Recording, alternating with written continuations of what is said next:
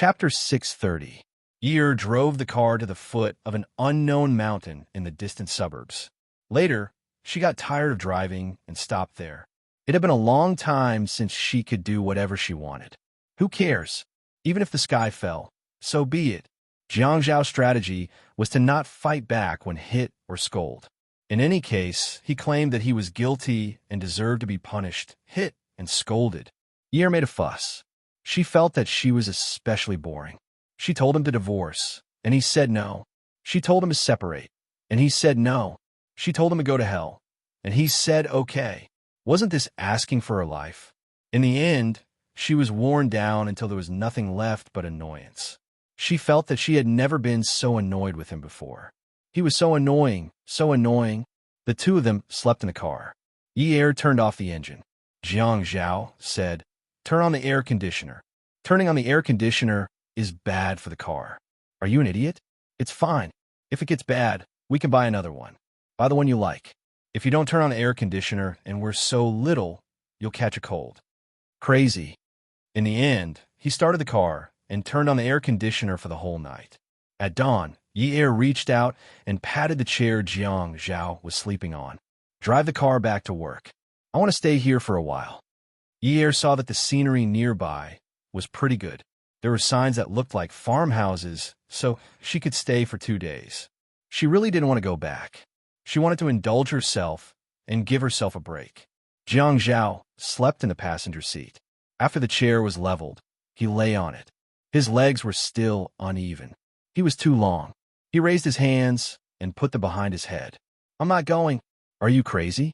It's Monday." Jiang Zhao closed his eyes and said, "I'm not crazy. I'm going to lose my wife soon. Why should I go to work? I'm not going to work. I don't rely on that little salary anyway. What's so good about that work? You can't even wear clothes that are too expensive. Even your wedding ring is a plain ring. You don't even dare to buy a pigeon egg to wear. Which of those rich madams doesn't stretch out their fingers to show off? Let's go back. I'll buy you a new pigeon egg. You can wear it out to make others envious. We'll buy the biggest one. If someone surpasses you, we'll change." Yi's mouth twitched. Was this guy's brain short-circuited? Lie down and pretend to be asleep. Jiang Zhao did not hear Yi's reply. He opened his eyes and saw Yi glaring at him with crooked teeth. He chuckled. "What do you think?" Yi sighed. "Jiang Zhao, you should be more rational. You're already an adult. You should be more reliable. This job is not about the salary.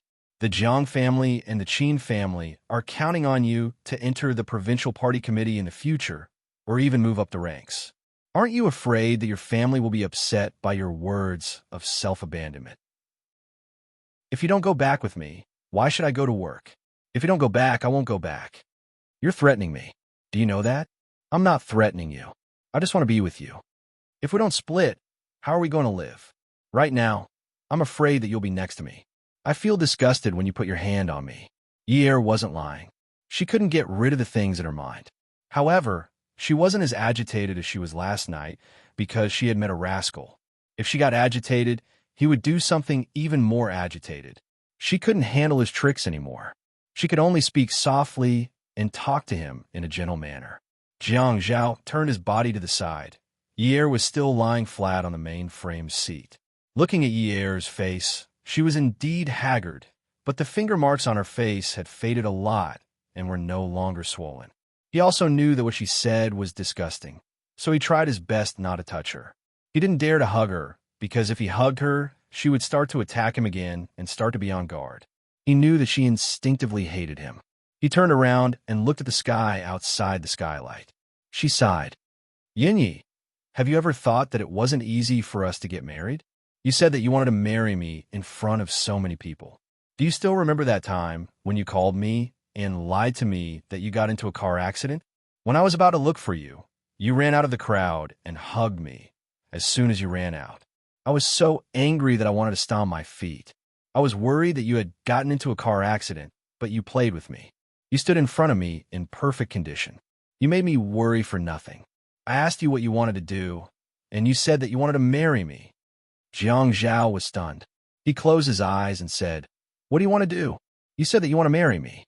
"Yinyi, I will never forget that time when you told me that you wanted to marry me.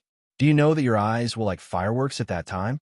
It was as if the night sky was lit up all of a sudden. I still remember your tone and expression clearly. It was as if they were carved into my mind with a knife. I remember that you were so confident and firm at that time. You were like a stake that was firmly planted in front of me, and I couldn't push you away.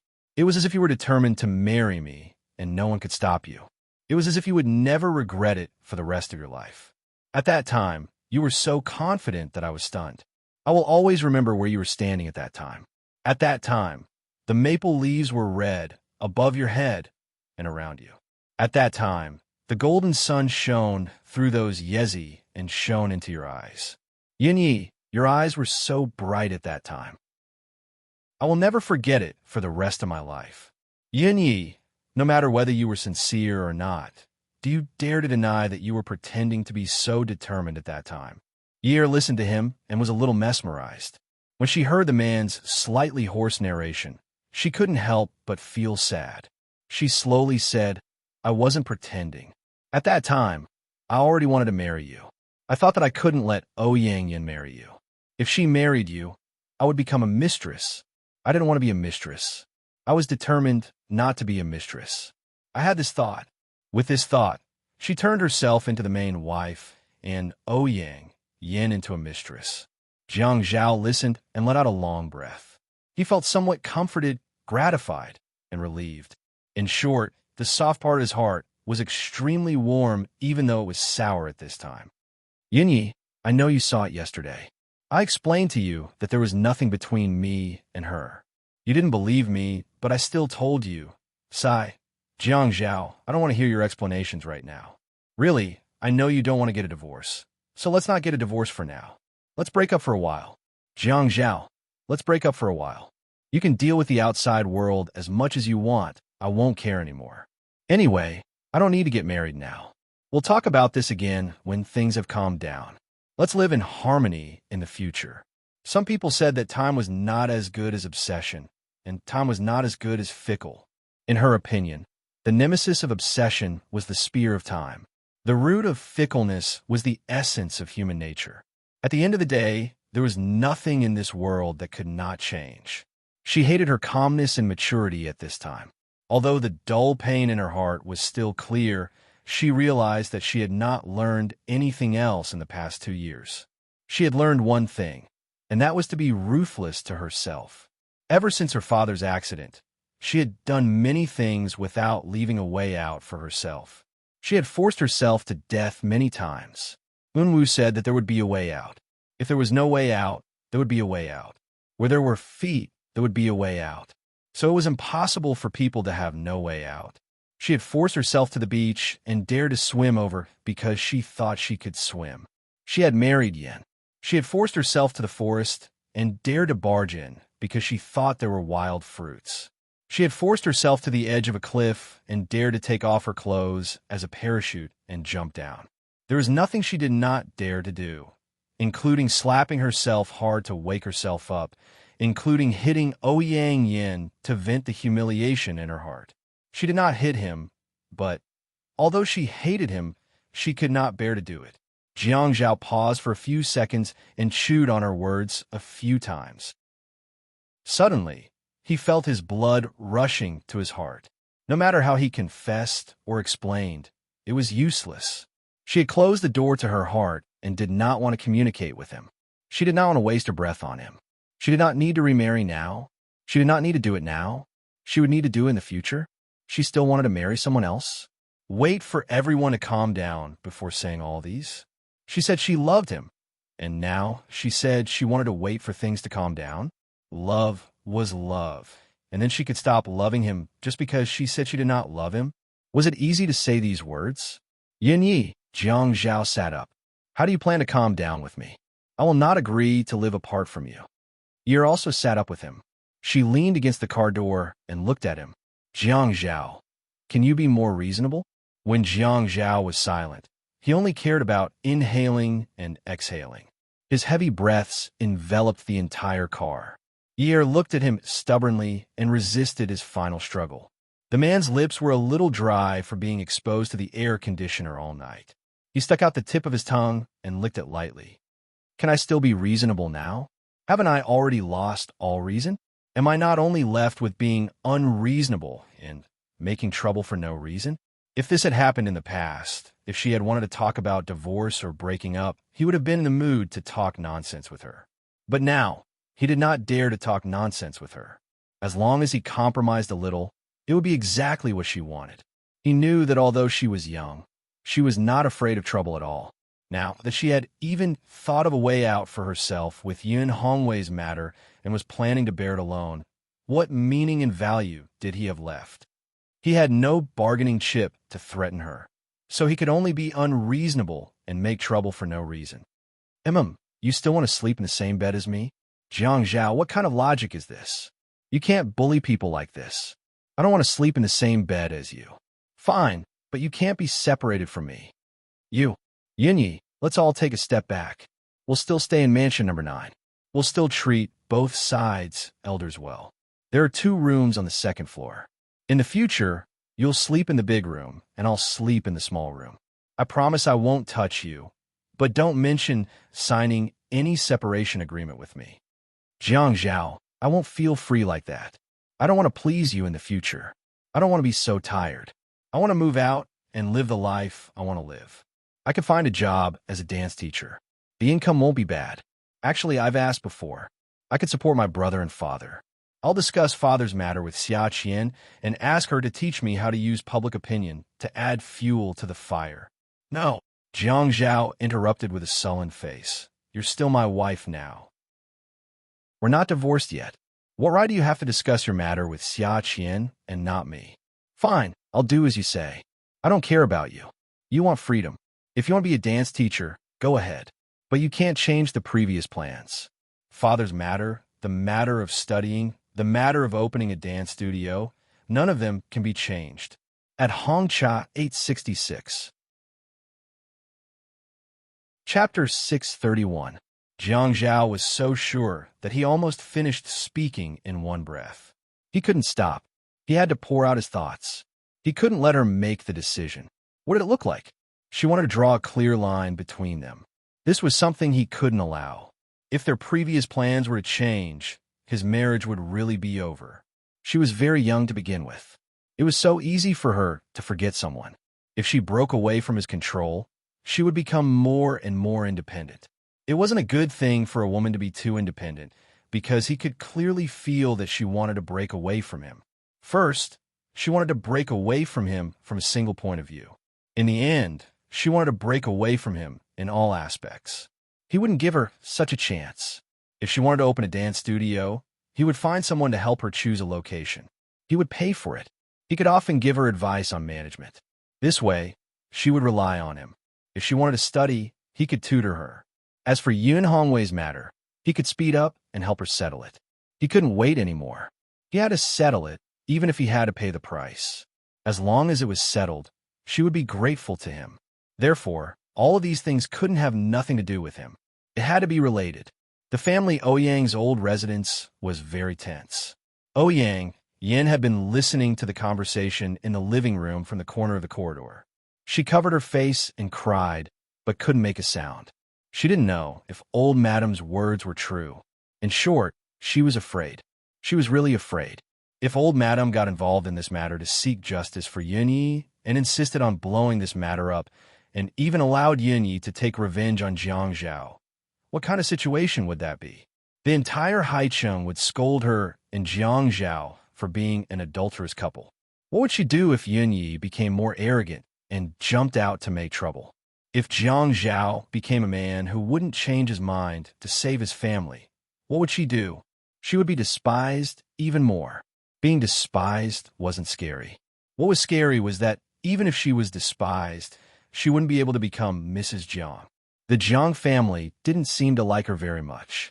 However, old Master Jiang had specially come from Jiang district to put in a good word for her. Ouyang clenched his fists. His face was covered in bruises and bruises.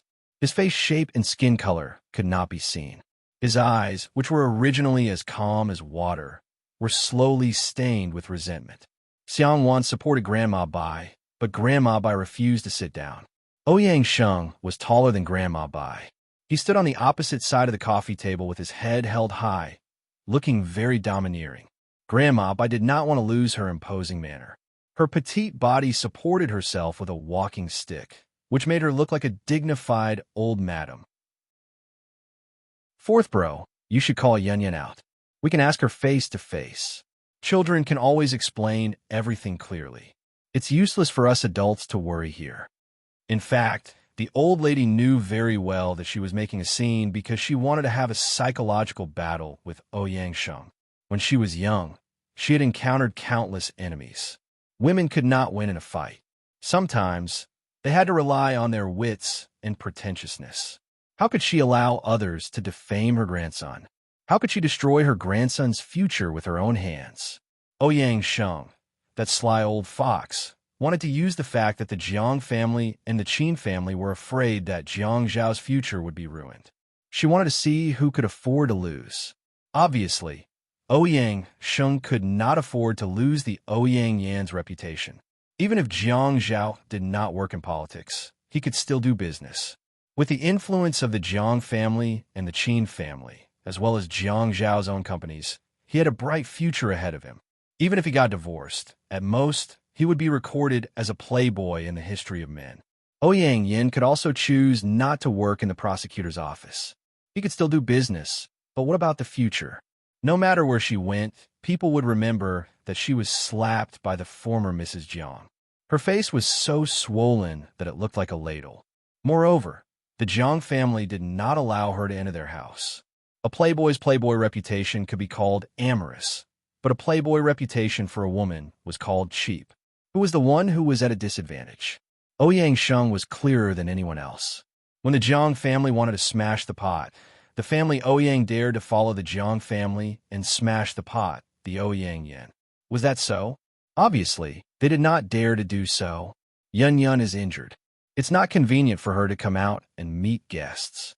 Ouyang Sheng refused. I've heard about it from Fian. Grandma Bai heaved a long sigh, seeming to be regretful. She did not hear it from Fian, but from Qin Rongfang. However, she told Ouyang Sheng that she heard it from Fian. Fian was the first eyewitness and witnessed the grand occasion at that time. Ouyang Sheng's eyebrows sank slightly. Grandma Bai patted Xiang Wan's hand. Xiang Wan, you and Yun Yun are both young people. There's no generation gap between you two. Go and take a look at her. Yi is still young and impulsive. However, you're her sister-in-law. Now that your sister-in-law has hurt someone, you should go and apologize. This last is really too much. Her own husband had also done something wrong. So why did she keep hitting other people's women? She should also give Jiang Zhao a few slaps on his face as well. A man like him would be afraid of being hit. He would not dare to do such a disgraceful thing in the future. Xiang Wan was obedient and witty when she was outside.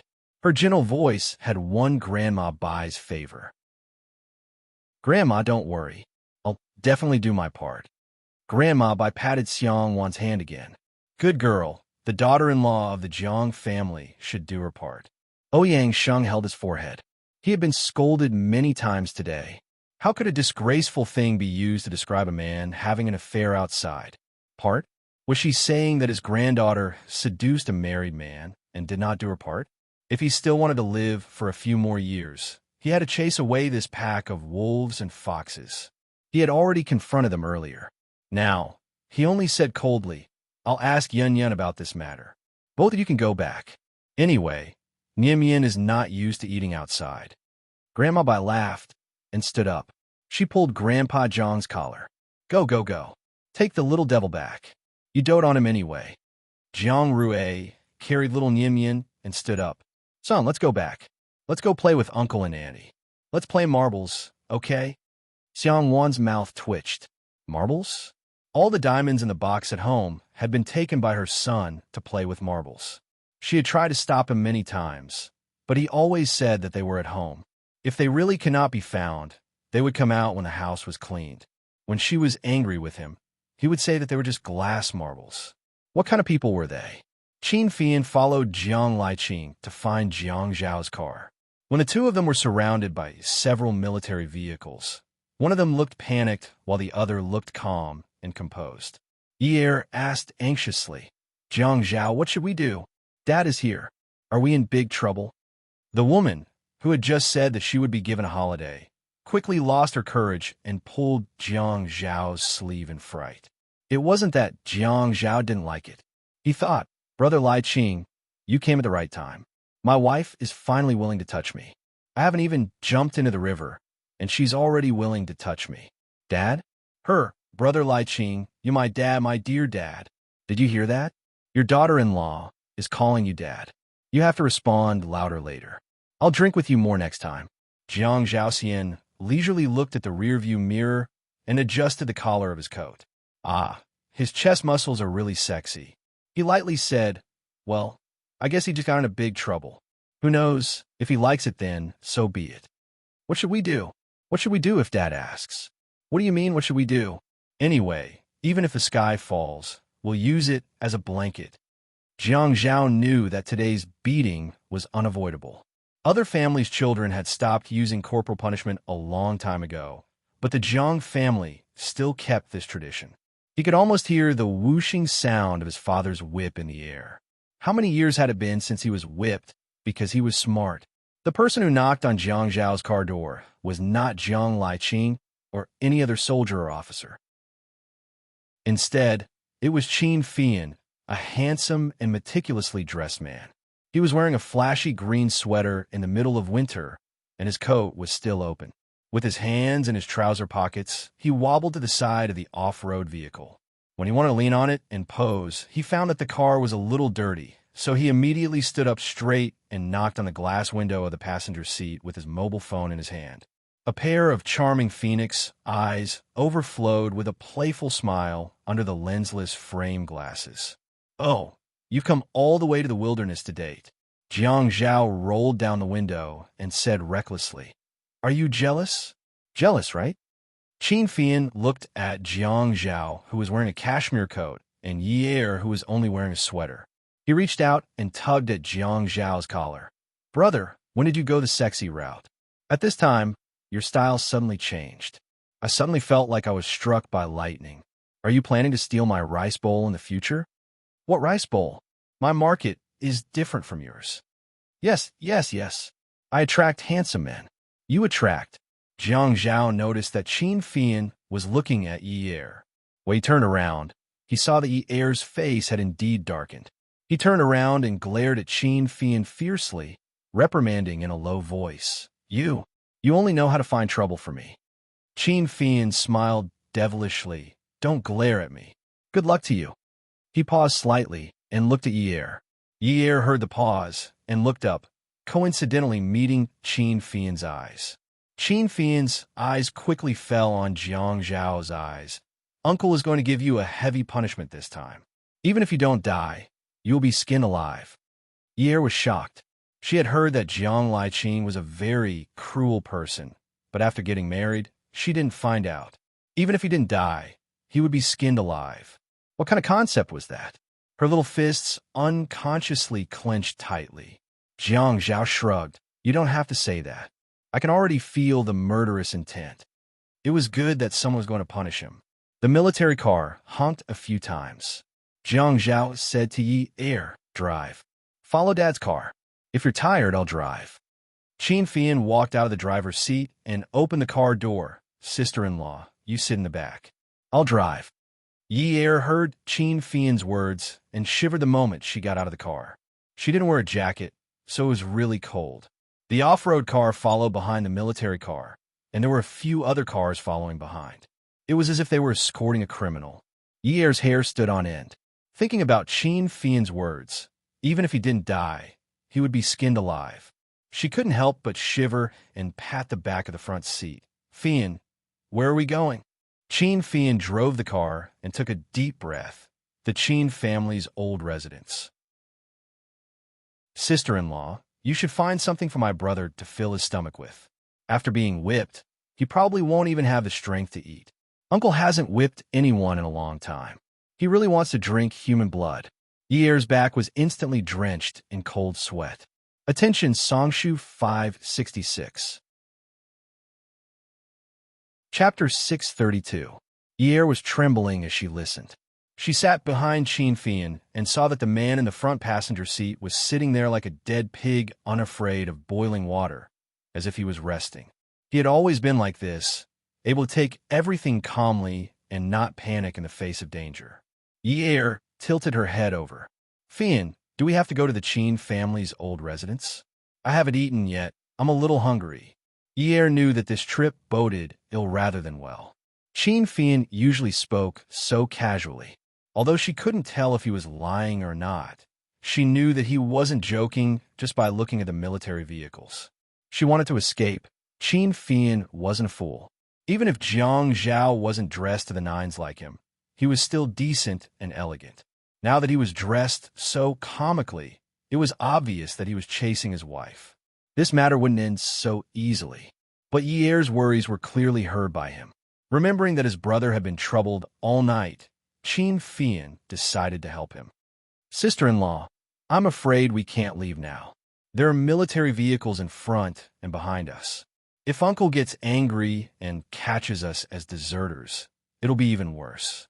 You can go back to the Qin residence and find something to eat. Anyway, you won't be whipped. My brother will be the one getting whipped. It would have been better if Qin Fian hadn't said it. But once he said that Jiang Zhao would be whipped, Yi's heart couldn't help but tremble. She clenched her little fists and trembled. He's already so old. Why does he still have to be whipped? Jiang Zhao's eyes were still closed, but his eyelashes fluttered. The corners of his mouth curled up imperceptibly as he sighed. Family law. That's how our family works. He wasn't lying. If a father wanted to call for a whip, no matter how old his son was, the biggest concession he could make was to find a secluded place where no outsiders could see. He wouldn't call for a whip above his neck where outsiders could see. This was already a huge honor. He smiled. It was just that he knew that there was someone worried about him. It felt really good to have a woman he liked worry about him. Why didn't he experience it earlier? Qin Fian felt that he should add more firewood to Yi, so he said to Jiang Zhao, Bro, do you know that you're going to the execution ground? Should I get some clothes? When you get home, eldest uncle will definitely tell you to take off your coat and wear a shirt to cover it. Otherwise, eldest uncle's whip that has been with him for decades is made of real leather. It's very heavy. Even the sound of the whip hitting the air is very shocking, not to mention hitting human flesh. Yi was indeed scared stiff. She was so scared that her heart was in a mess. She leaned against Qin Fian's seat and gripped the edge of the genuine leather seat tightly. Her fingertips made a goo-goo sound as they rubbed against the genuine leather. She took a deep breath and said seriously, Fei Yin, take off your sweater and let Jiang Zhao wear it. Jiang Zhao turned his head and saw Yi leaning against Qin Fian's seat, looking straight at Fei Yin. Her gaze was very penetrating. Nervousness and worry, fear and panic. These things were all because of him, right? Why didn't he notice it before? Yinyi, Yinyi, how good were you at acting in the past? When you looked into my eyes in the past, you were provocative and not serious, stubborn and unwilling to admit defeat. When I asked you, you didn't mean what you said. When I didn't ask you, you didn't mean what you said. But at this moment, that soft spot in his heart seemed to be constantly being rubbed by someone. Rubbing and rubbing at a puddle of water. Yi was completely unaware of Jiang Zhao's attention. She was still anxiously waiting for Qin Fian's reply. Jiang Zhao looked at Yi and said quietly, Yinyi, don't worry about it. The sweater still has to be taken off. My dad is not a fool. How could he let someone get whipped while wearing clothes? Yi looked back at Jiang Zhao's eyes. She saw that his eyes were as calm as the surface of a lake in a painting. There was not a trace of undulation. It was as if what was going to happen next was nothing at all. It was a kind of peace of mind. He was telling her not to worry. So it turned out that one could communicate with their eyes. Why were his eyes so deep and messy in the past? It made her unable to see. She thought that she could persevere because of the reassurance in his eyes. But when she got back to the Qin residence, her legs started to tremble. When she entered the main hall of the Qin residence, the whole family was present. Her mother-in-law was not around. Fei was not around. Grandpa had come over from Jiang District. The one who was holding a walking stick next to him should be Grandma. She had seen the photo that Jiang Zhao had given her. Elder brother and sister-in-law were here as well. Qin Fian knew that he was of no use here. He would not be able to persuade them at all. Hence, he simply found an excuse to go to the backyard to take a look. Ye felt a little guilty. Father was not around. Was it because he was unwilling to come? Or did he not know what happened last night? Xiangwan felt that the atmosphere was too gloomy. She carried Mian and walked to Ye. Ye, are you cold? Shall I put on a cashmere shawl? No need. No need. I'm not cold. It's quite warm in the main hall. There's an air conditioner. Ye took Mian from Xiangwan and hugged him. Little Mian, little Mian, did you miss me? Xiangwan lifted Mian's chin. Baby, call me second aunt. Second aunt. Mian's language development was not bad. Among the babies of the same age, his pronunciation was considered very clear. Ye looked at Mian. Second aunt? Second uncle? Second aunt? He sighed softly in his heart. The atmosphere in the main hall was stifling. Everyone in the house was holding their breaths. Jiang Liqing's temper could usually be suppressed by the elders in the family.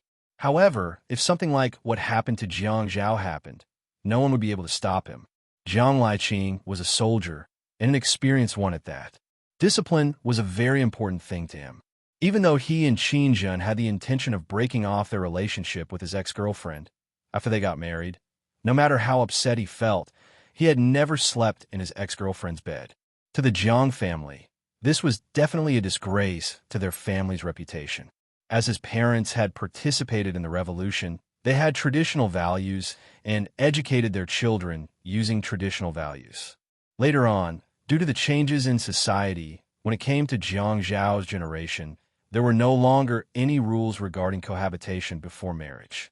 However, after marriage, there were still restrictions on their behavior. Grandma Bai was a little nervous as she held her walking stick. Liqing, let's talk about this on the table first. You can't just use corporal punishment whenever something happens. Your child is almost at the age of becoming a father. If you can, don't use force to solve it.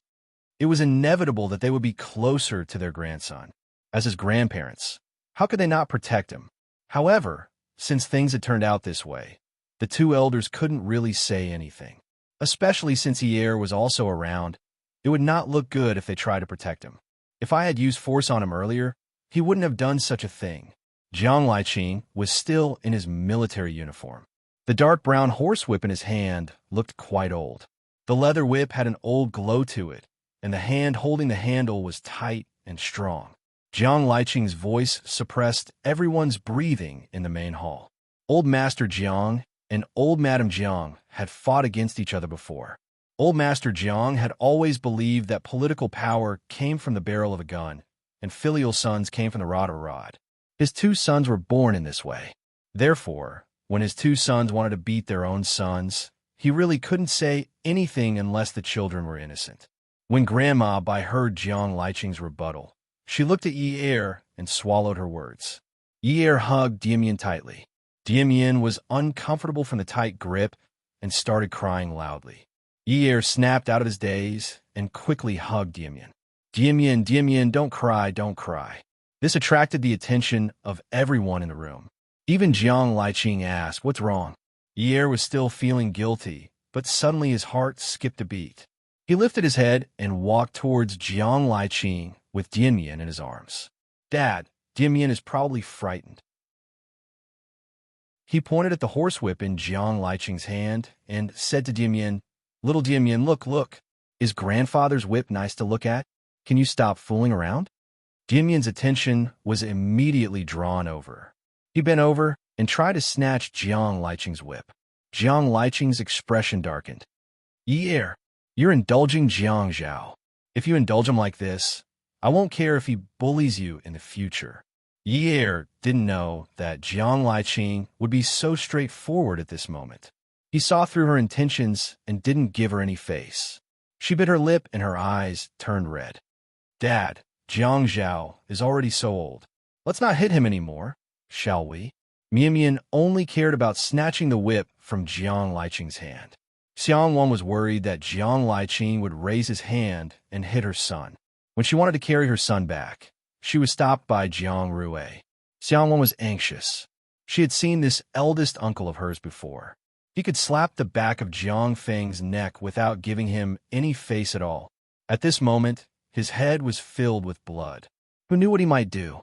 Jiang Rui lowered his head and whispered in Xiang Wan's ear, "Eldest uncle won't hurt Dianyan." Xiang Wan looked up and glared at Jiang Rui. She lowered her voice and mouthed, "Jiangda, Dianyan is your biological son." Jiang Liqing roared, "Ye carry Dianyan to the side. If I hurt Dianyan, you will become the center of the whole family." Ye was shocked. Dianyan was also frightened by Jiang Liqing's loud voice and started to cry. Xiang Wan pushed Jiang Rui away and quickly walked over to Ye. "Ye, the more you try to persuade him, the harder eldest uncle will hit him." Xiang Wan could understand how Ye felt. When Jiang Rui was hit by old Master Jiang, her heart was broken into pieces. The men of the Jiang family were filial. Hence, they didn't dare to complain when they were punished. Ye was scared out of her wits and didn't dare to say a word. Old Mistress Jiang turned her face away. Qin Rongfang was so anxious that he wanted to stomp his feet, but could only endure it. He wanted to leave, but was worried that Jiang Liqing would hit him hard. Everyone in the house heard Jiang Liqing shout, "Take off your coat. Turn around." Jiang Zhao knew that he was going to be whipped today, but he had seen all of Ye's little tricks. He didn't say a word, but he thought that he really deserved a beating. They were already in such a state. Did she still want him to get hurt? Just like yesterday, she had slapped her and Ouyangyan's faces, but she didn't slap him at all. The more he thought about it, the faster he took off his coat. He threw the cashmere coat on the floor. Although there was an air conditioner in the main hall, he still felt the cold wind when he was half naked. Jiang Rui supported Xiang Wan. Xiang, take Dianyan out. Don't leave him here. You'll scare him." Xiang Wan carried Dianyan out from Ye's arms. Ye immediately grabbed Jiang Rui and said in a trembling voice, "Big brother, can't you tell Dad? Can't you not hit him?" Jiang Rui really didn't know what to say. The Jiang family was different from other families. If the elders really wanted to hit him, no matter how arrogant the children and grandchildren were, they would have to kneel. "Ye, go out with your sister-in-law. Don't stay here." Pia. Ye felt as if her eardrums were about to burst. She suddenly turned around and saw that Jiang Zhao was already facing outside the main hall. His back was facing the main seat of the main hall. On his back, which was still sturdy and broad just a moment ago, there was now a long and ghastly wound. Qin Fian said that eldest uncle's whip really wanted to drink human blood. Ye covered her mouth. Unknowingly, tears were already on her face. That whip was obviously aimed at her heart. When the whip landed, her heart was bleeding profusely. Welfare Hongcha 866. Chapter 633. Ever since she was born, she had never seen anyone use a horsewhip to whip their own son. Was this really his own son? If he was, how could he bear to do it? Was it because of what happened yesterday? She was clearly the victim yesterday. None of the victims jumped out to hit anyone. How could a father hit someone? The next whip landed with a pia sound. Everyone lowered their heads. Old Madam Yi clutched her chest and didn't dare to look. Jiang Liqing used the tone he used to train soldiers. "You've made me lose all my face. You wolf cub, you're still a public servant. You're still my son. Now, I can't even straighten my back when I walk out. How could you do such a wicked thing? You even caused the Jiang and Qin families to be threatened by the family Ouyang. You're not a thing." Ye suddenly understood. Threatened by the family Ouyang? The implications of this matter were so big. Was it because she hit Ouyang?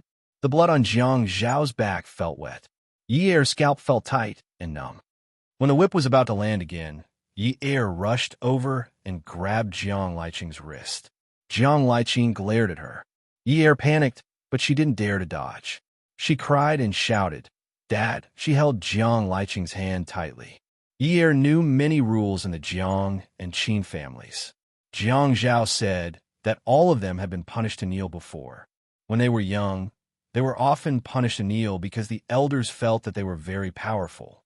She slowly knelt down, unable to feel the cold air on the floor because the chill in her heart was already heavy enough.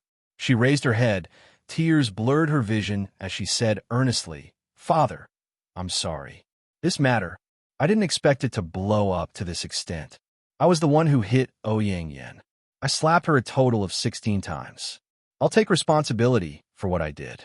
Please, please don't hit Jiang Zhao." Old Madam Yu was shocked. 16 slaps. Oh my God, was he beaten until he was deaf? When she saw that her granddaughter-in-law had stepped forward to plead for leniency, she quickly stood up and pulled Jiang Liqing back. "Liqing, look, even Ye has said to let it go." Qin Rongfang had always been protective of his children. Jiang Zhao had basically been in Haiqing for more than 10 years, and they had a deep relationship. When they got married, he could jump out and stop Jiang Liqing from getting physical. He could say, "It's just a marriage, so be it. It's not a big deal." But the nature of this matter was different. If Jiang Zhao was willing to divorce and marry family Ouyang, it would be fine. But if he wasn't, it would be a mess. Seeing that Yi Er had stepped forward, Qin Rongfang thought that the time had come. He couldn't hit him anymore. "Liqing, it's about time. 2 lashes. You'll have to recuperate for at least half a month." When Jiang Zhao turned around, the frown that had been on his face when he was being hit earlier had disappeared. When he saw Yi Er kneeling on the ground, he couldn't help but laugh. He tugged at Yi Er's sleeve. "Yin Yi, get up. Someone will help you vent your anger. When you're no longer angry, let's go home, okay?" Yi Er's heart ached. This wasn't the right way to vent his anger. He let go of Jiang Zhao with one hand, but he didn't dare to let go of Jiang Liqing's hand with the other. He pushed Jiang Zhao away and said, "It's none of your business. All right, I won't bother with you. Get up. Don't kneel. It's winter, or you could go home first. Don't stay here and watch. Just think that I deserve to be hit. You can't do it, so your father-in-law will do it for you. That way, you'll feel better." Jiang Liqing added, "Ye, get up. I'll seek justice for you." In Jiang Liqing's eyes, regardless of whether he sought justice for his daughter-in-law, Jiang Zhao's son still had to be taught a lesson. Now that this matter had escalated to this point, the elders on both sides were alarmed. His mother had refused to take a plane for many years and had risked her life to come to Haiqing. This wolf cub was unfilial. It would have been better if Yi Er hadn't heard what Jiang Liqing said. After he heard what Jiang Liqing said, he immediately plucked up his courage and snatched the whip from Jiang Liqing's hand. He quickly stood up and turned around. Jiang Liqing was stunned. Yi Er had already rushed up to Jiang Zhao and raised the whip. He raised his hand to wipe away the tears on his face and sniffed hard. "You owe me. I'll do it myself. I'll hit you myself to vent my anger." Jiang Zhao looked at Yi Er, nodded, and turned around again. The whip was in Yi Er's hand, and what she had thrown at Jiang Zhao was only a slap. When her slap landed, she was afraid that she would hit the wound on his back, so she pushed his shoulder to face him and slapped his chest.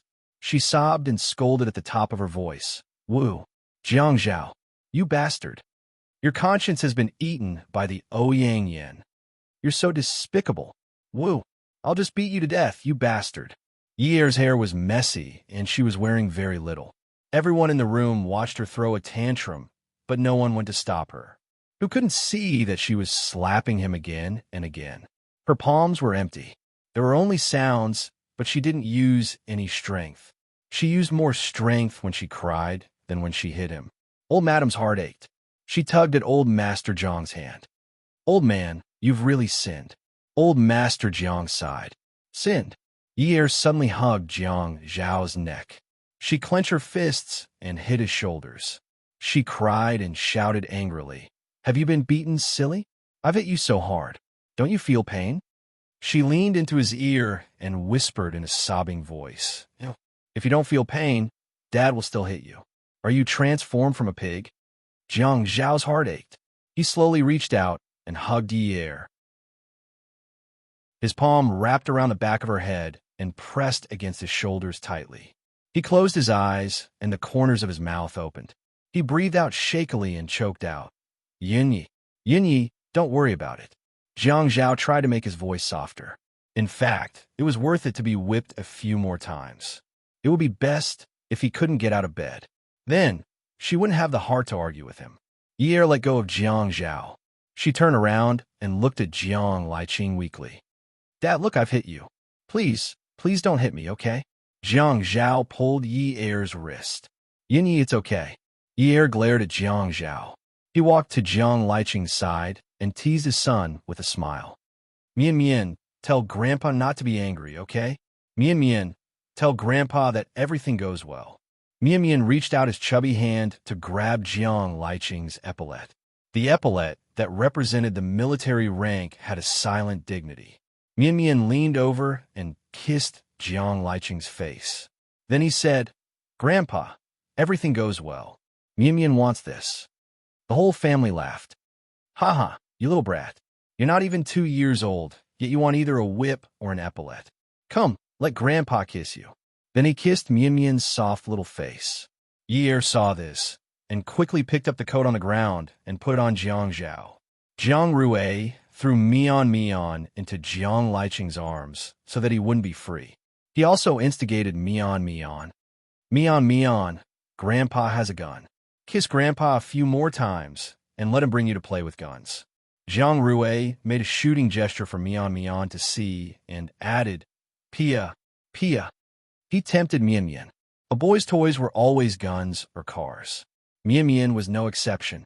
When she heard Jiang Rui say that Jiang Liqing had a gun, she reached out and hugged Jiang Liqing's neck excitedly. I love Grandpa. Grandpa is the most handsome. Then she laughed and snuggled into Jiang Liqing's neck. Everyone in the Jiang family said that Mian was a little devil, but they all liked this little devil very much. Although he was mischievous, he spoke early and knew how to flatter. Xiangwan and Jiang Rui had a good relationship. The child was also influenced by his parents and did not cry easily. Xiangwan often taught Mian to please old Master Jiang and old Madame Jiang. At this time, the little devil used this method on Jiang Liqing, and it was very effective. Once Jiang Liqing was entangled with Mian, Qin Rongfang, old Master Jiang, and old Madame Jiang quickly went over to surround them. Old Madame Jiang was fanning at the side. Mian, Grandpa is going to die from your flattery. Ha! Xiangwan walked to Jiang Rui's side and touched Mian's neck. Baby, Grandpa's shooting skills are very accurate. He looks so handsome when he shoots. He's a sharpshooter. Can our baby learn how to shoot from Grandpa in the future? Jiang Liqing couldn't stand it when he heard someone flattering him. Mian hugged Jiang Liqing excitedly and refused to let go. Haha, I love Grandpa. Grandpa is handsome. Let's shoot. BIA. Yi dragged Jiang Zhao away. Jiang Zhao didn't want to and couldn't. Yi gently tugged at old Madame Jiang's sleeve. Grandma, can you tell Dad that we're leaving first? Old Madame Jiang couldn't wait for Jiang Zhao to leave quickly. She turned her head. Liqing, Mian was still making a fuss on the plane from Jiang District. Now that he's not making a fuss anymore, he likes you a lot. Can you help him play with you? Jiang Liqing wasn't a fool. How could he not see that his family was getting along well? After all, he was old now. He wasn't as hot-blooded as he used to be when he was young. He had used all his strength to whip Mian twice and saw blood. Just like what his father-in-law said, Mian had been recuperating for half a month. In fact, his heart ached for her too. Hence, he carried Mian and walked out of the hall. When he passed by Jiang Zhao, he said, Go back and reflect on yourself. Old Madame Jiang pushed Jiang Zhao and said with a sullen face, Why aren't you going back with your wife? We won't let you stay for dinner today. Old Madame Jiang wasn't sure if Jiang Liqing would throw a tantrum again after a while, so she felt more at ease sending him away. Yi forgot to exchange pleasantries with the whole family and hurriedly pulled Jiang Zhao away. Qin Fian sat on the swing in the side courtyard. It wasn't that he didn't hear the commotion in the main hall. It was so loud that it was hard not to hear it. He thought to himself that the 2 whippings he took today were worth it. He raised his wrist and looked at the time. The surface of the watch was clean and bright, and the diamond inside shone brightly under the sunlight. He tapped the surface of the watch with his other hand and chuckled. Fake watch. What a beautiful fake watch. Jiang Zhao thought that the matter was over. Since Yi had jumped out to help him, he thought that since he had already lost his face, Why should he care? It turned out that there was no difference between losing face once and losing it 10 times. Hence, he sat in the front passenger seat and pulled Yi Er's hand. Honey, I'm hungry. The tears on Yi Er's face had dried, and his face was as cold as it was in the morning. He swung his arm and slapped Jiang Zhao's hand away. Stay away from me. I told you this morning not to touch me. Oh, Jiang Zhao retracted his hand. He couldn't even pretend to be cool when he was in the wrong. But you touched me first. I'm not going to talk nonsense with you. I'm sending you back now. What about you? I'm going out to look for a house. Jiang Zhao knew. Yi Er groaned in her heart. You don't have to move. I'll move. Don't let Dad find out. Just say that I'm on a business trip. You saw for yourself that Dad wasn't around today. This means that the Jiang and Qin families didn't tell Dad about this. You don't want him to worry, right? After all, in his eyes, we are still very loving. He has a weak heart, right? Yi Er drove the car. She thought that this was good too. She didn't want to agitate Dad. Beauty novel Songshu 566. Chapter 634. He could have stayed silent, but Jiang Zhao asked shamelessly, Yunyi, why did you help me just now? Yi Er answered against her will. I don't think violence can solve problems. All right, let's not talk about it anymore. Jiang Zhao said dejectedly. If you don't want to tell me, I won't ask. Help me apply medicine on my back when we get back. Yi Er held the steering wheel and rolled her eyes at Jiang Zhao. Don't you know there's a mirror at home? Do it yourself. You. Jiang Zhao straightened his back and almost hissed in pain. He couldn't pretend to be calm anymore. He wanted to say that he could move out, but his back was injured and it would be convenient for her to help him apply medicine if he stayed at home to recuperate for 2 days. 2 days was 2 days, but she was so ruthless. How do I apply medicine on your back? I can't turn my hand. There are beauty salons and massage parlors in the neighborhood. Take your medicine and give them some money to apply it for you. Yi Er snorted coldly after she said that. In this world, everything will turn if you leave someone. I don't believe that you can let your back rot without me applying medicine for you. If you really can't do it, there are so many servants in the Qin family. You can go back to the Qin family every day to eat with them. Yunyi, a day as husband and wife means endless devotion for the rest of your life. That's how you are. Jiang Zhao couldn't care less and started to take advantage of her. Yes, it was broken when you did that stupid thing yesterday. What's there to be grateful for? Yi Er's temper was like that of a hooligan. She was already a broken jar in front of Jiang Zhao, so she wasn't afraid of falling. But you helped me just now. Jiang Zhao was so anxious that his neck turned stiff. I was impulsive. Now that I think about it, why did I do that? You're going to be someone else's husband in the future. I'm protecting you so well, so I'm protecting her. I'll stop the car, and you can take a taxi back to get whipped. Yi Er said heartlessly and really stepped on the brakes. Get out of the car. Why should I get out of the car? Go back and get whipped. Out of sight, out of mind. Yi Er, you're such a dishonest woman. Jiang Zhao gnashed his teeth. Yi Er sneered. You can't wait for me to die. If I die, you'll write widowed in your book. Then you can openly marry that living woman, right? Hurry up and go. Hurry up and live together. I can't be bothered to look. Jiang Zhao reclined his chair and glared at Yi Er before falling down. There was a wound on his back, and it hurt so much that his flesh twitched. He was too embarrassed to scream, so he immediately turned his back to Yi Er and ignored her. Yi Er thought to herself that he had finally stopped. She really didn't want to talk nonsense with him. Her heart ached when she saw him injured, but when she saw him alive and kicking, she felt annoyed. She was just asking for it. Yi Er and Jiang Zhao returned to Ninth Mansion. When the elevator door opened and they walked out, they saw Yun Hongwei standing at the door with a worried expression. Yi Er panicked. Oh no! She had seen the marks on her face in the morning. They were no longer swollen, but there were still some marks. Yun Hongwei walked over quickly, but he didn't seem to care about them at all. The moment he arrived, he reprimanded them. If you two want to eat supper, then eat supper. Why did you fight with a hooligan? Yi Er, you're not young anymore. You should be clear about your status. Don't be like how you were in the past, stirring up trouble for no reason. You went out to eat supper in the middle of the night, and even provoked little hooligans. You want Jiang Zhao to clean up your mess. Ye was stunned by the scolding. What? Fight with little hooligans? Jiang Zhao didn't dare to make a sound. He was afraid that he would say something wrong. Yin Hongwei looked at Yi Er's bruises on her face and her speechless expression. He was angry again. He glared at Yi Er and continued scolding her. If Fian hadn't come over to take Jiang Zhao's things, I wouldn't have known. You're not allowed to go out to eat supper in the future. Jiang Zhao is in politics. Damn it. How could he go to the police station? Don't you know your father-in-law's temper? If he's unhappy, he'll beat you up again. Yin Hongwei wasn't worried about Jiang Zhao and Ye because it wasn't their first day away from home. Young people like to be romantic, and he didn't object, so he didn't care. He didn't expect to be frightened by Qin Fian.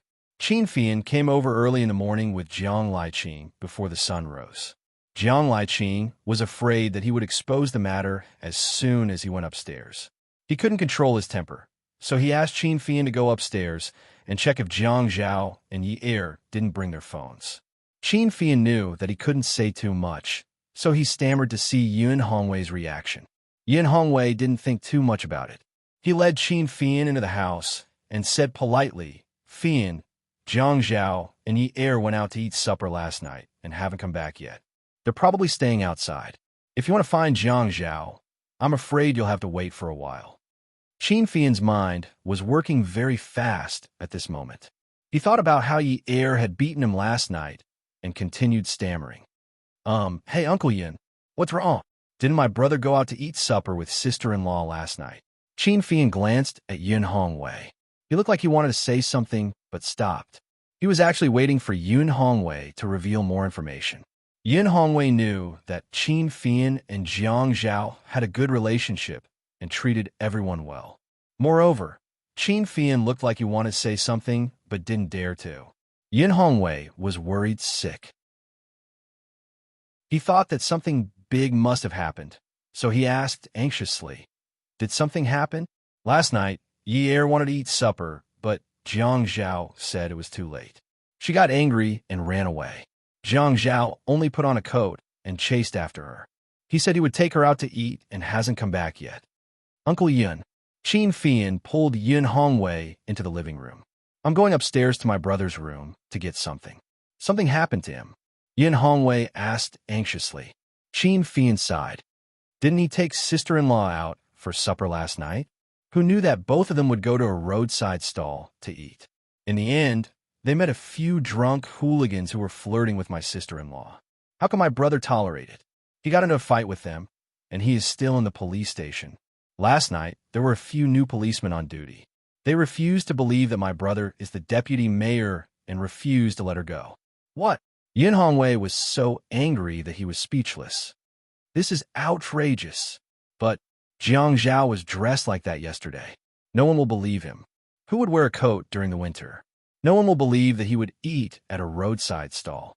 Qin Fian patted Yin Hongwei's back and started to threaten him. Uncle Yun, don't be anxious. You must not make a fuss about this. My eldest uncle is still angry and wants to get Yi Er out. Although it is easy for him to get Yi Er out, he still wants to save his face. If you throw a tantrum again, my eldest uncle will surely beat my brother up. You must bear with it. My brother is also trying to protect sister-in-law. That's why he got into a fight with those hooligans. Am I right? Yin Hongwei listened to Qin Fian's analysis. How can he lose his temper? I'm going to deliver some clothes to Jiang Zhao. Last night, I saw that he was only wearing a coat and nothing underneath. Don't. Qin Fian put his arm around Yin Hongwei's shoulder, pushed up his glasses, and pushed him to sit on the sofa. Uncle Yin, you don't know my uncle-in-law's temper. Even if you were his in-laws, he still wants to save face. Now that he's in the police station looking for someone, if you go, he will definitely feel that he has lost all his face. He will definitely vent his anger on my brother. He will definitely say that my brother made him unable to straighten his back. He will feel that he has never bent his back in his life, you know? Don't take the clothes. My uncle-in-law will definitely throw them away when he sees them. He will definitely say, forget about the coldness of this wolf cub. Let's end this once and for all. Qin Fian went upstairs alone and entered Jiang Zhao's bedroom. He called, both of their mobile phones, and they were still in their pockets. After confirming that they did not bring their mobile phones with them, he went downstairs. As long as they did not deliberately ignore their family's calls, it meant that they were not so weak that they could not be dealt with. Yun Hongwei was basically frightened by Qin Fian. Until Qin Fian left, he was anxious and did not dare to go to the police station to take a look. Only after he left did he realize that he did not even ask which police station Qin Fian was locked up in. Jiang Zhao listened to Yun Hongwei's words. Little hooligan? Locked up in the police station? Good Lord, Fian was really his biological brother. Now the wound on Yi Er's face had a source. He hugged Yi Er's shoulder. Dad, it won't happen again. Yi Er was very cooperative and stuck to Jiang Zhao's embrace without moving. Jiang Zhao smiled. Yun Hongwei stood in the same place. Go in, he said coldly. Jiang Zhao looked at Yun Hongwei's expression as he glared at Yi Er. There seemed to be a kind of anger in his expression. If it was any other time, he would have to explain and protect his wife. But now that he was at a low point, Yi Er also had the intention to help him cover it up. And the purpose of covering it up was clear to him. Yun Hongwei wanted Yi Er to be happy, and Yi Er was also afraid that Yun Hongwei would be worried. It was not that he was heartless or unjust, but at this time, he also had no other choice. Yi Er now had the intention to fight to the death with him. He had to think of a way not to move. He walked to the shoe cabinet and changed his shoes. He bent down and frowned painfully. A hard-to-suppress groan came out of his mouth. On the way back, Yi Er had told himself that he had to be more ruthless with him. After all, he had already been whipped, and no one would continue to hit him. Leaving the wound would be good as a lesson for him. So when Jiang Zhao cried out in pain, Yi Er pretended not to see. He changed his shoes and went upstairs. Jiang Zhao knew that Yi Er would ignore him, so he was not surprised. But Yun Hongwei played right into his hands. He came over and asked, Jiang Zhao, what's wrong? Jiang Zhao said a little embarrassedly, Dad, it's nothing. After saying that, he straightened his back unnaturally. He purposely tried to separate his back from the material of his clothes. The large lapel in front of his chest exposed his chest. This looked really undignified and very comical. Yun Hongwei had always known that Jiang Zhao was a person who placed a lot of emphasis on appearance. The things in the house were placed very neatly and were very clearly categorized. There were some small drawers under the big tea machine in front of the sofa. What things were placed in each drawer was carefully categorized. The remote control was all placed together and could not be thrown around randomly. Although his clothes were not fashionable, he had always been meticulous. Today's messy and undignified appearance made Yun Hongwei a little worried. Is your back hurt? In Yun Hongwei's eyes, Jiang Zhao stooped and stood up with his back leaning back because he was afraid of touching his back. The wrinkles on his eyebrows couldn't be for no reason. Was it the little hooligan that Qin Fian mentioned? Or was it his in-law's whip? No. How could there be such a thing? Jiang Zhao deliberately made it look like he was panicking because he had been guessed correctly. Then, he shuffled his slippers as if he was trying to escape quickly. Yun Hongwei was an elder. Jiang Zhao called him dad and also cared for Yi Er very much. Yun Hongwei saw it all. His son-in-law was good to his daughter, so what more could he ask for? He was definitely satisfied with Jiang Zhao. At this moment, he was dodging because he was afraid that he would worry. Jiang Zhao, take off your jacket. Yun Hongwei was unwilling to let Jiang Zhao go. Dad, why do I have to take off my jacket? It's so cold. The temperature in the house is constant. There's also floor heating. How can it be cold? Come and see. Xinwu 799. Chapter 635. After a long period of stalemate, Jiang Zhao reluctantly took off his jacket, revealing his perfect upper body that was firm and not too fat. Then, under Yun Hongwei's request, he reluctantly turned his back around, revealing his bloodied back to Yun Hongwei. When he heard Yun Hongwei running to the stairs in the hall, he shouted angrily upstairs, Yun Yi, get down here. A sinister smile appeared on his face, as if his plan had succeeded. Yun Hongwei rarely used the word get lost, so he was furious. Jiang Zhao leisurely prepared to put on his clothes. Anyway, Yin Hongwei was the only one in the family who could control Yi Er, so he couldn't blame him for using Yin Hongwei against her. Who told her not to reconcile with him? Who told her to be so fierce? Who told her to say one thing and mean another? Who told him to want to reconcile with her? As soon as Yin Hongwei finished shouting, he turned around and saw Jiang Zhao about to put on his coat. He immediately stopped him. Jiang Zhao, what are you doing? Don't wear it. Look at your back. It's completely burnt. Your clothes are dirty. It'll get infected. Jiang Zhao said, oh. He snorted and said, I'm fine. He didn't even care about his wife. If it got infected, so be it. When Yi Er heard Yin Hongwei shouting for her so loudly, she immediately ran downstairs. To be honest, it was already past noon and she hadn't eaten yet. She was starving, but she didn't feel dizzy at all. It was really strange. When she ran downstairs and saw Jiang Zhao shirtless, she was stunned. After a moment of clarity, she said, Jiang Zhao, what are you doing? Yin Yi, go and take a look at your husband's back. Yin Hongwei was furious. He knew that Yi Er was throwing a tantrum and ignoring Jiang Zhao because she was unhappy about something. Did he waste his time talking to her? Even if she was throwing a tantrum, her husband, the pillar of the family, was severely whipped. How could she run upstairs like this? Jiang Zhao said embarrassedly, Dad, I already said that it's fine. Yin Hongwei did not answer Jiang Zhao.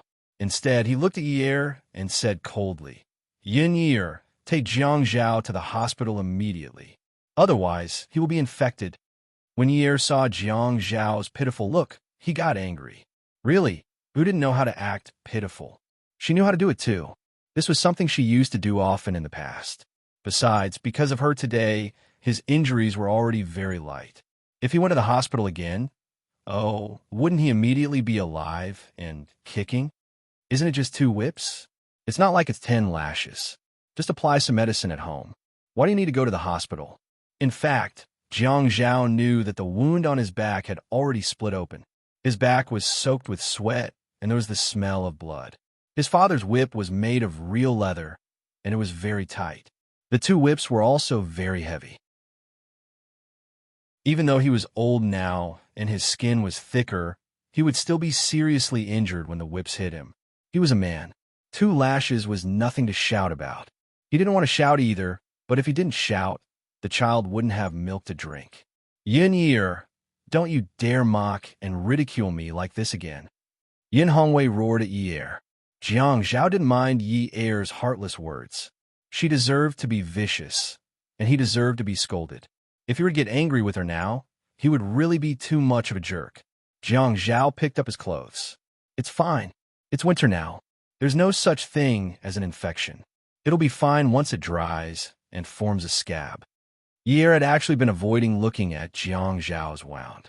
She would feel better if she didn't see it. Just like that time, when the whips hit him, the wound immediately opened. Anyway, she could be ruthless if she didn't see it. When she saw it later, her heart would definitely soften. Just as she was about to turn around, Jiang Zhao's movements were faster than hers.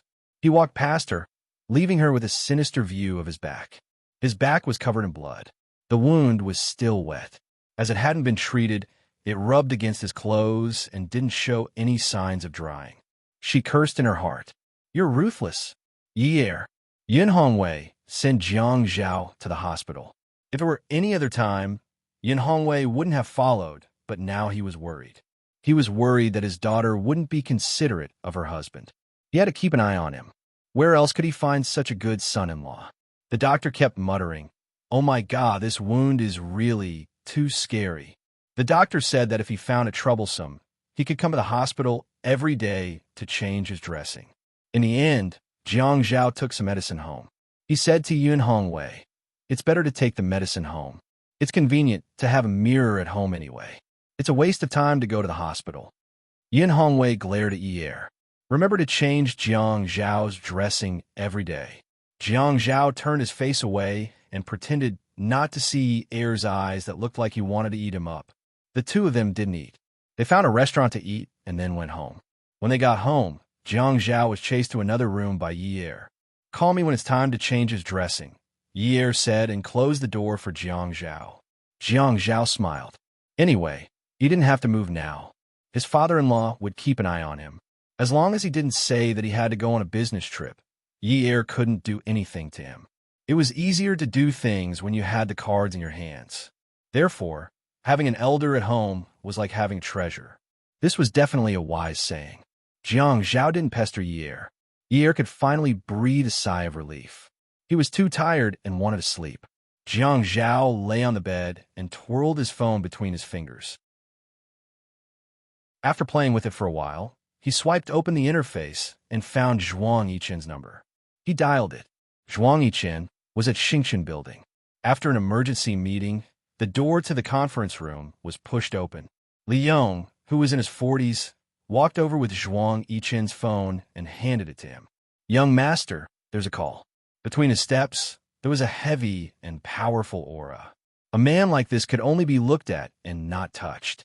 This was because although a man who didn't smile was cool, he was also very fierce. Dozens of secretaries who wanted to flirt with him had been replaced.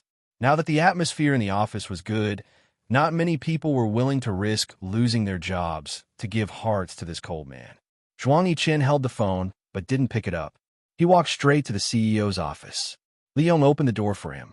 Zhuang Yichen said in a rare and amiable tone, "Uncle Li, please close the door for me." In the whole of Xingchen, only Li Yong had such treatment. Li Yong basically knew everything about Zhuang Yichen, including his private matters. Li Yong nodded and waited for Zhuang Yichen to enter the office before closing the door. Zhuang Yichen picked up the phone and sat down in his office chair. The cold air dissipated a lot.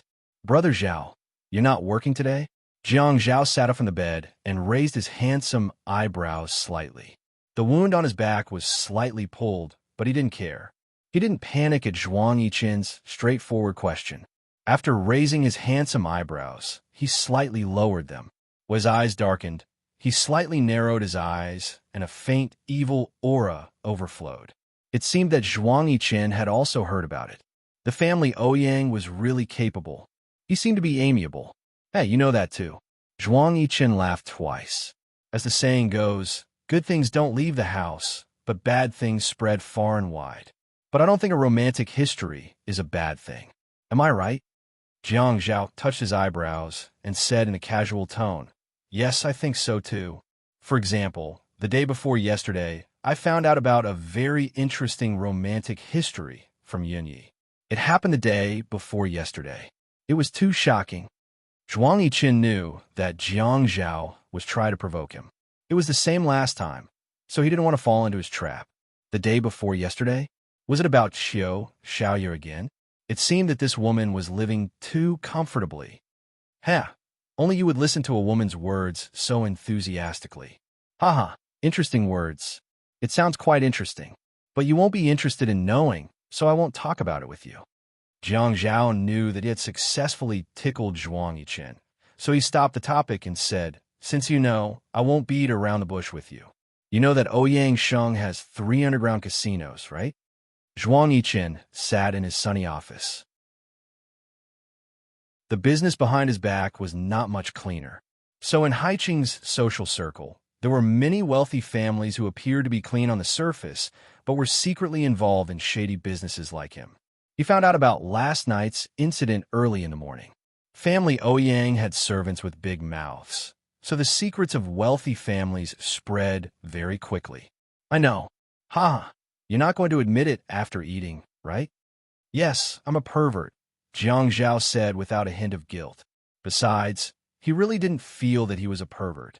"Brother Zhao, that's not very kind. Actually, it just shows that you're not a good person.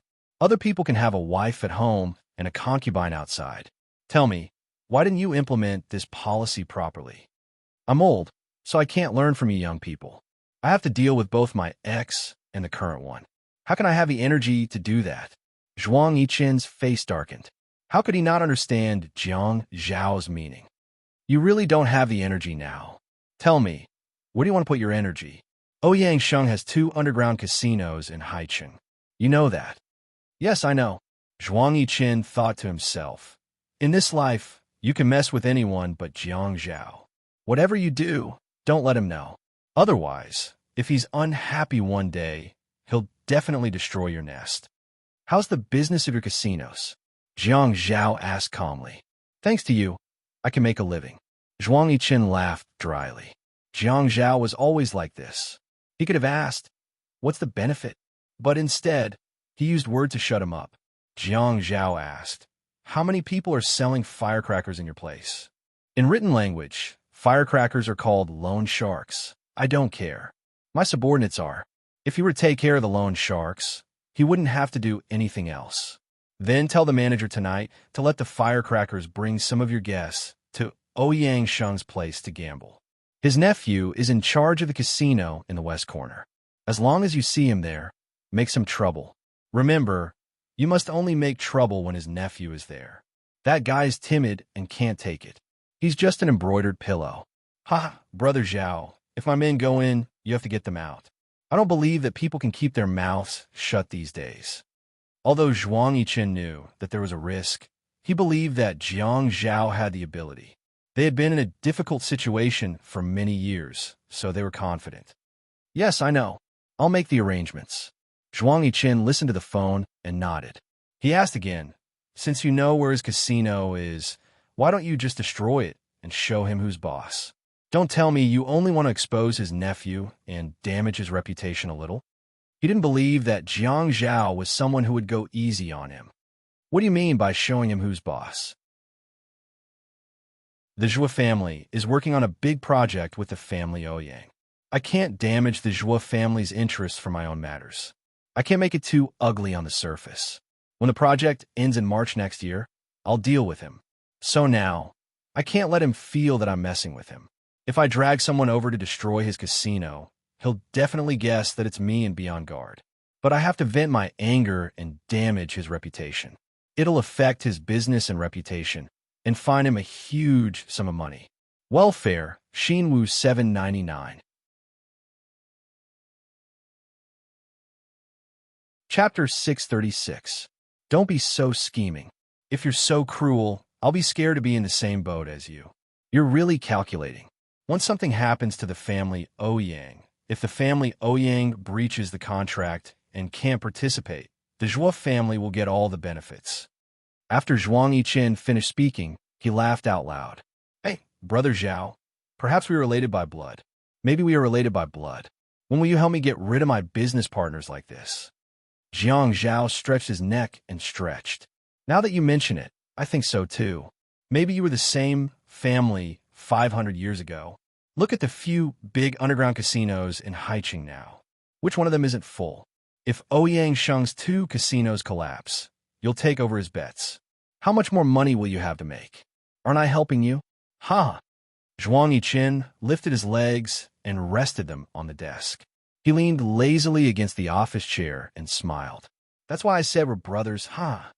Yi Er wanted to sleep, but he couldn't fall asleep because of the laughter coming from Jiang Zhao's room. How could he still laugh? How could he still have the cheek to laugh? It was annoying to hear him laugh. She called Qiu Xiaoya and asked if the shop opposite Ya had been sold out.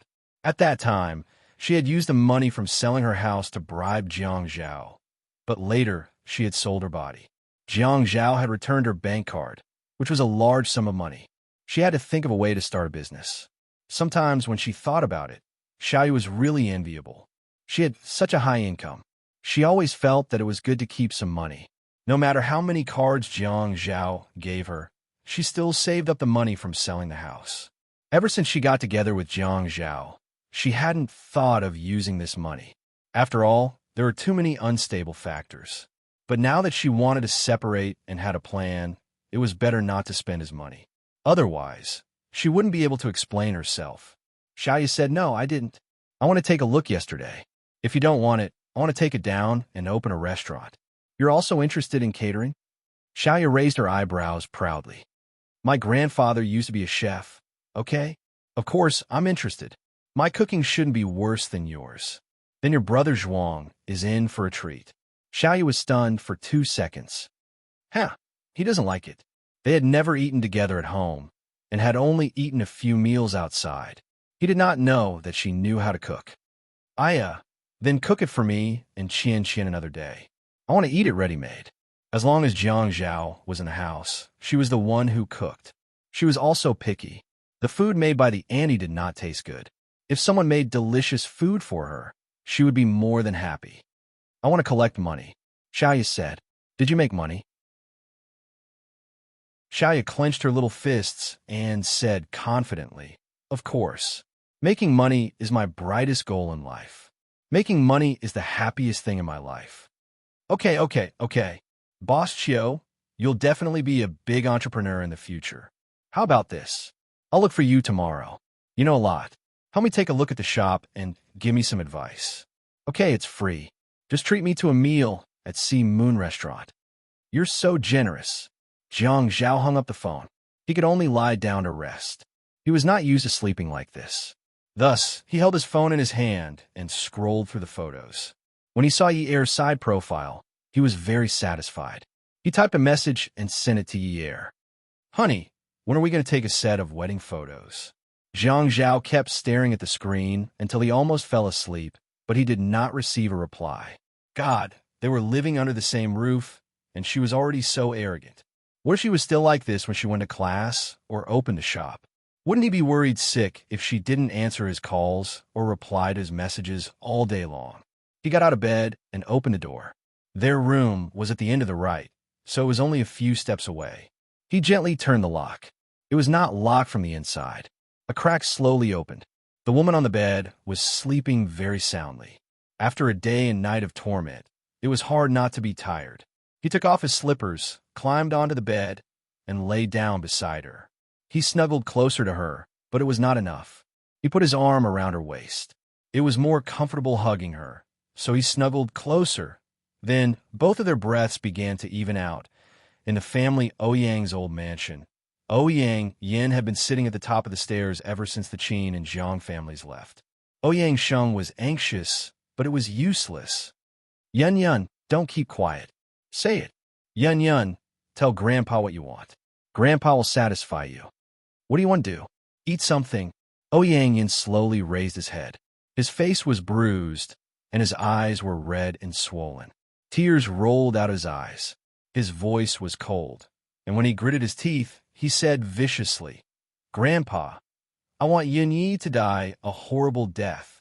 I want her to die a horrible death. No, I don't want her to die. I want her to live a life worse than death. I want her family to be destroyed, and she will be betrayed by everyone. She will not have a good ending. Ouyang Sheng was bent over to comfort his granddaughter. At this moment, he slowly stood up straight. His eyes were cold as snow, and he nodded. Go eat. Grandpa agrees. When Yi Er woke up and found Jiang Zhao sleeping with her, she was furious. When she sat up, she scolded, Jiang Zhao, how can you be so shameless? I didn't want to sleep here. I came over to ask you to help me look at my back.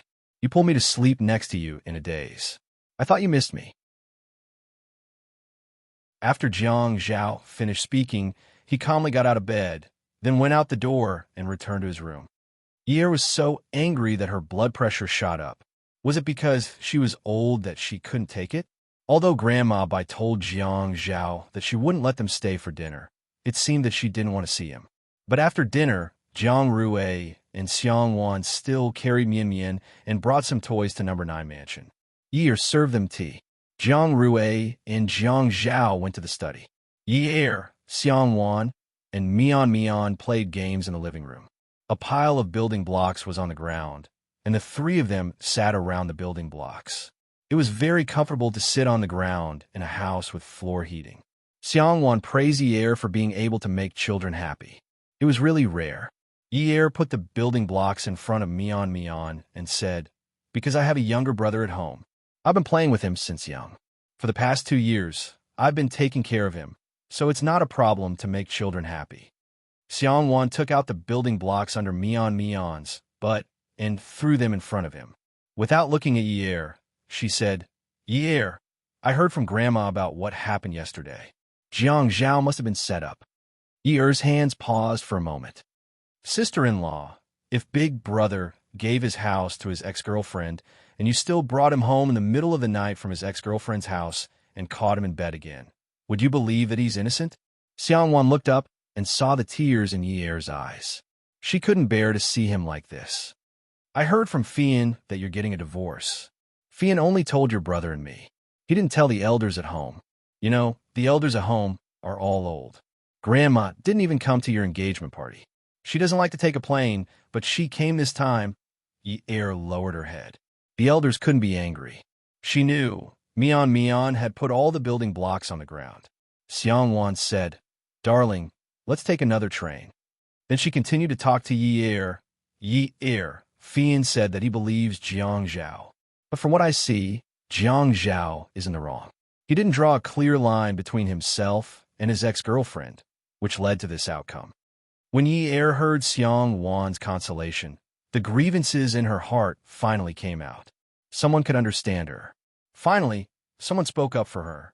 She took a deep breath to stop her tears from falling. Xiang Wan saw that Yi Er's emotions were released and patted her shoulder. Today, I've talked to Jiang Rui about this. Jiang Rui also had an ex-girlfriend who came to pester him. But when I was with him, he also went to have a meal with his ex-girlfriend. I also bumped into them. Yi Er looked at Xiang Wan with a shocked expression. Was this the fate of a rich man's wife? But Xiang Wan said, "But after I made a fuss, they didn't contact each other anymore." Yi Er lamented that she had a bad life. Xiang Wan changed the topic and looked at Yi Er with a gentle gaze. But Yi Er, Jiang Zhao's situation is different. His ex-girlfriend's situation is also different. Although Jiang Zhao's ex-girlfriend started dating when he was in university, there was no conflict of interest between their families. Once they broke up, they didn't contact each other at all. But Jiang Zhao's ex-girlfriend is different. The family Ouyang is so powerful in Haicheng and has been working closely with the Qin and Zhuo families for many years. Jiang Zhao wouldn't be as heartless as Jiang Zhao when dealing with this issue. Jiang Rui told me that with Jiang Zhao's character, if he really loved you, he wouldn't have married you. With the Qin family's means, even if you threatened him in public, it wouldn't work. Jiang Zhao has deep feelings for you. Otherwise, why would he marry you after being single for so many years? There are so many women in Haicheng who want to marry him. As for that girl from the Zhang family, Grandma always said that she used all kinds of means to get him. Only after Jiang Zhao got married did she stop. Yi Er listened to Xiang Wan's words and thought about how Jiang Zhao said that he would never forget the time when she said that she wanted to marry him. "Sister-in-law, I understand what you're saying," but Xiang Wan smiled. "I didn't ask you to forgive him. Men should suffer a little. Let's see if he still dares to do that in the future." Yi Er lowered his head and held his forehead. His voice was weak. "I feel that we won't have a future. Sister-in-law, you won't be able to understand this feeling." Xiang Wan knew that she couldn't confide in Yi Er anymore. She straightened her back and patted Yi Er's dispirited shoulder. "Then let's just ignore him. Let's eat and sleep. We can't let ourselves suffer because of a man, right? Sister-in-law will support you if you get a divorce. What's so good about this kind of man? He doesn't have any good points. We should get a divorce. We're so young and beautiful. Why can't we find someone better than him? Who does Jiang Zhao think he is? He's an arrogant person. When I look at him, I feel that other than his good looks, he's also fierce and cold, as if he's from the mafia. He's definitely a domestic abuser. How much money can a lousy mayor have? He can't even live a good life. What's the use of him? Let me tell you, he's a very realistic person. He's always scheming against Jiang Rui. He's definitely a miser. He's definitely calculative in everything he does. Men shouldn't be with such calculative people. Even if he does something for you, he'll calculate the returns. It's so boring to live with such a man. I'm so angry. Welfare, Xinwu 799. Chapter 637. Yi Er looked at Xiang Wan in surprise. Was his sister-in-law pretending to change her expression? She was still being gentle and soft just a moment ago, but now she was talking about Jiang Zhao. Why did she become so aggressive? His sister-in-law was quite pretty. Her eyes were bright, her skin was fair and smooth, and her long hair was tied behind her neck. She was such a gentle and beautiful woman. She would be a good match for a handsome man like Jiang Rui. But why did she have no self-restraint when she spoke? Xiangwan saw the change in Yi Er's eyes and knew that Yi Er was starting to feel conflicted. Since her goal had been achieved, she continued to persuade him. Let's not bother about Jiang Zhao or Jiang Zhao anymore. There are a lot of rich young masters like him in Haiqin. These guys rely on their family background to do evil. They don't uphold justice, have no sense of responsibility, and don't know how to be grateful.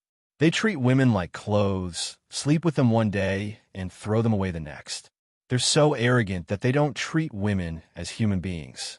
When they're old, they drive expensive cars everywhere to pick up girls. Once they leave their families, they immediately turn into prostitutes. Divorce. Let's divorce tomorrow. When we go out tomorrow, let's find someone better than him and make him vomit blood. Yi Er didn't dare to reply to Xiangwan.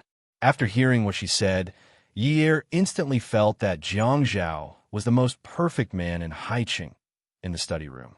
Under the influence of old Master Jiang and Qin Rongfang, Jiang Zhao didn't like coffee. Therefore, the living room and study room were equipped with a tea table and various tea sets. Although he liked tea, he didn't like the antique style of the elderly. The coffee-colored leather sofa also didn't look out of place. The two men sat opposite each other with the tea table in between. Jiang Rui slowly brewed the tea, and Jiang Zhao seemed to be extremely annoyed as he smoked. Jiang Zhao, Grandpa, and Grandpa Qin mean that it's easy to make enemies. Don't mess with your family Ouyang in private. We all know that you've been set up. If you think about it, you'll be able to connect the dots. Explain it to your sister-in-law. She'll listen. Jiang Zhao pressed the cigarette into the crystal ashtray. A wisp of green smoke rose from the gray ash, but his hand kept pressing on the cigarette but in the ashtray. He repeatedly and forcefully rubbed out the ginger tobacco and the long filter, exposing the cotton inside. Staring at the tobacco and ash in the ashtray, Jiang Zhao said gloomily, "Big brother, I understand what you're saying. I also know that I've been set up. I explained to Yunyi, but she couldn't accept it and didn't want to listen to me." Jiang Zhao sighed almost inaudibly. Actually, for this matter, from your point of view, it's enough to explain it. As long as you explain it clearly and analyze it, it'll be fine.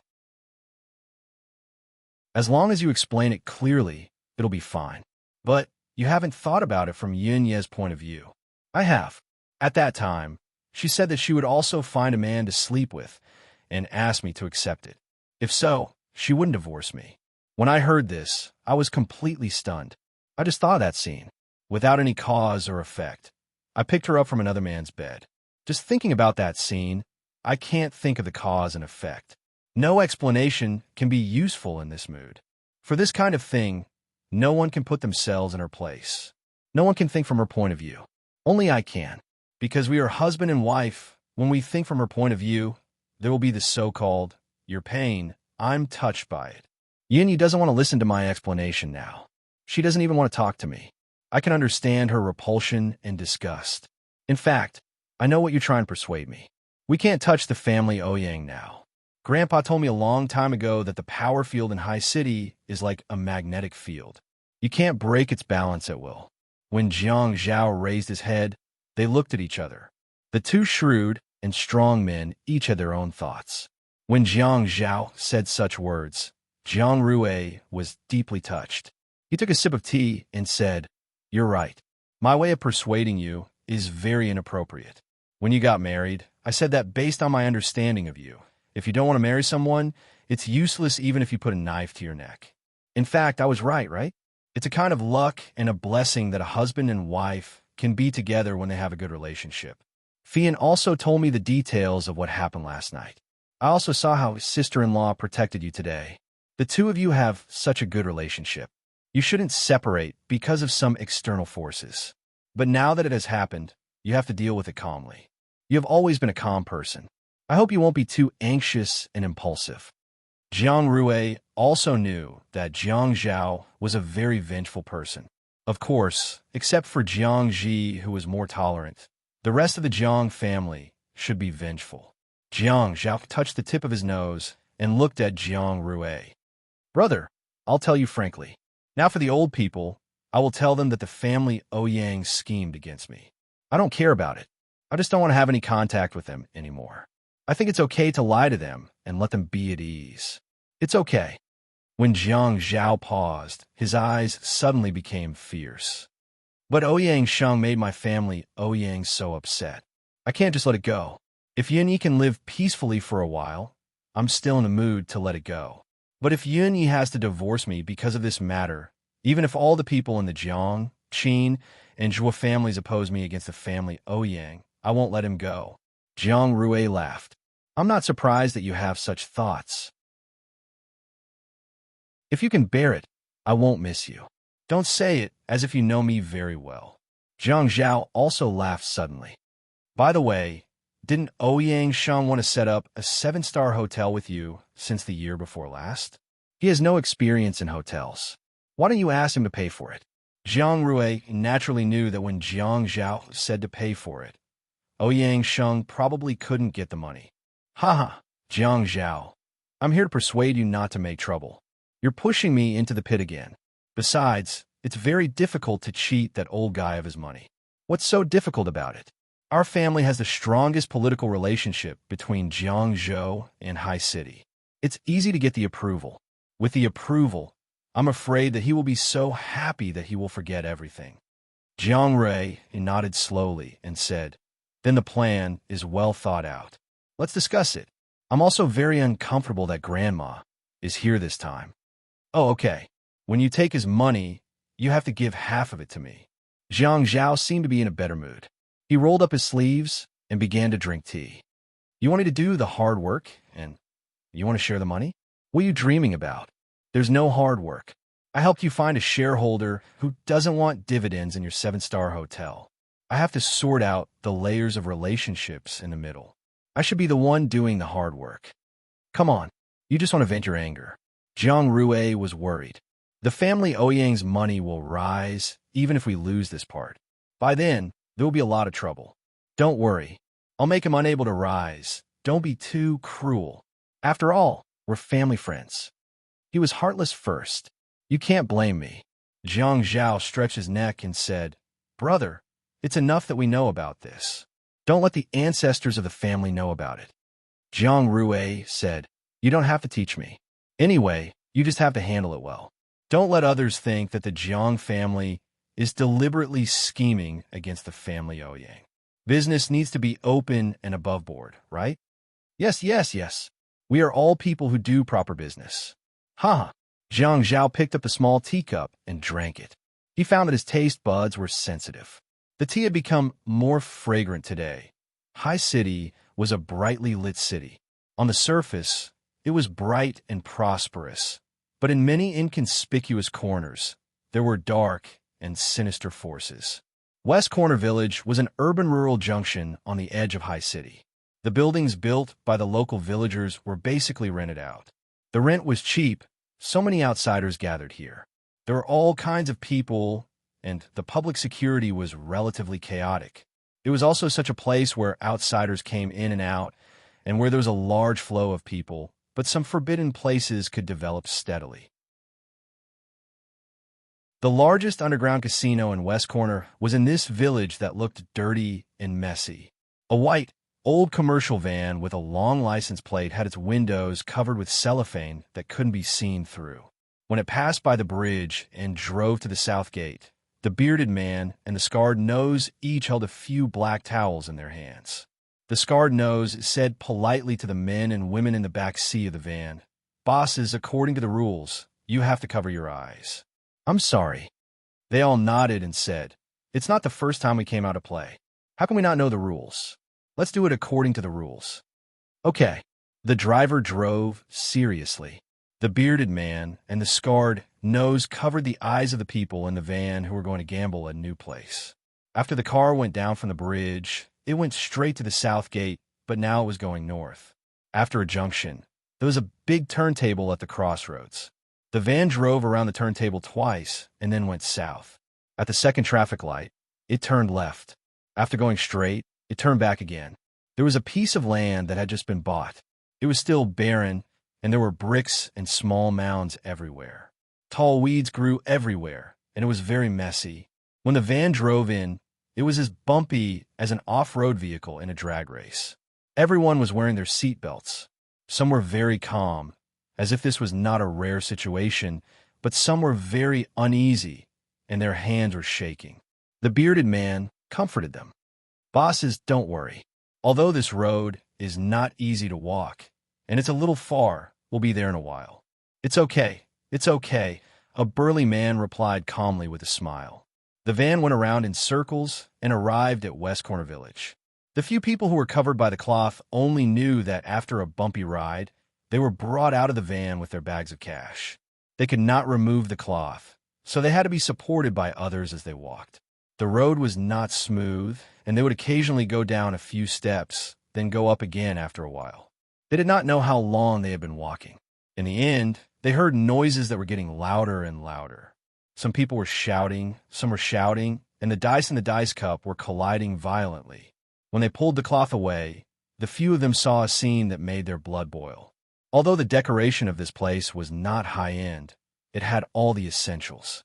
They could play poker, pai gow, big and small, mahjong, nyonyo. They were so excited that they clenched the bag of cash in their hands tightly. The bearded man and the scarred nose said to the few customers, "Bosses, go and play. I wish you a small capital and a big profit. Thank you for your kind words." The few of them were eager to give it a try. "We'll go over first." The bearded man said, "Scar, go to the lobby and take a look. See if Mudfish and the others are playing here today. After you greet him, you have to ask around, okay?" The scarred nose carried the money from the firecrackers and wandered around the casino as if he was looking for business. At this moment, a thin and small man walked over. "Yo, Scar. Mudfish. Beauty novel Songshu 566.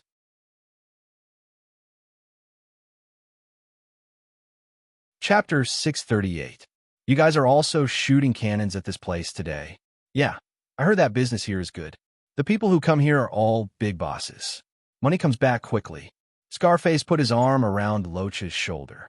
"You've made a fortune recently, haven't you?" Loach spat. "What fortune? I let out a sum of money last month." "Damn it, the person went overseas." "Damn it, the boss is angry." "Your boss isn't here often. Collect the rest of the money to make up for it." Loach shook his head. "He's been here all this time, and the amount isn't small. It's not something that can be made up just like that. The boss said that he's going to send people overseas to chase after him. You haven't been here for a long time. I thought you've made a fortune and changed to the right path." Scarface knew what was going on. "What right path? You just like to go out in the middle of the night. Which right path doesn't work at this time? Besides, no matter what you do, you can't make money as fast as us, right?" "Ah, yes. He asked Loach if there were any customers with good reputations who could pay back the money and introduce them. Loach generously introduced a few bosses to Scarface. An hour later, a commotion broke out in the casino. A burly man jumped onto the poker table, pointed at the dealer, and scolded, "Damn it! Cheating!" He pointed at the man opposite him. "You guys are in cahoots. F*CK. You're bullying me, aren't you? Calm down. Who's cheating?" The burly man in charge pushed the crowd aside.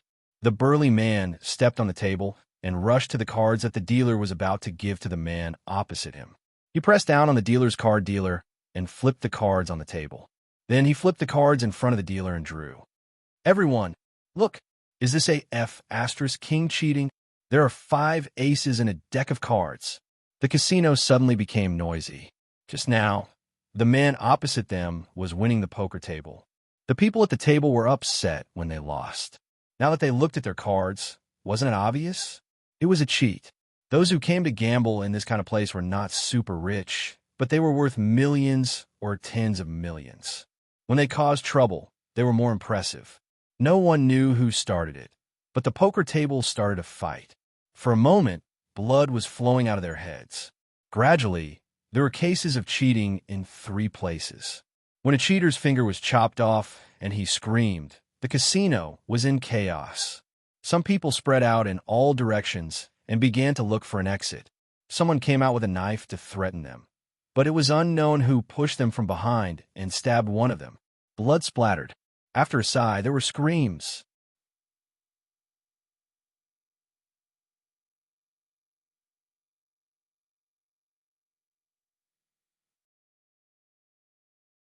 The bearded man slowly walked toward Yiping. Cell phones were not allowed in the venue, so they could not contact the outside world. However, Zhuang Yiqin had said that time was the limit. If he could not confirm that Yiping was inside, he should give the money to his men and leave first. If he knows Yiping is inside, he will stay for a longer time. Zhuang Yiqin lay on the sofa, stroking the big golden retriever's neck with one hand and looking at the time on his wrist with the other. He picked up his phone and called Jiang Zhao's personal phone. He scratched the golden retriever's neck and said lazily, "Brother Zhao, the dishes are ready.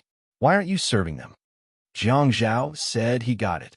After hanging up, he called the Western District Police Station's captain.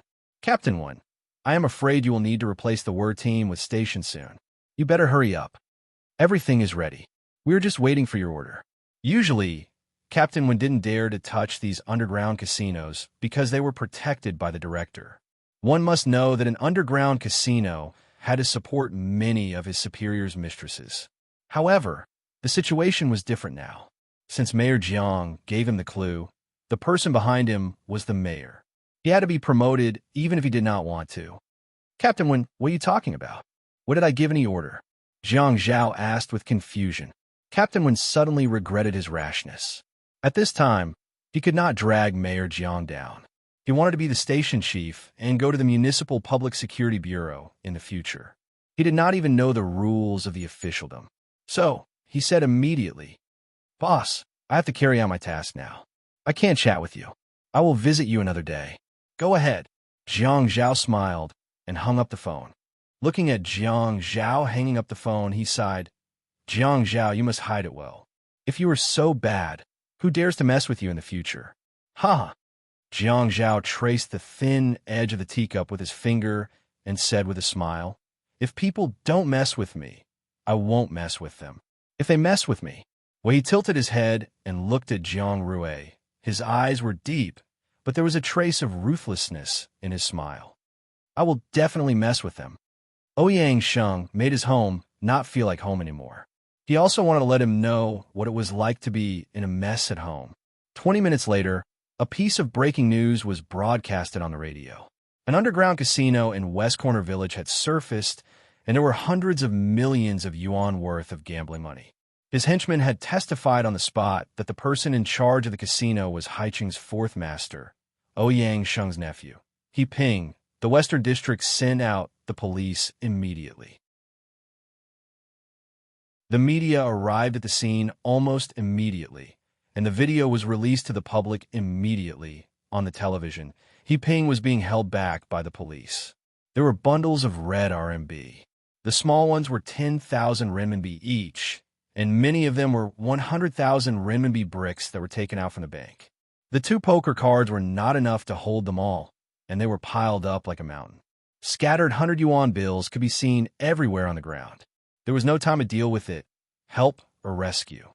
The news that the fourth master's nephew opened an underground casino immediately spread throughout Haicheng. The family Ouyang made a scene yesterday, and the lights were shining until dawn. Today, there was another big scene. Ouyang Sheng was caught off guard. His sister, Ouyang Yu, was kneeling in the living room. She had already fainted from crying and woke up again. When she woke up, she sat on the ground and leaned against the sofa, wailing, "Brother, you can't just leave him to die." Yiping was arrested this time. With such a large amount of money, I'm afraid he's done for. I only have one son, and we depend on each other for survival. Brother, what are you making a scene for? Didn't the news just come out? You're just a woman's view. Ouyang Sheng shouted at Ouyang Yu, but he was also anxious.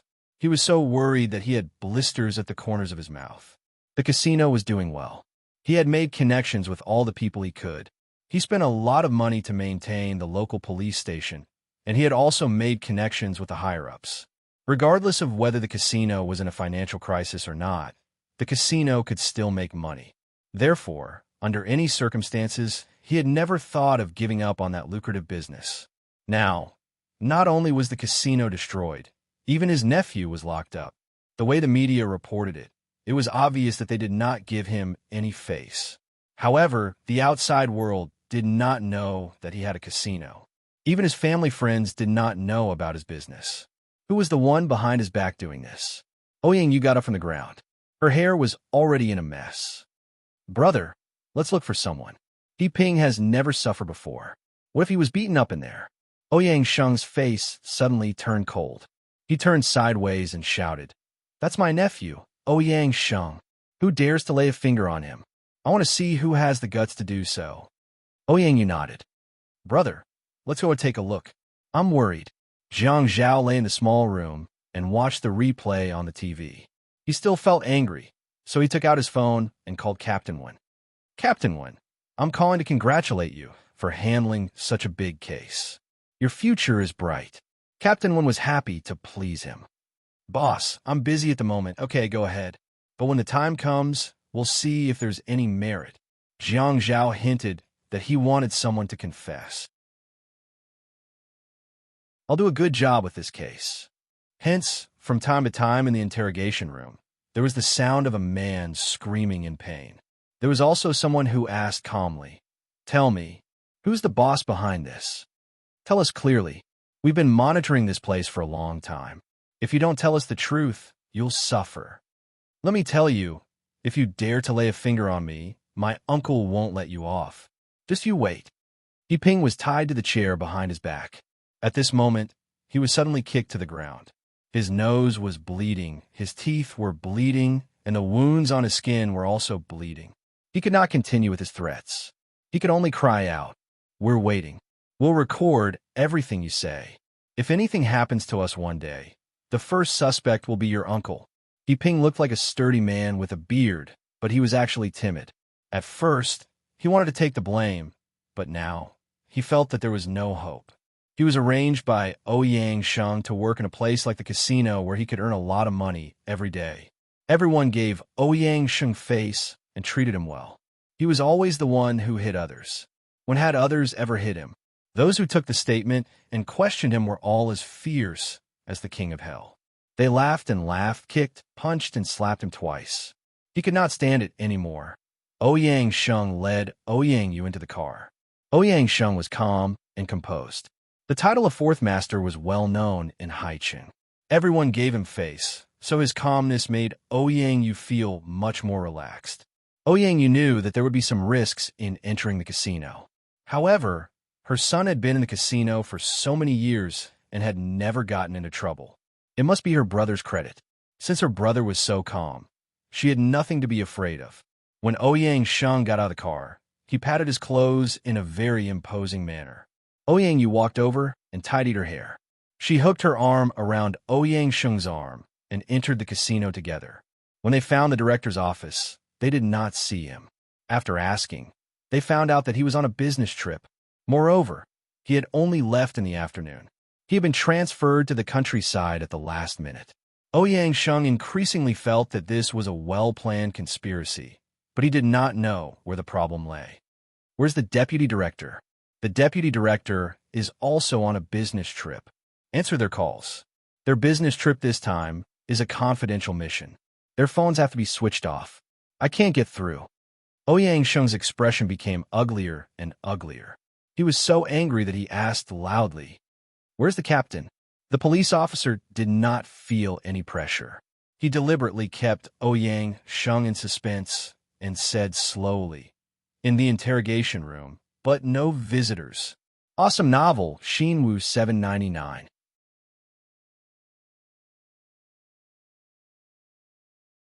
Chapter 639. What?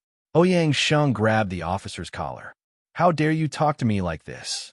Old Mr. Ouyang, is this considered assaulting a police officer?" The officer remembered Captain Wen had told him not to give face to anyone who came to make trouble, including Ouyang Sheng. Assault, assault, assault police? Ouyang Sheng's face was filled with shock and astonishment. Ouyang Sheng was very timid, and He Ping had inherited her personality. He pulled Ouyang Sheng's arm. "Brother, let's think of other ways. Assaulting a police officer will get us into trouble." Ouyang Sheng swung his arm. "Get lost. Why should I be afraid of trouble?" The officer was young and had good stamina. He was not easy to be tripped by others. Moreover, he had enough of these rich people's arrogance. He wanted to make Feng Yu angry. Captain Wen had told him not to give face to him. That means there were more influential people supporting this case. What should he be afraid of? Feng Yu leaned back. He pointed to the corner of the wall above his head and smirked. You're right. Stop. CCTV, you're holding on to me like this. If I fall, it will be considered as assaulting a police officer. I want to see how it goes. Yangshen pushed the police officer. The police officer fell backward and fell on the chair. Then, he immediately fell to the ground. He covered his stomach and curled into a ball on the ground like a cooked shrimp. Soon, there was a commotion in the police station. Someone was assaulting a police officer. Jiang Zhao had been thinking about this and did not leave the room. When he received a call from Captain Wen, he opened the door. Boss, Yangshen really came to the station and assaulted a police officer. How should we handle this? Do you have evidence? Yes, we have CCTV footage. Is it a real assault? Jiang Zhao asked cautiously. From the CCTV footage, it is 100% a real assault. The officer had the motive to avoid and did not fight back. From a CCTV footage, the officer's attitude was very good. It was Yangshen who was looking for trouble. He grabbed the officer's collar and hit him, sent it to the radio and television stations that just broadcast the news. You have to be quick and deal with it before he notifies his forces. You know what to say, right? I know. I won't mention anything that I shouldn't. Yes, thank you for your hard work. What are you talking about? Boss, I'm hanging up. Jiang Zhao hung up and twirled the phone in his hand. He thought to himself, Yangshen, I'll pull your tendons. Yangshen did not expect that after so many years of being innocent, he would be arrested at this age. The entire police station was filled with hotheads, and there was not a single familiar face. The station chief was on a business trip, the deputy chief was on a business trip, and the captain did not come out to meet anyone. He was actually detained by a few hotheads. If news of what happened today were to spread, he would lose all his face.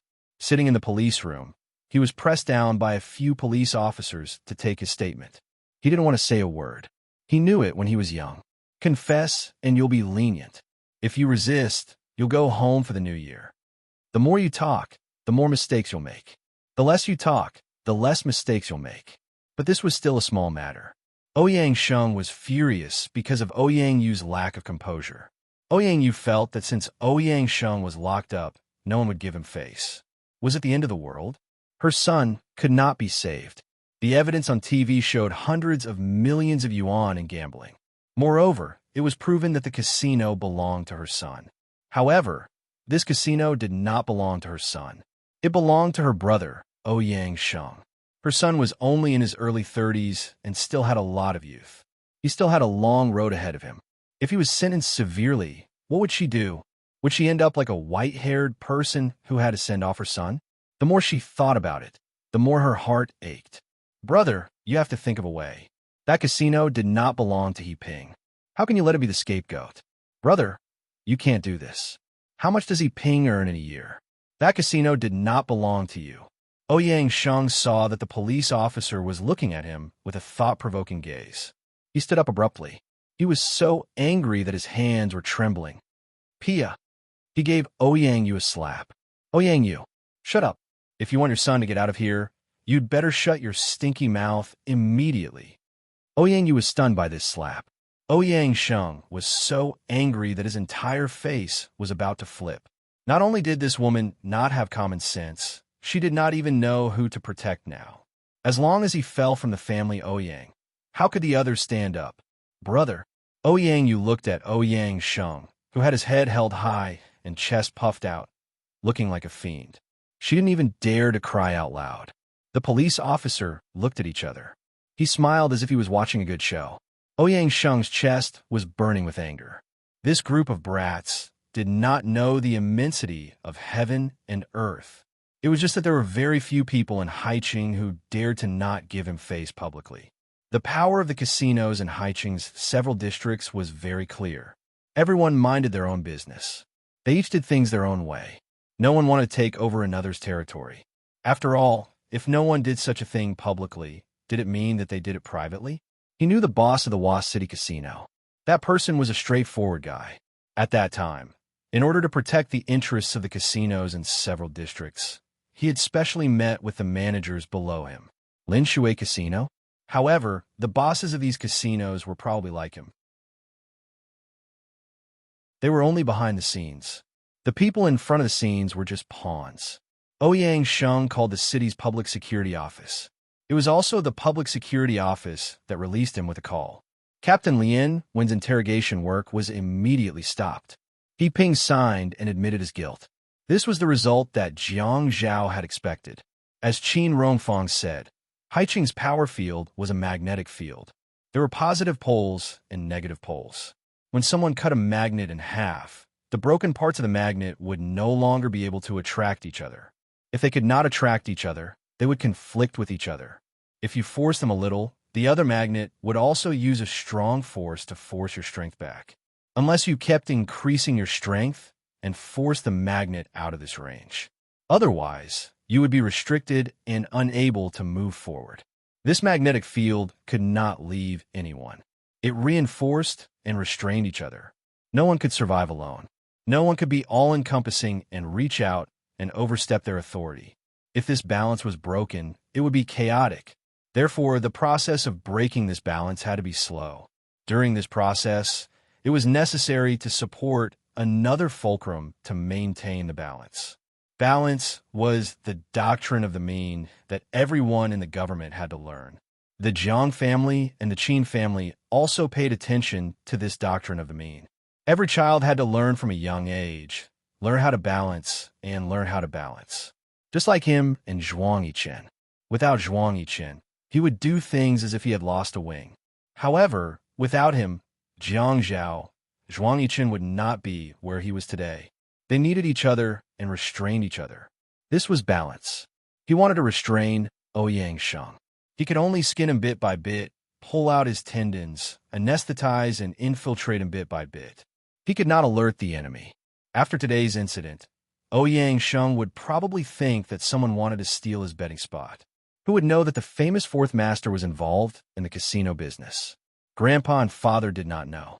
However, Jiang Zhao had a partner called Zhuang Yichen. Zhuang Yichen's business was half bright and half dark.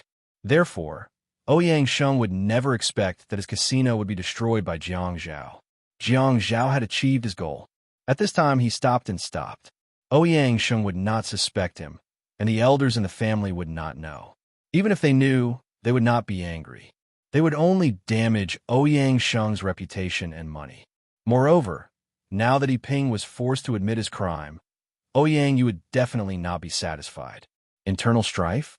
Jiang Zhao heaved a sigh of relief and thought to himself, Ouyang Sheng, as the saying goes, if the family is harmonious, everything will prosper. If you want me to be at odds with my wife, I can only let you and your sister be at odds with each other. This time, he had picked on Ouyang Sheng's one-track mind. Underground casinos provided Ouyang Sheng with a large amount of money, allowing him to do many businesses. Once this capital chain was broken, many of his projects that were in full swing would be difficult to maintain. If he needed a capital chain, he would have to take a bank loan. If he had to take this step, Jiang Zhao's mood improved. He had angered Ouyang Sheng to the point that he was hospitalized. This feeling was not ordinary. Thinking back to that time, Jiang Zhao's blood pressure had risen. How could he say that he would take responsibility? Not to mention that he did not have any memories. Even if he had memories, he could not take responsibility. Even if he had memories? Even if he had memories, he could not. Jiang Zhao shook his head. The atmosphere in the Procuratorate Director's office was tense. Ouyang Yin sat opposite Shinkai with a mask and sunglasses. Ouyang Yin had already applied for leave, but something big had happened at home. Her grandfather was hospitalized, and she was very worried that He Ping's case would implicate her family Ouyang. She wanted to meet Shun Kai face to face, and only Shun Kai had the authority to help her with Yun Hongwei's matter. Shun Kai, are you going to help me? If I agree to be with you, Shun Kai said as he buried his head in signing documents. Tell me, your face hasn't even recovered. What are you doing here? It's enough for you to take care of for a month. Go back. Ouyang Yin seemed to be spied on by someone. She shivered as if she had reached her climax. What did you say? Inspector O. Shinkai raised his head and looked at Yang Yin. Even though he was wearing the prosecutor's office uniform, he still looked a little like a hooligan. His lips were crooked, and when he opened his mouth, his smile was a little evil. Fortunately, a handsome man with such a smile was not annoying. Instead, it was a little fascinating. Sometimes, don't be too confident. Agree? What do you mean agree? We both graduated from law school. Sometimes, you have to think clearly about the meaning of a word. What is the basis for agreeing? The basis for agreeing is that I have a request. What request have I made that you need to agree to? Yang Yin slammed her slender hand on the desk and stood up angrily. Shinkai, don't be so shameless. Face? My face. Shinkai touched his cheek and continued to bury his head in signing documents. My face is still on my head. I don't need to cover it with a mask and sunglasses. Moreover, I have always felt that a woman's face is more important. Don't you women like to say that a woman looks good for herself? If you don't have a face, who else can you please? Shinkai had always been a sharp-tongued person. It was not that Yang Yin had not experienced his sarcastic and mean way of speaking. The last time they ate at Highway Restaurant, Shinkai's attitude was not much better. However, Shinkai's sarcasm today made Yang Yin feel unusually uncomfortable. Shinkai, if you don't want to help, then don't help. Is there a need to be like this? I don't think there's a need, but didn't you still ask? What do you mean? Awesome novel, Shinwu 799.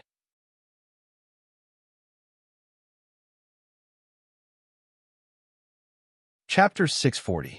Sigh.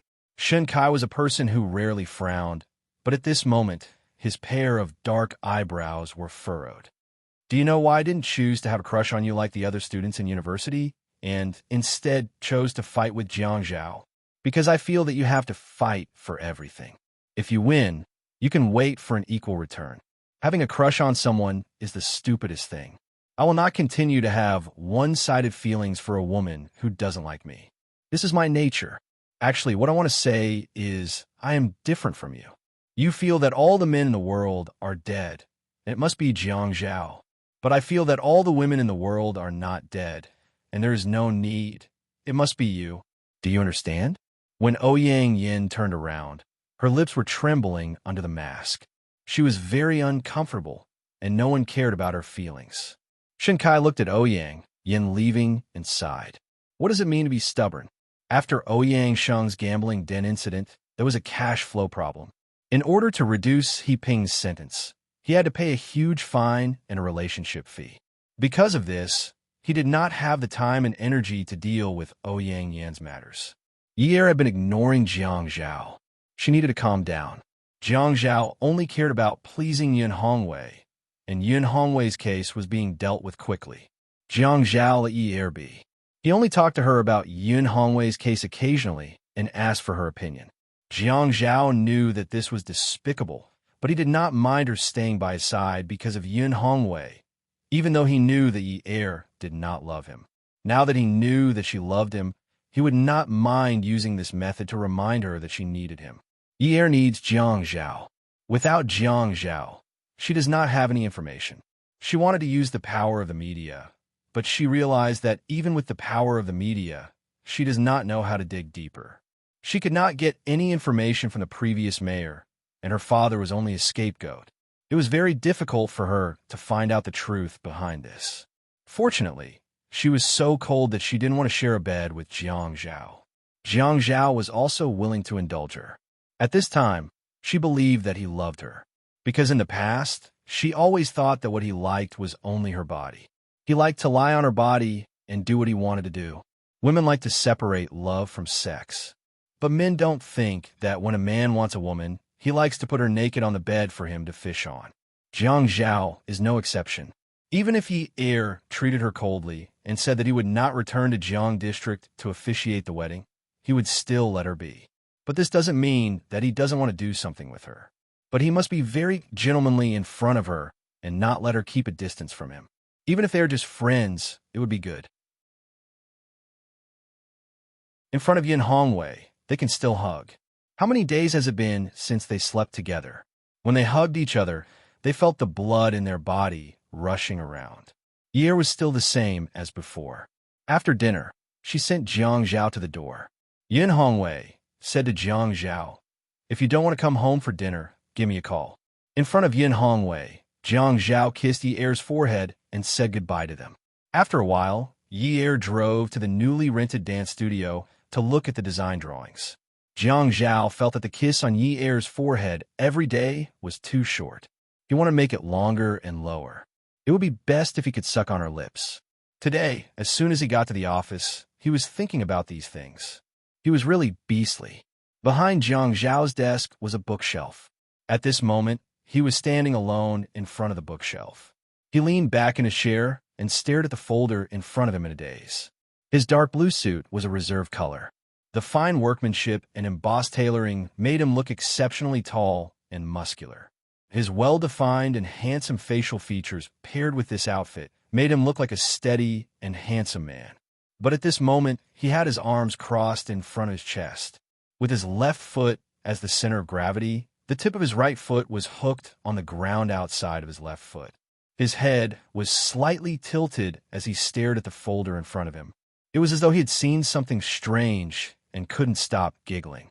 It was as though he had been infected with a childishness that seriously didn't match his usual temperament. Jiang Zhao laughed for a while. Then he took out his phone and called Yi. "Yin, I'm coming home for dinner tonight. I want to eat your cooking." Yi answered very quickly. "Okay, text me the dishes you want to eat. I don't want to forget 1 or 2 dishes when I go grocery shopping." "Okay." Jiang Zhao laughed and hung up the phone. He turned around and sat back in his chair. After thinking about it, he still called Qin Fian. That night, Jiang Zhao could be said to have eaten and drank to his heart's content. At the table, Jiang Zhao kept giving Yi some dishes with a slightly stronger flavor. Yin Hongwei beamed with joy. His son-in-law was so good to his daughter. After dinner, Jiang Zhao poured some water and went upstairs. He drank as he walked, very leisurely. After returning to his small room, he closed the door and generously put the seasoning he had prepared in advance into the cup. He shook it a little and saw that the water in the cup seemed to be evenly distributed. Then he generously went downstairs and filled the cup with some warm water. Yi was watching TV with Yin Hongwei. Jiang Zhao walked over and sat down beside Yi. He handed the cup to Yi. "Here, drink some water. The dishes are cooked well, but the flavor is a little strong. I'm afraid you'll be thirsty." Yi pushed the cup away and didn't appreciate it. "I'm not thirsty." Jiang Zhao hurriedly protected the cup, afraid that the water would spill. "Drink it. I've already drunk half the cup. I poured some more for you. You've worked hard cooking tonight." Yin Hongwei turned his head and glared at Yi. "I also think you're thirsty. Hurry up and drink it." Yi thought to herself, "This is my biological father. Why is he siding with his son-in-law when it comes to drinking water? If Jiang Zhao wanted to buy people's hearts, he wouldn't have to do it so subversively, right?" Looking at her father's threatening gaze, Yi lifted the cup. She held the cup and gulped down the large cup of water. Jiang Zhao took the cup and stood up. "Yin, Dad, take your time watching. I'm going upstairs. I still have some work to do." Yi replied with an "in." Yin Hongwei said, "Don't work too hard." Yi made some sweet soup. "Come down and drink it when you're done." Jiang Zhao said, "Okay, Dad. I'll go up then." He turned and went upstairs. Jiang Zhao held onto the wooden staircase railing. His mind was a little flustered, and he couldn't help but smile as he walked. Yi seemed to have sensed something and turned her head. She saw Jiang Zhao walking slowly upstairs as he looked at her and smiled. "Don't you have work to do? You still have time to dawdle?" "Oh." Jiang Zhao pursed his lips. His shoulders twitched, and he smiled leisurely. He waved at Yi and said gently, "If I don't come down, bring me a bowl of sweet soup when it's ready." Before Yi could reply, Yin Hongwei had already turned around. "Go ahead. I'll get Yi to bring it up for you later." Satisfied, Jiang Zhaoji went upstairs to the study. He turned on the computer and started working. He had to finish reading the emails quickly. He also had to take a shower later. He had to see which pajamas were easier to take off. Yi felt her mouth and tongue dry. The dishes for dinner were really too salty. She stood up to get some water. The water was warm, but it didn't quench her thirst. She opened the fridge and found a Yakult. She opened the lid and drank it in 2 mouthfuls. It finally cooled down a little. It was still winter. Was there a need for that? Was it because the temperature in the house was constant and dry? Yin Hongwei knew that Yi Er was looking for water. Jiang Zhao was afraid that you'd be too salty, so he gave you water to drink. You didn't want it. See, you're still thirsty. Yin Hongwei also realized that he had become naggy because he stayed at home for too long and couldn't work. I see that you've been dissatisfied with Jiang Zhao recently. Look at yourself. How many men like Jiang Zhao are so responsible for their families? Jiang Zhao never goes out too late to socialize. When he can eat at home, he never goes out. He's also very tolerant of you. Are you starting to put on airs now that you're living well? Dad, what are you talking about? As Yi Er drank her water, she felt that she had been wronged. Jiang Zhao had been going overboard recently. When she ignored him, he didn't do anything, but he changed his strategy and adopted a more conciliatory approach. He changed his approach and actually started with her father. Her father didn't trust Jiang Zhao in the beginning, but now he found him pleasing to the eye. People say that the more a mother-in-law looks at her son-in-law, the more satisfied she is. Wasn't her attitude too disrespectful to the person who created this saying? Yi Er, it's not that I want to nag at you, but you've turned a deaf ear to what I said to you the last time. Now, Jiang Zhao dotes on you and loves you. If you don't know how to cherish him, you'll push him away sooner or later. If you treat him well, he'll miss this home and want to come back. Every day, he comes back to see your cold face. Do you think he can't find a wife or something? Yin Hongwei said, looking at Yi Er, who was looking for a drink in front of the fridge in the dining room. Just watch. You can continue to act like this. Now, Jiang Zhao dotes on you and loves you. If you don't cherish him, you'll push him away sooner or later. He continued to talk about this. The moment he did, Yi Er felt like she had eaten a fly. Of course, I know he's very charming. Truckloads of women like him. Yin Hongwei could hear the impatience in Yi Er's words and stopped talking. Young people don't know how to cherish. He turned back to continue watching TV. Yi Er was not in the mood to continue talking. She felt uncomfortable all over, as if there were tiny insects crawling all over her body. She could even feel that her insides were a little wet. This was too terrible. She felt that her face must be red right now. How could this be? She didn't open any novel websites today and didn't read any of those unscrupulous online novels. Even if she did, she had been doing something like green net cleansing during this period of time. All the novels written by authors were as clean as water could be. Not to mention meat. There wasn't even any meat soup to drink. She couldn't let her imagination run wild, right? Yi Er took an iced Coke, closed the fridge door, and ran upstairs. After drinking a few mouthfuls of the Coke, Yi Er realized that she had become naughty. She took off her clothes piece by piece and walked into the bathroom naked. She turned on the shower, and the water from the shower head splashed onto her body. The water was slightly cold, but Yi Er felt that the temperature was not low enough. As she showered, she took deep breaths. The water sprinkled down from the top of her head. Yi Er rubbed the shower gel on her body. She raised her arm and saw that there was a layer of pink on her arm. The color seemed to be transparent, as if it would break with a poke. After it broke, the color below would be redder, more beautiful, and more stunning. So she rubbed hard, trying to break through this layer of skin. The bath lotion was smooth and fragrant as it brushed past her skin. She would often rub it repeatedly with her slender hands, creating many bubbles. Yi Er turned off the lotus and looked at the bubbles on her hands and body.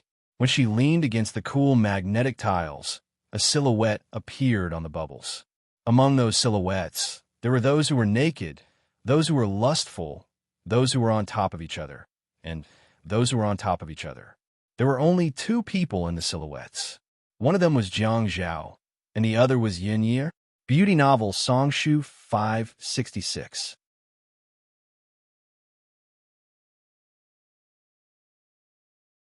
Chapter 641. That man was seductively teasing her on the bed. She was looking at him in a daze under him, begging him to give her, begging him to love her. The bubble burst all of a sudden, raising fine, gray-like bubbles. When the bubble burst, Yi seemed to have heard a loud bang. That feeling was unbearable, anxious, disappointed, angry, and disgusted. Why did it burst? Why didn't he continue to let her see those charming scenes? She rubbed her hands together and slowly pulled them apart. She pulled out another big bubble and placed it in her palms. Her heart was filled with that man again. His forehead was covered with sweat from his lust. His shoulders were broad and strong, and his arms were firm and safe. He could hold her back with one hand and keep her away from the bed. His other hand was propped up on the bed, and he was sweating profusely on her body. Yi Er's mouth was still dry, but her tongue was still irritated. She turned on the shower again and adjusted the water to ice cold. When the water hit her body, she didn't feel cold, only itchy and numb. Yi Er felt that she was sick. Lovesickness? Love? Spring sickness? Jiang Zhao had said before that at her age, she could think. It was spring.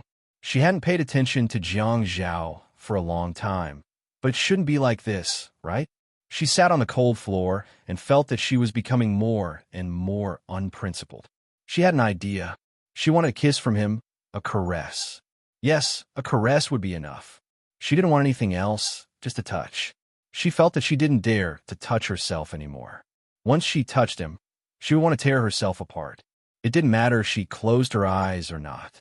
Her mind was filled with Jiang Zhao, and Jiang Zhao. And she actually remembered that time in the Qin Palace. He was like a magnificent evil spirit that tore her apart. He was so violent and ruthless as he took her. There were many times when she thought that he had fallen asleep and wanted to leave, but he held her back and tore her apart again. He was like a beast that couldn't be fed.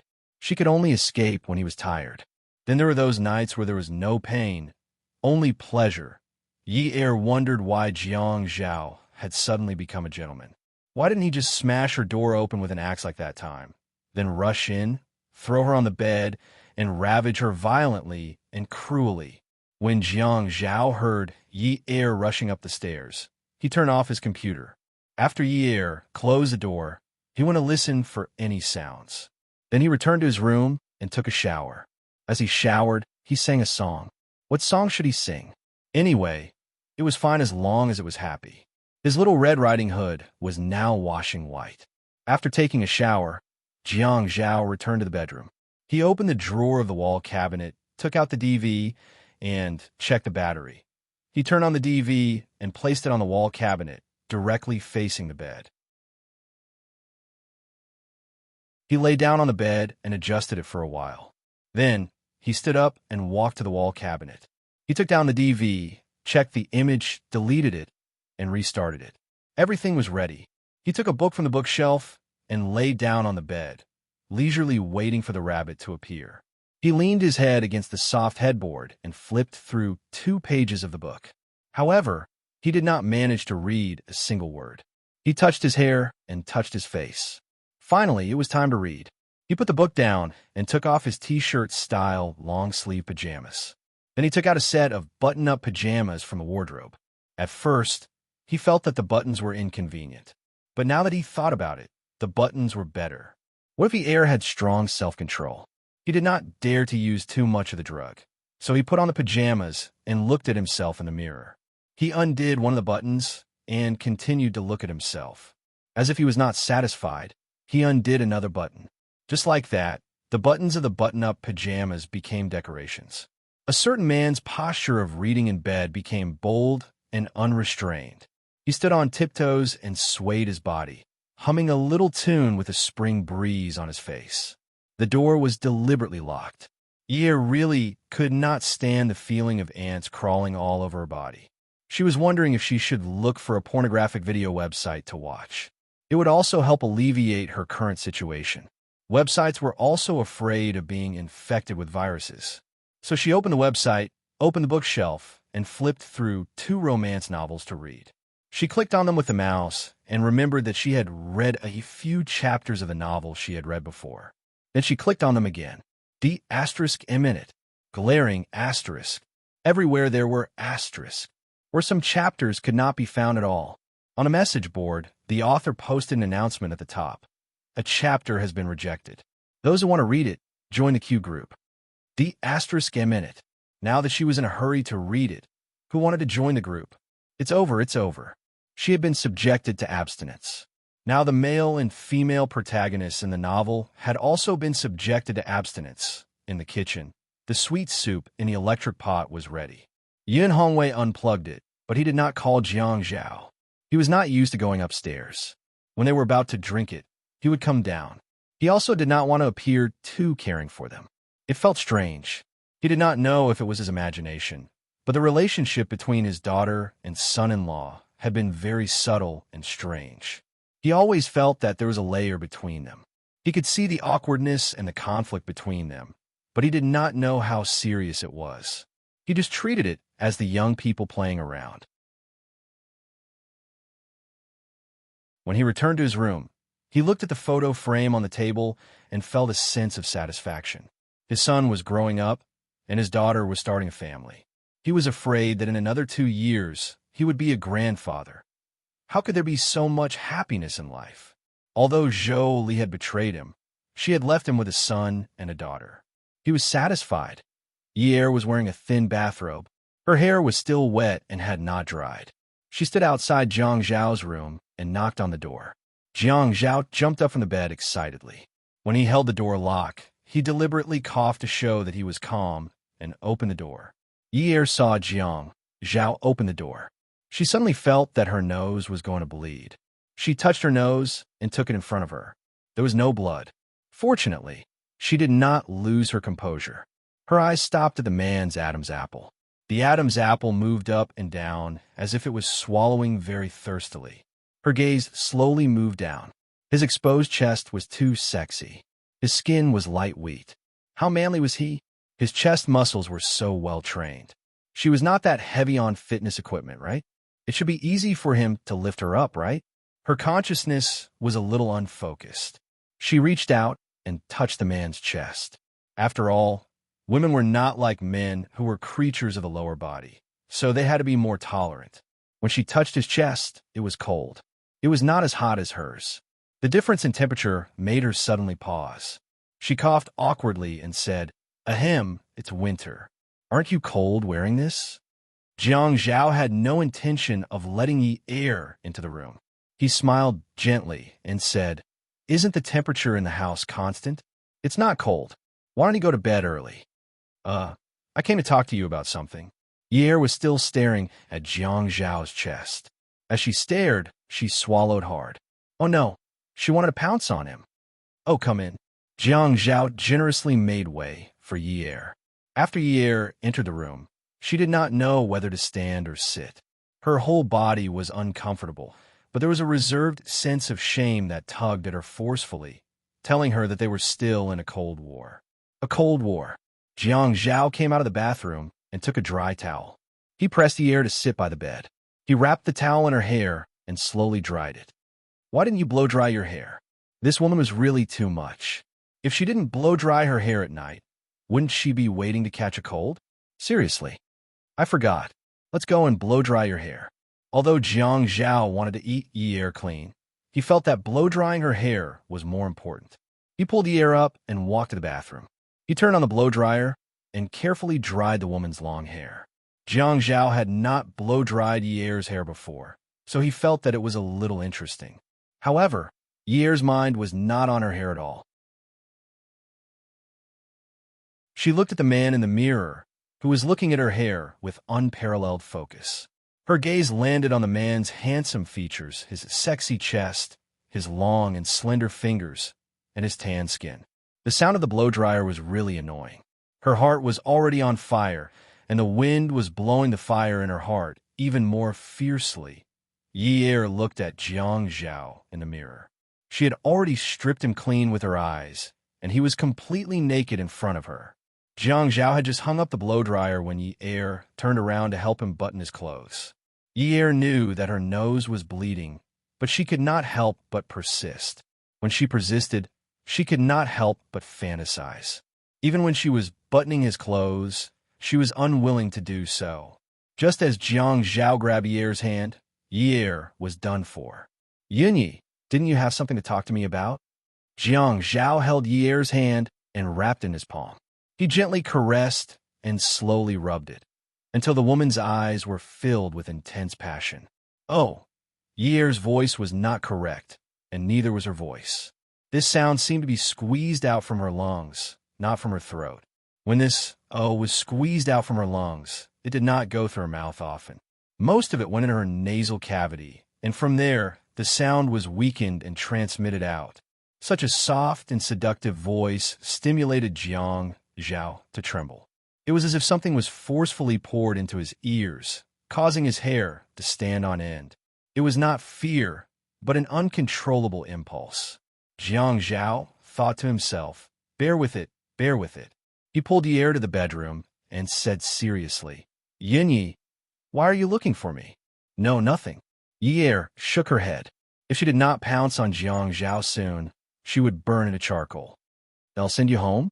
As he spoke, he hugged Ye and planted a kiss on her forehead. Rest early. This was bad. Something big had happened. Ye reached out and hugged Jiang Zhao's waist. I can't sleep. Don't you sleep early at night? Why don't you read a book?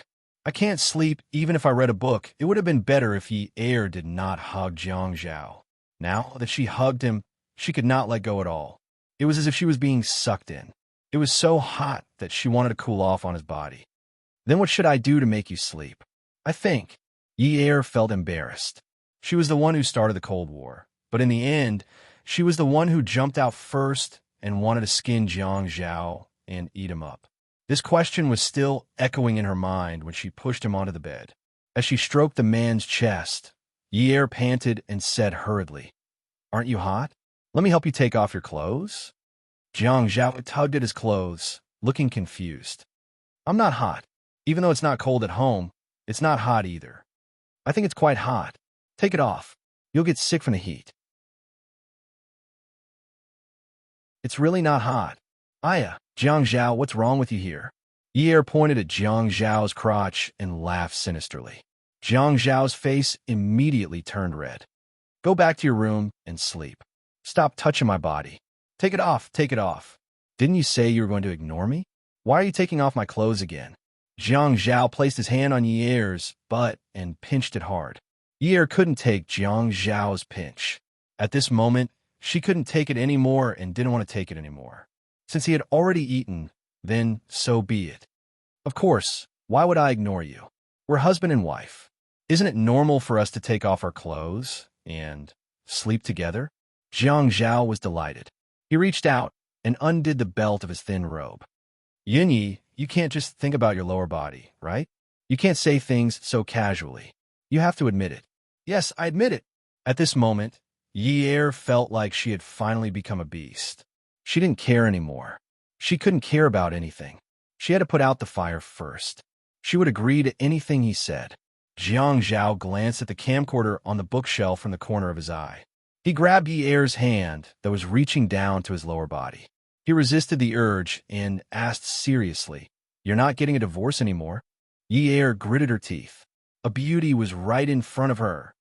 I'm not getting a divorce anymore. After speaking, she lunged at Jiang Zhao. Jiang Zhao covered Ye's mouth. He took a deep breath and continued to ask, You're not going to separate rooms anymore? Ye's mouth was covered, but her hand wasn't. She felt that this man's figure was very good. It would be good to touch him a little more. Separate rooms? Forget it, forget it. I'll touch him first. What's there to separate? No. Then let me hear you call me hubby.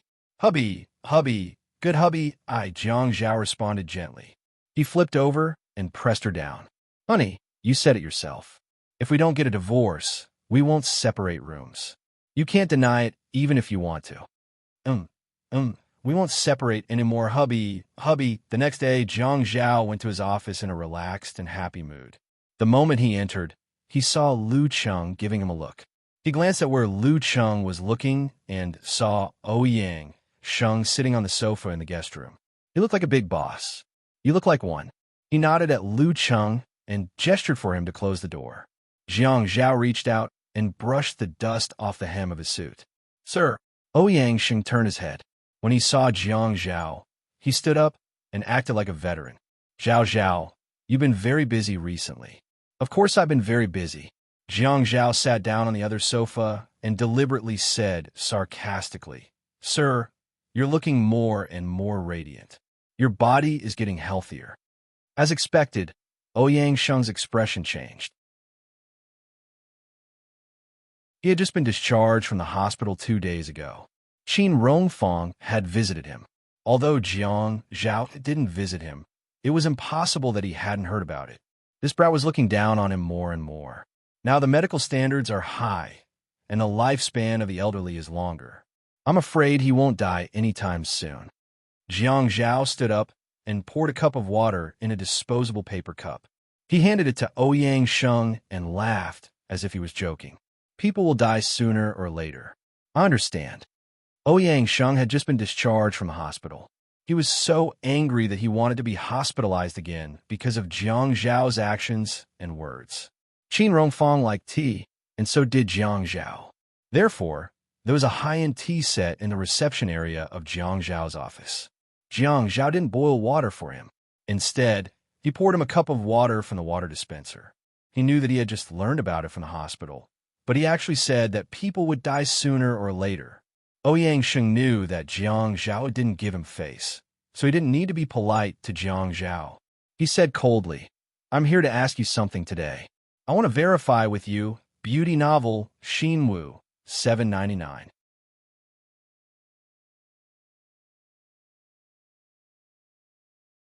Chapter 642. Jiang Zhao was suspicious, but he didn't point it out. His attitude towards Ouyang Sheng couldn't be more obvious. Qin Rongfang had tried to persuade him at first, but now he was too lazy to say anything. "How much do you know about He Ping?" Ouyang Sheng finally asked. "I'm not very interested in his affairs." Jiang Zhao thought to himself, if he wanted to use He Ping's back door, wouldn't it be better to ask his father? His father had a stronger relationship with him, and it was easier for the older generation to talk to him. Why did he come here to ask him? "Do you have a deep opinion of family Ouyang now?" Ouyang Sheng let out a deep breath and stared at Jiang Zhao without blinking. Jiang Zhao met his gaze, but he was calm and composed, without the slightest hint of nervousness. Slowly, he pursed his lips and couldn't help but smile. "Fourth Master, everyone is talking about family Ouyang. You also know that with my identity here, I should avoid arousing suspicion." Jiang Zhao's punishment could be said to be killing two birds with one stone. First, it hurt Ouyang Sheng's vitality. Second, once Ouyang Sheng got involved with those filthy places, the Ouyang Yin incident could no longer be linked to him. It was impossible under any circumstances. Not to mention that the Qin and Jiang families didn't agree to divorce so easily. Even if they forced him to divorce, they couldn't let him marry into family Ouyang. The background of an underground casino was not something that a politician should be involved with. Avoid arousing suspicion. Ouyang Sheng's withered palms rested on his knees, the white of his fingernails showing his strength. "Do you not want to take responsibility for Yun Yun? Do you think you can avoid arousing suspicion just because you want to?" Responsibility?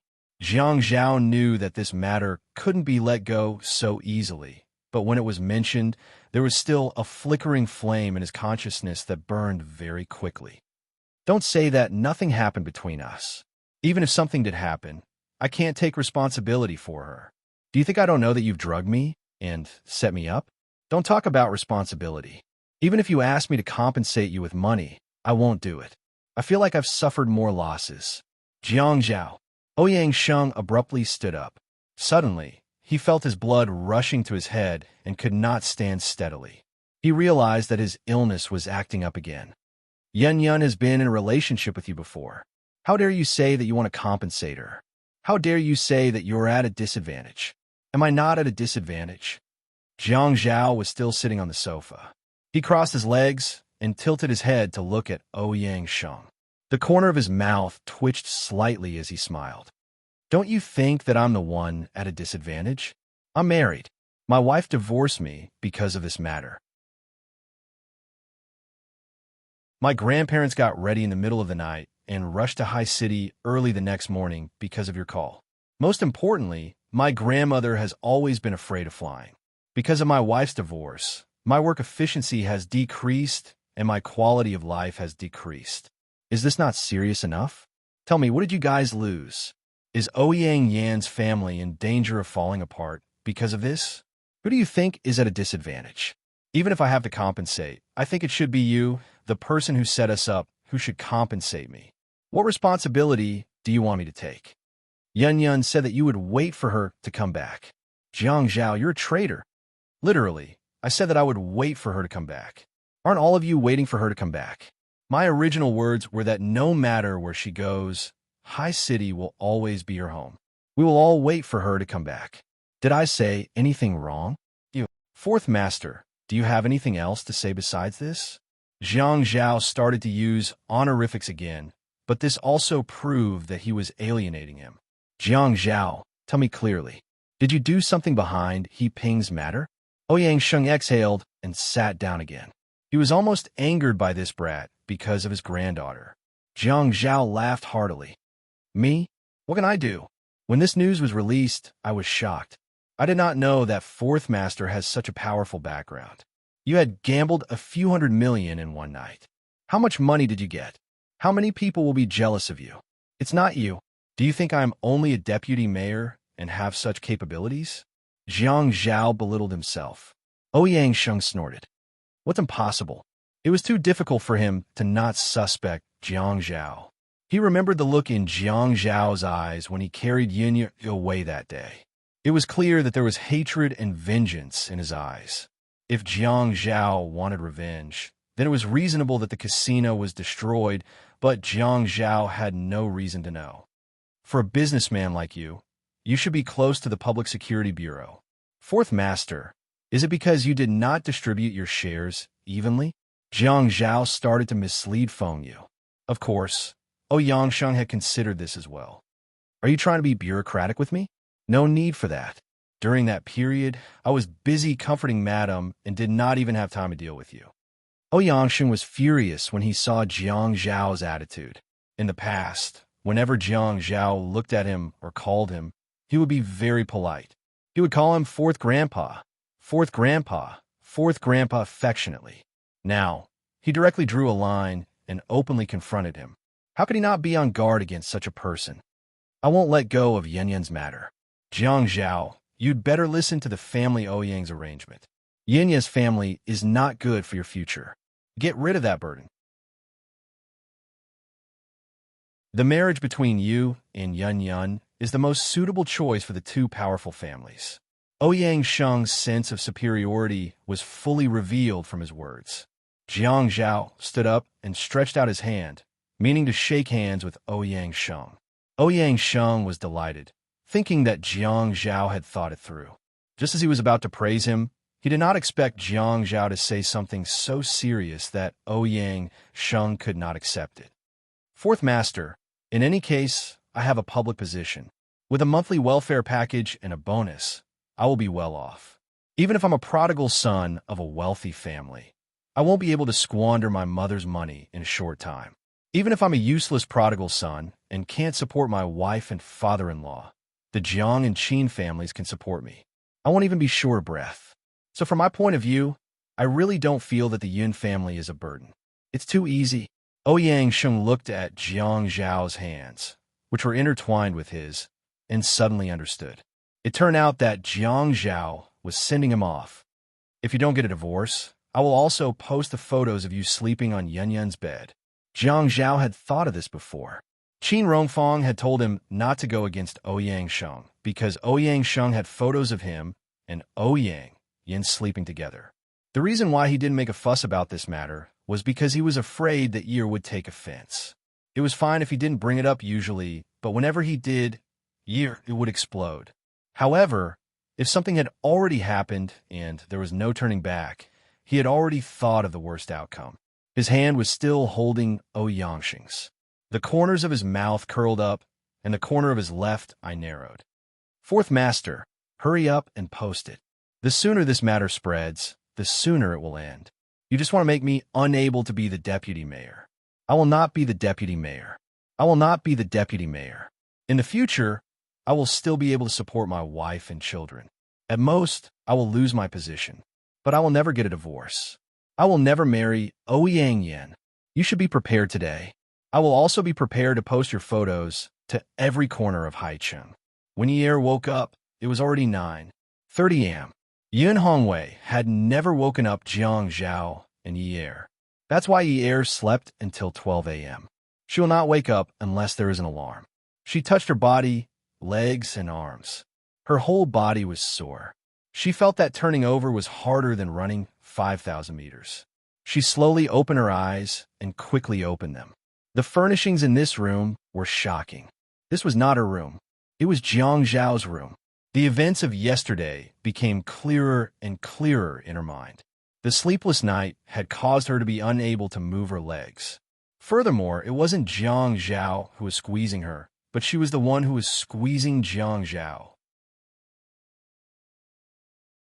She rewound her memory.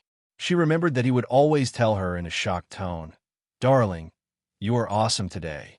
In fact, Jiang Zhao rarely called her darling or darling intimately in bed, unless he was so satisfied that he could not help but say, "Ah, my little sweetheart, you are killing me." She did not know how satisfied Jiang Zhao must have been to call her darling in such a mushy way. Yi covered her face. Even though there was no one in the room, she was too embarrassed to raise her head. What kind of mentality did she have when she ate Jiang Zhao dry yesterday? It was hard to believe how thirsty she was. Thirsty? Indeed, she was so thirsty yesterday. Drinking glass after glass of water was useless. Even cold water was useless. Other than those images, there was nothing else in her mind. She suddenly felt that it was very strange. She knew that no matter how much she loved Jiang Zhao, it was not necessary for her to do that. She thought about the color of her skin at that time. She stood in the bathroom and looked at her eyes and cheeks in the mirror. She was full of desire, and her face was red. How could a person change like this so suddenly? She suddenly quivered. That time, when she went to threaten Jiang Zhao, he also changed suddenly after drinking the glass of water. Last night, Jiang Zhao gave her a glass of water to drink. After that, she was thirsty and her mouth was dry. Jiang Zhao. It must be him. That cheap man. She must find him and get even. She was naked, not even wearing underwear. She put on her nightgown. She was crazy. In this weather, she actually took out her nightgown. She jumped out of bed and saw a letter on the bedside table. The handwriting on the letter was strong and powerful. Dear Yunyi, I have already contacted someone to help you supervise the renovation of the dance studio. You don't have to go there today. Don't go there in the future. It's noisy and dirty. I will arrange it. If you have nothing to do, read a book. Don't forget that you have class in the afternoon. Love, Zhao. This was the first time she had received a letter from him. The size of the letter was only the size of a man's palm. The background was a green bamboo that was faintly reflected on the edge of the letter. She had never seen such handwriting before. She didn't know if it was Dear Yunyi in front or Love, Zhao in the back. Anyway, she felt that her vision was a little blurry. During this period of time, he had told her many times that he loved her. Every time she sent him to work, after he planted a kiss on her forehead, he would always say softly, "Yunyi, I love you." If she could turn back time, it would be a wonderful thing. After putting the letter back, Yi tidied the bed and left Jiang Zhao's room. Beauty novel Hongcha 866.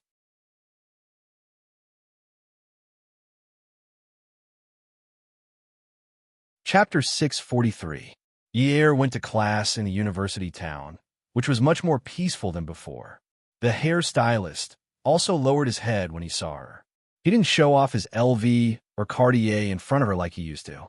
Yi thought that he probably knew who her husband was, so he was being polite. She didn't know that the hairstylist couldn't even work for 15 yuan anymore. He could only do it at home to save money. The family business was hard to run, and his pocket money was so deducted that he couldn't use it to pick up girls. Men always wanted to save face. They really didn't want to be embarrassed in front of the girl they liked. When Yi was in the university town, she always ate with Xia Qian. Xia Qian was going to start her internship next year. The two found a relatively empty table in the cafeteria and sat down. Yi, what do you think of me? Xia Qian took a sip of soup. Pretty good. Yi didn't lie. She thought Xia Qian was pretty good. Shai was also very good. I mean, what do you think of me as a host? Yi, or felt that she was being rather unprofessional. In the past, she didn't even need to draft a script when she saw Jiang Zhao lying. But now, when she was facing Xia Qian, she was conflicted. It wasn't just a normal kind of conflicted. How should she say? I think you can definitely do it well. If she became a host in the future and didn't do well, she would scold her and say that she chose to be a host because of her. But if she said impossible, if she went into another industry and didn't do well, she would still scold her and say that she didn't become a host because of her. If she became a host, she would definitely be popular. Xia Qian, this idiot, could definitely say these words. She was also afraid of being scolded by Xia Qian. Yin Yi, you're not loyal. Xia Qian snorted and threw a piece of braised pork into her mouth. She chewed it with relish. How am I not loyal? Xia Qian finally had a piece of meat in her stomach. Let me put it this way. I want to develop my career as a host. Do you support me? Yi Er slapped his thigh and said generously, Of course, as your friend, I will support you no matter what decision you make. If you have a dream, then go ahead and do it. I will support you no matter if you succeed or fail. Well, it's worth it to have a friend like you. Yes. Xia Qian scooped up a spoonful of tomato and egg soup and said generously, Cheers. Yi was already used to it. He also scooped up a spoonful of tomato and egg soup. Their spoons touched. Cheers. The two of them picked up their spoons and drank the tomato and egg soup in one gulp. But as soon as he drank it, Yi Er wanted to spit it out. Xia Qian said, Then tell Jiang Zhao tonight and ask him to arrange an internship for me at the TV station. Puffed. Yi Er really wanted to spit out the soup. Why do you want to look for Jiang Zhao? It wasn't that she didn't want to. Firstly, it wasn't the right time for her and Jiang Zhao to talk about this. Secondly, she was afraid that Jiang Zhao would owe too many favors outside. Her father's matter was already very difficult to handle. Xia Qian's mouth twitched. Didn't you just say that you would support me? Yes, I said that I would support you. That's why I asked you to support me. You found Jiang Zhao, and I entered the TV station. This is the best support. Qian, I said that I would support you spiritually. I didn't ask you to support me physically. Yi Er said, Even if you want my body, I can't give it to you. Are you saying that you're messing with me? Are you just trying to show off your glib tongue? What do you mean spiritually? Are you trying to trick a 3-year-old child? Who doesn't know how to talk big? Is this how friends do things? It's fine if you don't have the resources, but even if you have the resources, you won't help me? Xia Qian began to display her expertise as a media person. Do you think it's easy for me? I'm already so old, but I only have one best friend other than my sister. I even treated you sincerely. When you were pestered by a hooligan with one phone call, I came all the way here to save you and bring you from the darkness to the light. When you were hospitalized, I visited you every day. I even found music for you and taught you which songs and which dances to which. I don't know how to dance, so I just looked for information online and told you when I found something. I just hoped that you would wake up soon. Those who didn't know better would think that I fell in love with a lesbian. Has your conscience been eaten by dogs? Yi Er screamed in her heart. She really couldn't afford to be hurt. Going from one door to another in the university town was like trekking through mountains and rivers. Who would dare to argue with a media person? However, she really remembered how Xia Qian and Xiaoyu treated her when she was hospitalized. The soft parts of her heart were always touched. Okay. I'll go back and talk to my husband tonight. But I can't guarantee that it'll work, Xia Qian interrupted her. Whether it works or not depends on your sincerity. Damn it. Yi Er's teeth were itching. Was this girl looking for a job or trying to persuade her to drink? Why don't you look for your sister? Your sister is very capable. Xia Qian shook her head and scooped rice into her spoon. I think it's time for me to be independent. I'm already so old, but I rely on my sister for everything. I feel very guilty. With that, she put a spoonful of rice in her mouth and chewed. Yi Er told herself that she couldn't lower herself to Xia Qian's level. She had to maintain a normal heart. However, she couldn't help but say, You've become independent from your sister, and now you're looking for someone to rely on? When are you going to become independent from me? Ha! Wait until I find someone to rely on. God, please give Xia Qin a person to rely on. Amen. Yi began to pray sincerely. Xia Qin snorted. See, I only asked you for a favor, and you're already trying to get rid of me. Can I still count on you in the future? Yi rolled her eyes at Xia Qin. Eat. Jiang Zhao adjusted his schedule and said that he had something to deal with in advance. In fact, he was going to the university to pick up Yi from school. Yi already drove. In front of Xia Qin, she said that she would drive back so that it wouldn't be inconvenient for her to go to school tomorrow morning. Unexpectedly, Xia Qin quickly said to Jiang Zhao, "Take Yi home. Ask Yi to give me the keys. I'll drive the car to Ninth Mansion. I'll throw my bicycle in the trunk and ride it back. I have to ride it every day anyway." Yi said, "Huh?" She looked at Xia Qin in surprise. She didn't dare let Xia Qin drive the car. Unexpectedly, Jiang Zhao agreed to Xia Qin's request. Yi got into Jiang Zhao's car, but sat in the back. Jiang Zhao was disappointed. Did their relationship not improve after what happened last night? "Wifey, let's go watch a movie after dinner." "Who are you calling wifey? I told you not to call me that." Yi rolled her eyes at the man driving the car and continued to look out the window. Jiang Zhao's passion was like a fire being poured with a bucket of cold water, but he continued to pull the wind and reignited the fire. "Of course I'm calling you. Who else do you think I'm calling? There's only one woman named Yunyi on my marriage certificate. Aren't you Yunyi?" Yi knew that she was drugged last night, but she didn't want to expose this layer of paper. "I can't be bothered with you. Stay away from me in the future. Even if you can't be bothered with me, you still have to care." Jiang Zhao hummed a little. "Last night, you promised me that you wouldn't get a divorce, that you wouldn't ignore me, and that you wouldn't live separately from me. That's why I'm with you." Jiang Zhao. At first, Yi only felt awkward in her heart, but now she had completely turned into an angry little lion. Jiang Zhao's words were to remind her that she had forced herself on him last night, and he had been forced to have sex with her because of those tempting conditions. But the main culprit was him. "You called me hubby last night. Why are you so fierce now?" Jiang Zhao clearly felt that he couldn't be as petty as Yi. In any case, she had to admit it even if she didn't want to. He had evidence. "What nonsense are you talking about?" Yi knew that because of the drug, she had been forced to cry out like a kitten last night in order to squeeze Jiang Zhao dry. Calling him hubby made her tremble all over. "Let me tell you, Yunyi, you told me before, you admit it. Don't try to deny it now. When you rushed into my room, pressed me down on the bed, and took off my clothes, why didn't you talk to me with such an attitude?" Jiang Zhao. "You still have the face. You drug me. Do you think I don't know if I don't say anything? I originally wanted to leave some face for you, but now you don't want any face at all. If you don't want it, then don't want it. I can't be bothered to leave it for you. I don't understand what you're talking about." Although there was a sense of awkwardness from being seen through, Jiang Zhao had more experience than Yi, so he concealed his emotions rather quickly. "What drug?"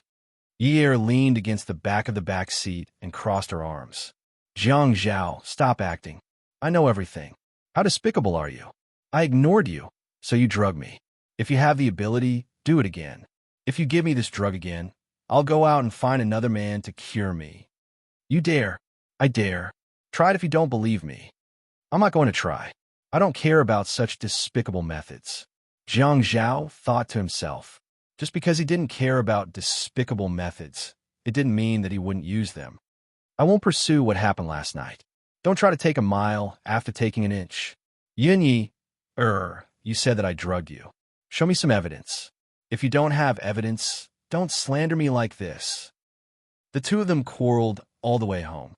At night, Jiang Zhao barged into Yi's bedroom with his pillow. Yi said in surprise, "What are you doing here?" "I'm here to sleep." Jiang Zhao threw the pillow on the bed confidently, lifted the blanket, and went to sleep. As soon as he fell asleep, he hugged his wife and wrapped his legs around Yi.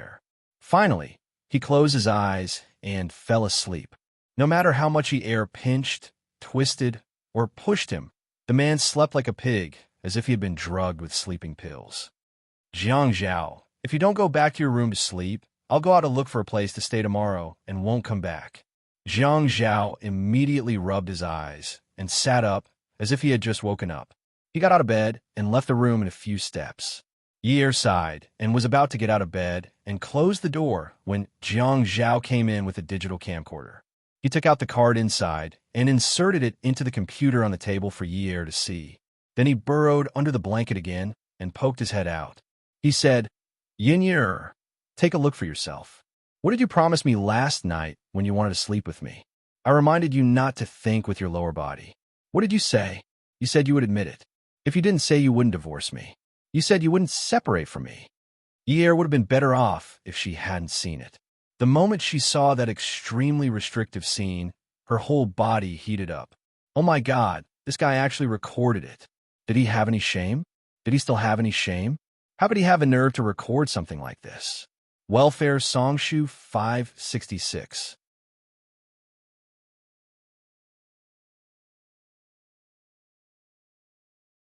Chapter 644. Yi wanted to crawl under the bed and hide under the bed. Jiang Zhao couldn't take it anymore. Although he was exhausted last night, the scene was replaying now. The scene was revisited, and the scene was replaying in his mind. He sighed. "Honey, let's go to sleep."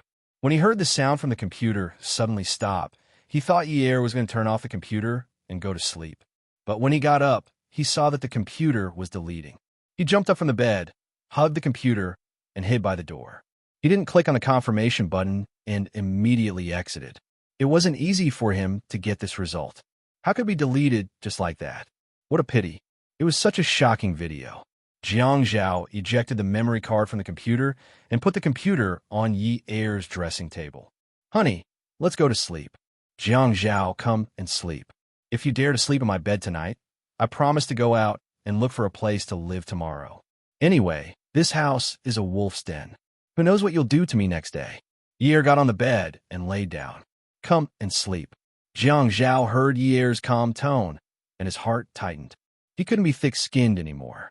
He squeezed the memory card in his hand and said, "Good night." Then he turned and walked out the door. Jiang Zhao returned to his room. He lay on the bed and couldn't fall asleep. Love a person needs how long? Hate a person needs how long? From love to hate, a person needs how long? After hate, will you continue to love? The room was very quiet. He turned off almost all the electrical appliances, and the doors and windows were closed. But his watch was on the bedside table. The sound of the mechanical gears was infinitely amplified in his ears. It was like a big gear in a big processing plant making an unpleasant sound. It felt like someone was stuck in the gears. The gears kept turning, and the person was crushed into a bloody mess, screaming in pain. He didn't understand why he would think of such a scene. Just as he said to Ouyang Sheng, his work and life were greatly affected because of that incident. He had to think about how to make Yi laugh almost every day. Human nature was not like this, but it had to be like this. He didn't know how much he loved her, but he knew that she hated him. Now, he was like a person standing outside a large gear, feeling like someone was going to push him in. That bloody and mangled appearance was really disgusting. He started to hate himself. "I hate myself now." Southern Family Garden Zhou Li was applying her makeup in front of the mirror. Yuan Shichang stood behind her and held her shoulder. "Xiaoli, there's hope." His words were full of emotion and relief. "Oh." The family Ouyang servants released some shocking news. "Your daughter caught Jiang Zhao in bed and even hit the Ouyang Yin. Her face was so swollen that she still hasn't gone to work. It's not surprising that no one knows about Ouyang Sheng's nephew. But have you thought about it? If this matter gets out, Jiang Zhao will be forced to divorce. Moreover, if he gets involved with the family Ouyang, who has a background in the casino, Jiang Zhao's future will be affected. I don't have to be too afraid of him." Yuan Shichang was very excited as he described it vividly, but Jolie was already having a variety of expressions. Caught in bed? You're saying that Jiang Zhao has another woman behind Yi's back? You don't know, right? Haha, why would your daughter tell you about this? She doesn't even treat you as her mother. Jolie's heart was filled with bitterness. She wanted Yi to get a divorce, but when she heard Yuan Shichang say that Jiang Zhao had an affair, she felt sad for Yi. Before she could apply the lotion on her face, she stood up, picked up a fur coat and her bag, and got ready to go out. "Where are you going?" Jolie had already reached the entrance and changed into her favorite high heels. They were a magic weapon that could add points to her temperament. "I'm going to Ninth Mansion. It's the middle of the night." Yuan Shicheng was very unhappy. "Don't tell me you're going to see Yin Hongwei. Don't think too much." Just as Jiang Zhao was tossing and turning, unable to fall asleep, he received a text message from Yi Er. "Jiang Zhao, don't do those things to me in the future. Give each other some freedom and let me liberate myself. Okay? If you don't let me forget about that matter and rush to be with me again, it won't do either of us any good. I'll always be bothered and can't let it go. Actually, I really want to let it go, but I need time." Jiang Zhao looked at the text message and saw what she said. Actually, I really want to let it go too. Actually, she wanted to let it go too, but she couldn't. "Okay, from tomorrow onwards, I won't interfere with you anymore. Do whatever you want to do, no matter what. I'll wait for you to come back." Jiang Zhao sent this text message, deleted it, and changed it. It took him nearly half an hour. He wanted to be strong and domineering. He wanted to say that he wouldn't allow it. But when it came to things like standing, it was never clear. He was the one in the wrong now. He had no position or right. What he needed was to give her time and beg for her forgiveness. The doorbell downstairs rang continuously. Yi Er knew that her father would open the door, but she still got out of bed. When Jiang Zhao heard Yi Er open the door, he also got out of bed. Yin Hongwei looked at Zhou Li at the door.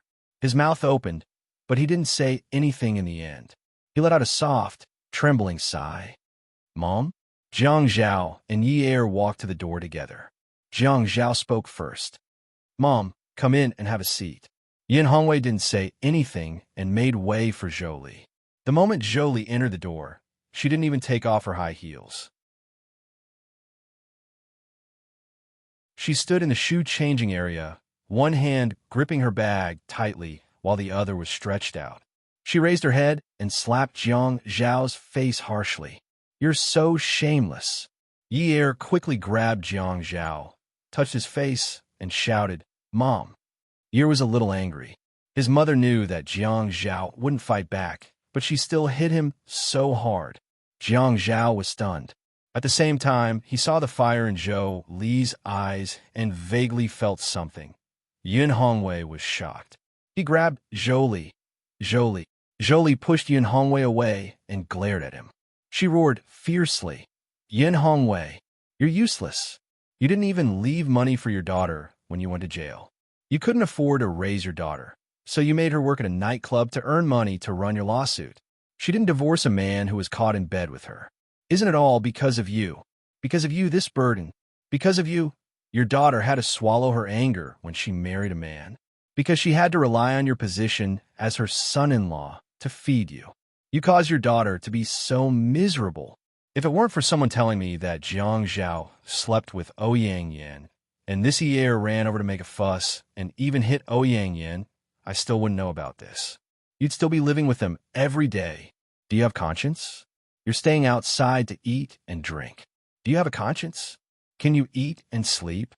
Jiang Zhao only felt a loud bang in his head. It was a loud bang that blew up his nerves. Yi Er hurriedly hugged Yin Hongwei, who was about to collapse, and cried out in grief, "Mom, shut up. Zhou Li, go away. You shut up." Jiang Zhao returned to his senses. He took a large step forward and used even more strength to support Yin Shicheng's body. Yin Hongwei felt like he couldn't breathe or breathe. His chest was blocked by a surging metallic stench that wanted to rush out like magma.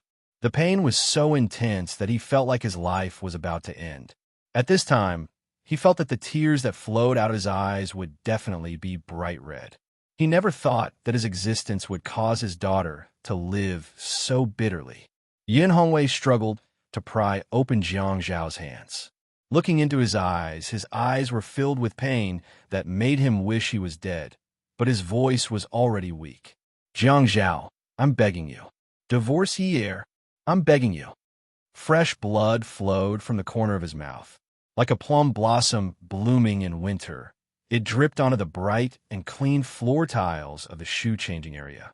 The The smell of blood suddenly filled the air, causing Yi Er to cry like a madman.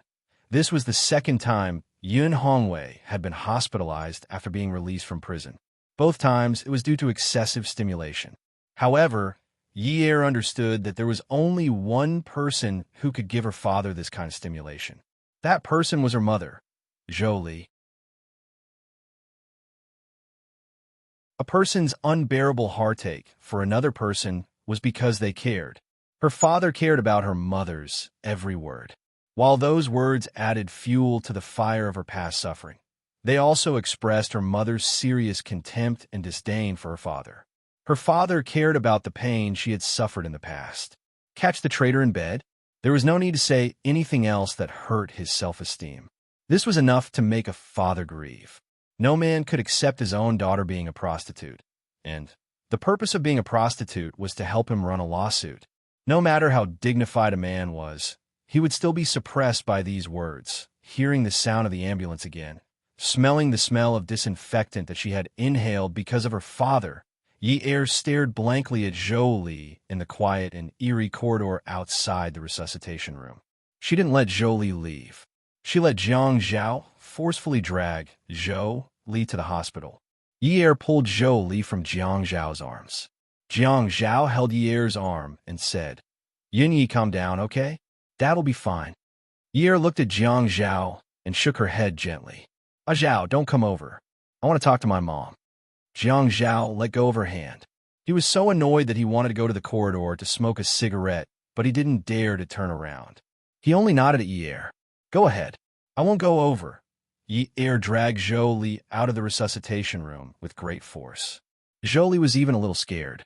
She had been scared when she saw Yun Hongwei vomiting blood and falling to the ground. Yi Er's tears kept welling up in her eyes, but she didn't let the tears that symbolized weakness escape her eyes. She looked into Zhou Li's eyes and saw the pain of struggling, but the corners of her lips curled up. "Mom, when Dad vomited blood, it must have been very nice to watch, right? It was so exciting, wasn't it? You must think that this was the most meticulous and soul-stirring performance you've ever seen in your life, right? A man who has loved you for so many years finally had his pride hurt by you. He was beaten so badly that he couldn't even raise his head. You must feel a great sense of accomplishment, right? Look, he's inside. There must be a lot of tubes inserted. It's all thanks to you." Zhou Li had never seen Yi Er like this. Yi Er had always been unreasonable since she was young, so she still respected her parents. At this moment, she saw that Yi Er's eyes were filled with disgust for her. Those words were filled with deep disdain. Zhou Li suddenly felt that her heart was a little empty. "Yi Er, Mom didn't do it on purpose. Mom heard about what happened to Jiang Zhao and got angry in a moment of anger. No matter how much resentment Jiang Zhao had in his heart, Zhou Li was still his mother-in-law. At a time like this, he could only listen to Yi Er. Yi Er said to take Zhou Li to the hospital, so he did as he was told. Yi Er said to catch Zhou Li. He didn't allow her to leave, so he did as he was told. Yi Er didn't want him to go over and stand by her side, so he could only do as he was told. Awesome novel Songshu 566.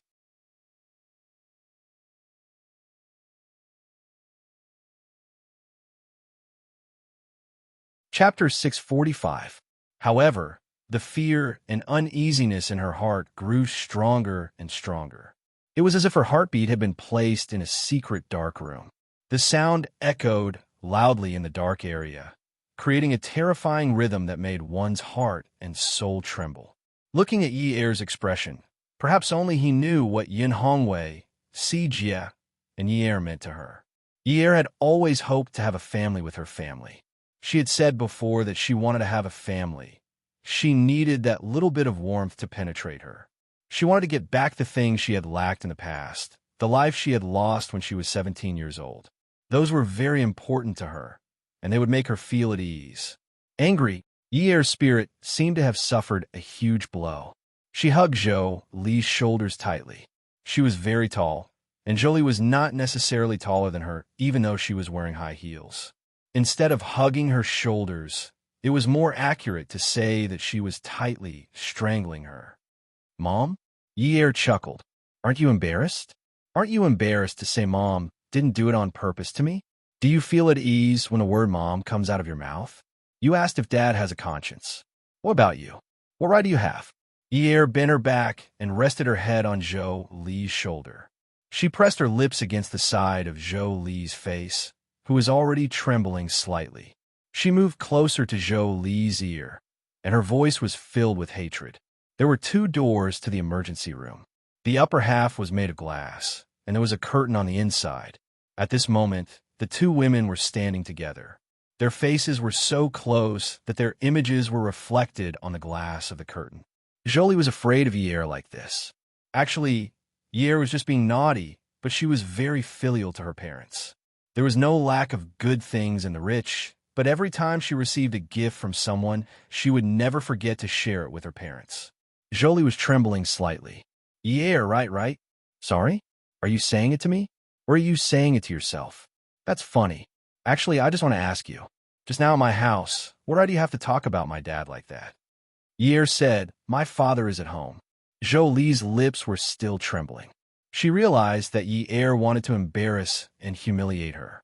She wanted to break free, but Yer felt her buttons moving, so he tightened his grip.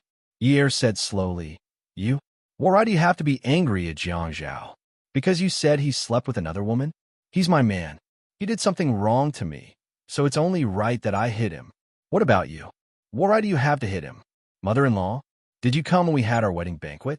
Have you ever drunk from him? If it was my father who hit him today, I would have nothing to say. I would even kneel down and beg my father not to be angry. I hid it from him because I didn't want him to worry. But you, I don't think it's necessary. You don't have a right to hit Jiang Zhao. You don't even have the right to call him shameless. Jiang Zhao did everything that you should have done for me. You should be grateful to him. Grateful that he took me as a burden and didn't drag you down, right? If it wasn't for Jiang Zhao taking me in, aren't you afraid that I would be forced to look for you in desperation? Jiang Zhao could hear it. He was standing not far away. He exhaled and turned around. His palms slowly clenched into fists. The more he clenched them, the tighter they became. Yer's choked, and trembling voice hammered at his heart. Pain. Jolie opened her mouth in shock.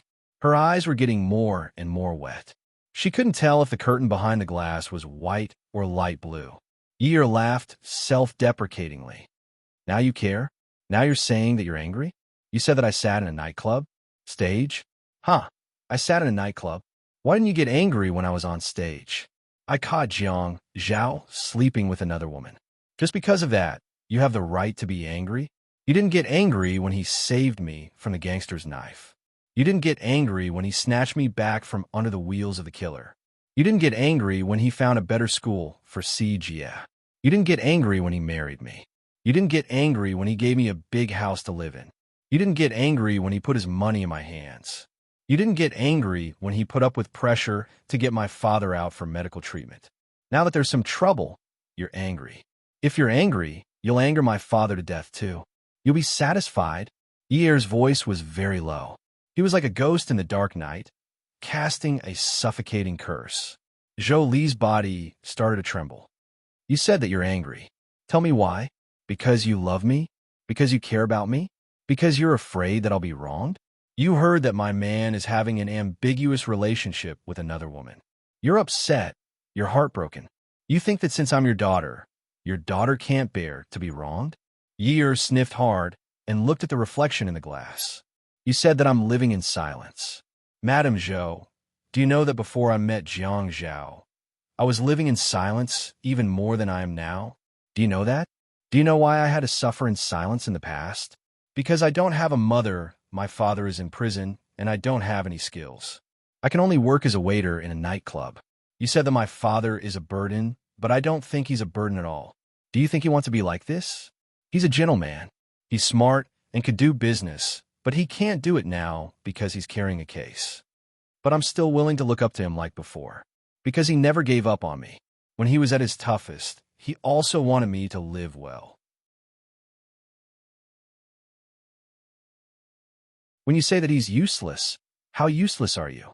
He's afraid that his daughter will put herself in danger. Every time I visit him in prison, He always says that he's fine. But do you know what kind of life there is? In order to make him confess, those people will do anything. In the past, I didn't know why I rarely saw my father in the summer. Now I understand. He doesn't wear much in the summer. He's always injured. He's afraid that I'll be sad if I see him.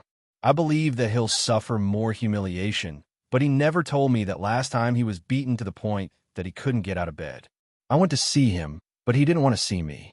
I saw him in pain on the bed from the surveillance camera. In that kind of environment, he still comforted me. He said that he'll be fine. He told me not to cause trouble for him. He told me to go to school, but I still wanted to save him. Madame Jo, do you know why? Because every time he comforted me, he let me know that I have a father. My father loves me. He loves me so much that he doesn't let me run around. I feel love. A father's love for his daughter. When I'm loved and cared for, I have a lot of motivation to do things without hesitation. Yi'er sobbed. I believe that those people not only tortured him physically, but also mentally. He's changed a lot. I never knew that he had a heart problem. I never knew that he would talk about something like this. He's like an old man going through menopause, but he's still so young. The last time I went to the market with him, when someone locked the moped, his face suddenly changed. He grabbed my arm in fear, but he refused to say anything. I saw that he was trembling. I followed his gaze and saw that the person locked the moped with a metal chain. The sound of the metal chain made him afraid. That night, he sat in the living room, turned on the lights, and kept watching TV. I stayed by his side until dawn. He needs me very much. I feel that I'm his pillar of support. He's no longer the Yun Hongwei of the past. Do you have to be so bent on killing him? At least he treated you well. At least he didn't want to drag you down when he was in trouble. He never wanted to be anyone's burden. No matter how much you look down on him, he's still my father. But no matter how I look at it, I feel that he's more than worthy of you. Because I need him more than I need you. I believe that Si Jia feels the same way. Yi'er looked at the blurry scene in front of her. She really wanted to bite off the woman's ear, but she still had some rationality left. She couldn't. Ms. Zhou, since you hate us so much, don't appear in front of us again, okay? Actually, I don't need you. You feel sorry for me. You're angry at Jiang Zhao. You hit him, but I feel that he loves me more than you do. Why do you have to make your stand clear? I really don't need you. Yi'er suddenly laughed hard. Do you think that it's easy to snatch Si Jia after angering my father to death? You're wrong. I'll make Si Jia not want to be with you. Maybe I'll even make him hate you. Don't force me to do that. You know that I, his sister, am more important to him than you, his mother. Jolie covered her mouth. Her face was already full of tears. Yi'er smiled. She didn't wipe the tears from her face. Instead, she reached out and wiped the tears from Jolie's face. She smiled happily. Mom, she called out softly, don't cry. You're such a beautiful person. How many men's hearts will break when you cry? Look, you don't look much older than your daughter. If you cry too much, you'll have wrinkles on your face and you won't be beautiful anymore. Once you're not beautiful, men won't like you. If you're abandoned, even if my father wants to treat you like before, he won't have the ability to provide for you. What will you do? Take good care of yourself and keep fit. Make sure that your face doesn't change shape. Don't add wrinkles to it. Don't let it fade away. This was the first time Yi'er had used such vicious words since she met Jolie again. She didn't care about the other party's feelings. She sighed and looked up. God, if you think I'm unfilial, strike me with lightning when I leave the house later and kill me. Jolie immediately covered Yi'er's mouth. Yi'er, don't say that. Don't say that. Yi'er was still hugging Jolie. She slowly slapped her hand away. Don't worry. If I'm still alive tomorrow, it means that God agrees with what I said. Jiang Zhao kept listening. He promised Yi'er that he wouldn't go over, but he didn't know how long Yi'er was going to say this. He didn't know if those words could hurt a woman like Jolie, but he knew that Yi'er's heart must be completely broken. Without asking for Yi'er's permission, Jiang Zhao went over and pried her hands off Jolie's shoulders. He pulled her into his arms. Yin Yi. After calling Yi'er's name, she felt her mouth dry. She opened her mouth and stroked Yi'er's back. After a while, she said, go ahead and cry. If someone says no noise, I'll carry you to the rooftop and cry. Okay, sob. Yi hugged Jiang Zhao's waist tightly. I don't want to go to the rooftop. Sob, I want to stay here. I want to wait for the doctor to say that Dad is out of danger. Sob, attention Hongcha 866.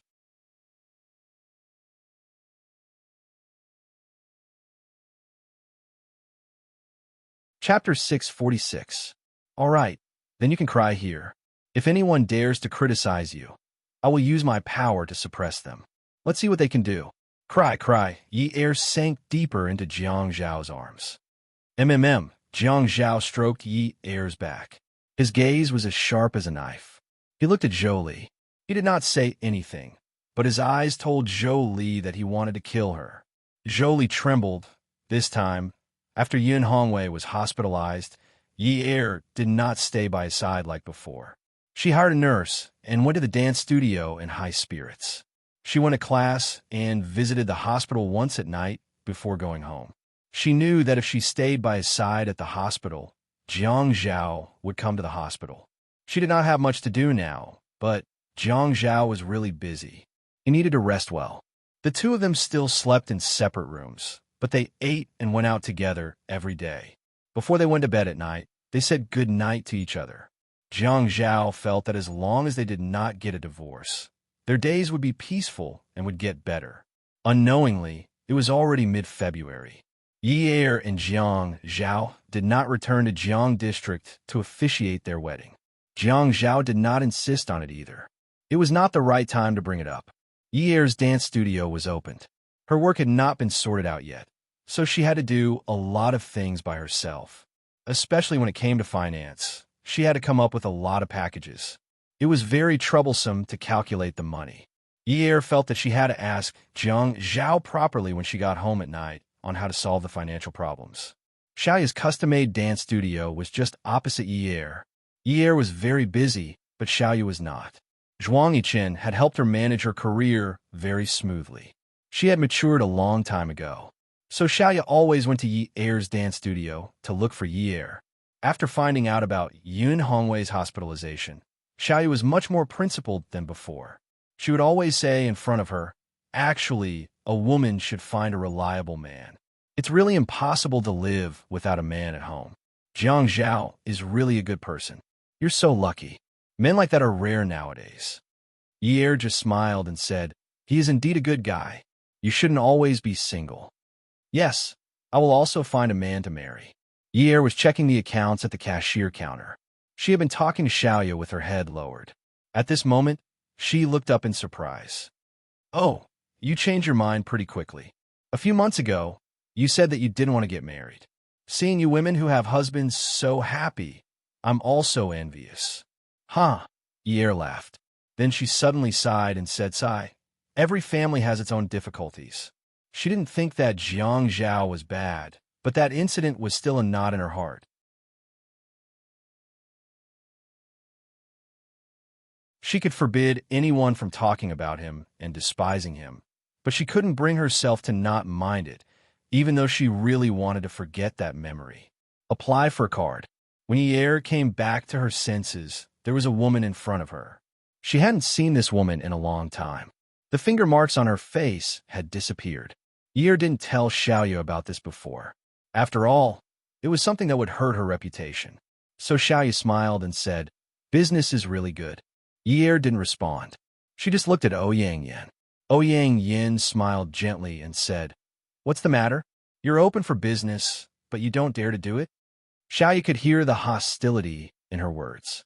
She felt that something was wrong, but what was wrong? How can that be? Open for business means open for business. Miss, why would you apply for a card? Xiaoya didn't regard herself as an outsider and helped Yi Er drum up business. Yi Er wanted to stop her, but it was too late. An annual card. It's from the GB standard. Ouyang Yin took out a credit card from her bag and handed it to Yi Er. Yi Er took a deep breath. With Xiaoya around, she didn't want to make things ugly with Ouyang Yin.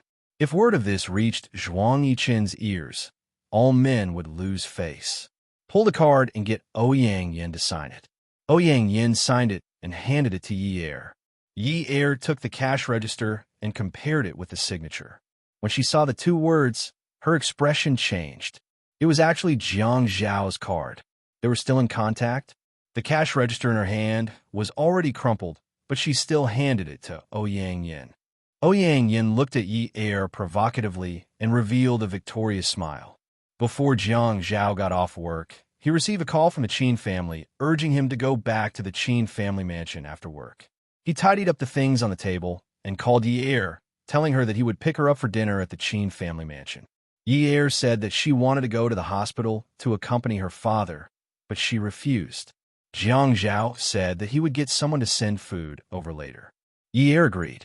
These few months, Jiang Zhao had been very tense and tired. He could guess why she was going back to the Qin family mansion, so he prepared for the worst. The atmosphere in the Qin family mansion wasn't tense. During dinner, everyone was happy and harmonious.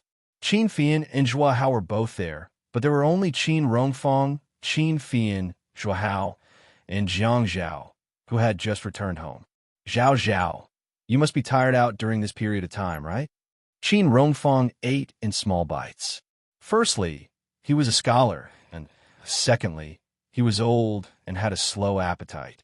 Jiang Zhao glanced at Qin Fian and Zhua Hao and guessed the atmosphere. Grandpa, you're worried. It's been good. Has your father-in-law woken up? Not yet, Jiang Zhao said honestly. Okay, take good care of him.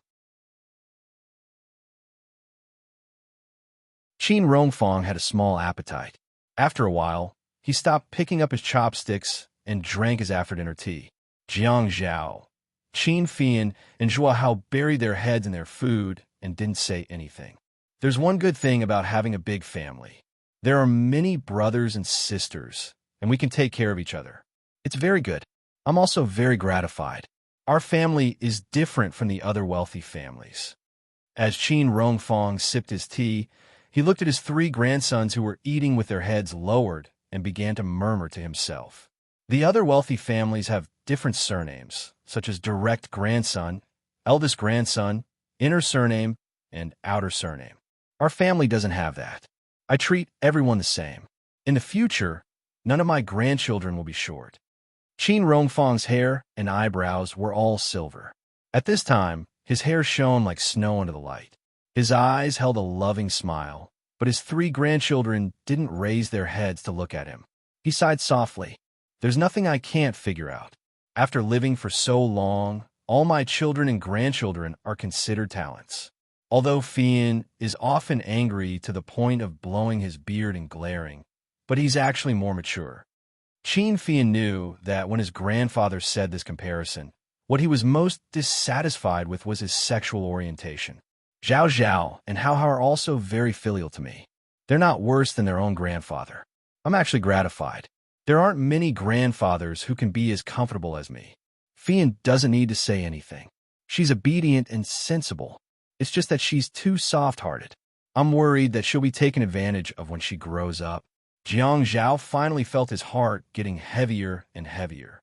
Qin Rongfang had always been like this. The bigger the matter, the more he would downplay it.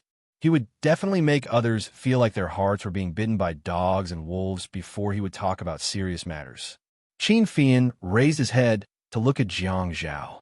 He winked at him and then deliberately pushed his glasses up to avoid Qin Rongfang's discerning eyes. Jiang Zhao looked at Zhua Hao again. Zhua Hao smiled. The 3 of them buried their heads in the delicious food again. Sigh, the one I'm most worried about is Fei Yu. When I die, the 3 of you will be wearing the same pair of pants. You still have to take care of your sister. Don't just let the 3 of you play secretly and let others bully her. Here we go again, the 3 of them said in unison. Qin Fian sat next to Qin Rongfang. He stood up and took the kettle to refill Qin Rongfang's tea. Then he put down the kettle and patted Qin Rongfang's shoulder. He sat down and said, Grandfather, don't worry. I'll definitely take good care of Fei Yu. I'll protect her by my side and be an old maid for life. Qin Rongfang couldn't hold it in any longer. Every time this happened, Qin Fian would always be the first to jump out and ruin the atmosphere. It wasn't easy for him to create such emotions. He slapped Qin Fian's hand away and said, Get lost. Don't think that your sister will end up like you. Actually, The three of them all knew that the person they were going to judge today was Jiang Zhao. So Zhua Hao rushed to say, "Grandfather, tomorrow I'll introduce an officer to Fei Yu. You can become a great-grandfather earlier, okay?" Qin Rongfang slammed the table in anger. He didn't even care about his immortal aura anymore. Nonsense. Fei Yu is only a few years old. You won't be a great-grandfather now? Are you trying to harm her? Jiang Zhao didn't answer. Qin Rongfang waited for a while. Jiang Zhao didn't answer. He knew that none of his grandsons were rabbits. They were all foxes. Zhao Zhao, don't you have any objections? Jiang Zhao looked like he was enjoying his food. He waited until all the food had gone into his stomach before saying, "Why don't we ask Fei Yu if she's in a relationship? Why don't we bring her boyfriend home to take a look?" Qin Rongfang's silver eyebrows were about to turn green with anger. He didn't want to talk about this at all. His main thought was that the three of them were in cahoots. They were working together to deceive this old man. Were they trying to act dumb? Tell me, what have you been doing these past few months? Jiang Zhao wiped the corners of his mouth with a napkin and smiled. "I'm the eldest. I'll go first." Jiang Zhao coughed. "I'm laying the foundation for my next promotion to the standing committee. I won't go into the details. The business of my two companies is getting more and more important. I want to hire a CEO, so there are a lot of chores at home. Luckily, Yin is taking care of me a lot, so I'm not too distracted." Qin Fian raised his hand. "I'm number two. Brother, I'm done talking. I said that the land that I wanted to get for Route 326 was taken by the Shi family, and I felt uncomfortable about it. Brother showed me the blueprint for Route 2, and I circled a few pieces of land to watch the auction. Last month, I won one of them, and I still want to get 2 pieces of land from the other 2 prime locations. My focus is on this because the company's other businesses are going well, and I don't have to worry too much. All right, another company is holding a press conference for their high-end swimming product this month," Zhua Hao said. "Then it's my turn. There's a real combat exercise at the end of January, so I've been busy with these things for a while." Qin Rongfang slammed the table. "Enough. Have you brats learned how to play dumb now? Have you learned how to play dumb? Are you trying to anger me to death?" Jiang Zhao said with a smile, "Grandpa, we want you to live for 1,000 years. Am I an old monster?" After Qin Rongfang finished speaking, he snorted. "Jiang Zhao, how do you explain the family Ouyang incident? Grandpa already knows, so there's no need to explain, right?" Jiang Zhao took a sip of his after-dinner tea. Qin Rongfang's angry expression changed, and he said seriously, "Have you ever thought about the position of the Qin family when you work together to destroy the family Ouyang? What did the Qin family of Haicheng rely on to be the #1 family in Haicheng? The Qin family is not like Shi Jintian in the underworld. Not only did he rely on his power, he relied on his benevolence. I've been the chairman of the Chamber of Commerce for so many years. Every year, I've said that all the major families and companies should support each other and advance and retreat together. At least the Qin family's image to the outside world is positive. But soon, there will be rumors in Haicheng that the Qin family wants to be the only big family and can't tolerate the family Ouyang. That's why they destroyed the family Ouyang." Qin Fian pushed his glasses up his nose. "Grandpa, you can't blame us for this. You're the older generation, so it's not convenient for you to take action. We don't have any friendship with Ouyang Shang." Add. Songshu 566.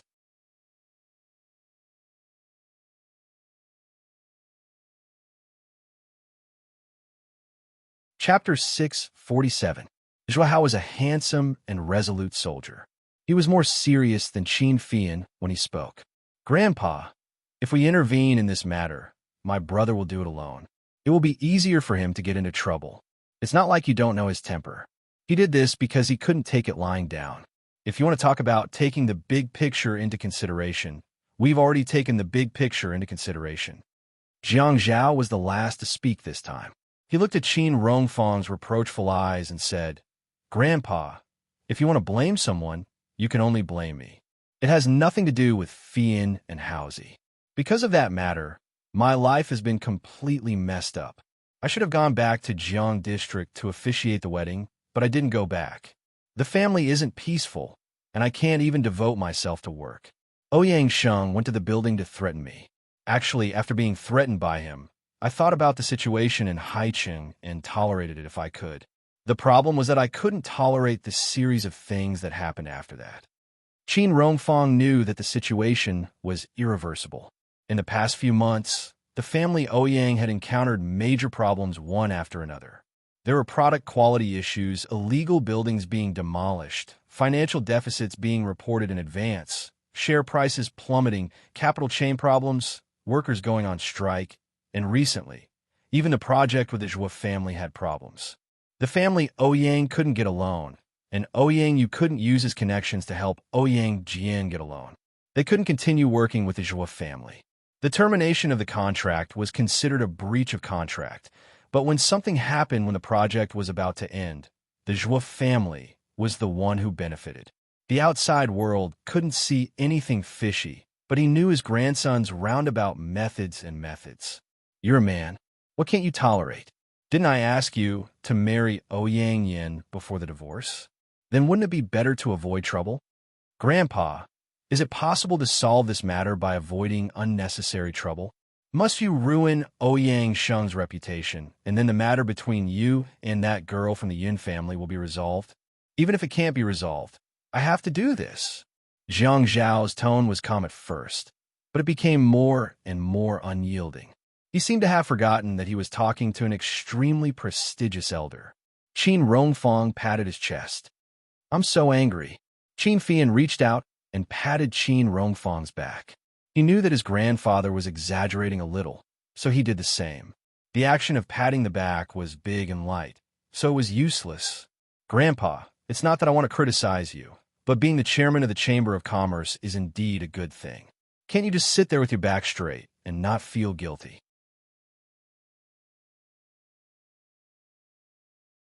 Now, someone is saying that the Qin family is having a family Ouyang. Did anyone say that I was taking revenge? No one said that. So why are you so anxious? Seeing that Qin Rongfang was so anxious, Qin Fian smiled and continued. Besides, we are your grandsons. What kind of deep friendship do you have with Ouyang Sheng? You have a good relationship with the Shi family, so when Unwu stole the land I wanted, I didn't even spare a fart. That's different, isn't it? Qin Rongfang glared at Qin Fian. Stop patting. It's worse than scratching an itch. Qin Fian raised his hand. Fine, I'm sorry, Grandpa. Zhao, where it's possible to make mistakes, let it go. Let it go. Give him a chance to come back from the dead and retaliate. Zhang Zhao chuckled lightly. Grandpa, I never thought of letting it go. Qin Fian recklessly interjected. Grandpa, I'll support brother to the end. Why don't you go abroad to relax? What the eye doesn't see, the heart doesn't grieve over. Zhuahao agreed.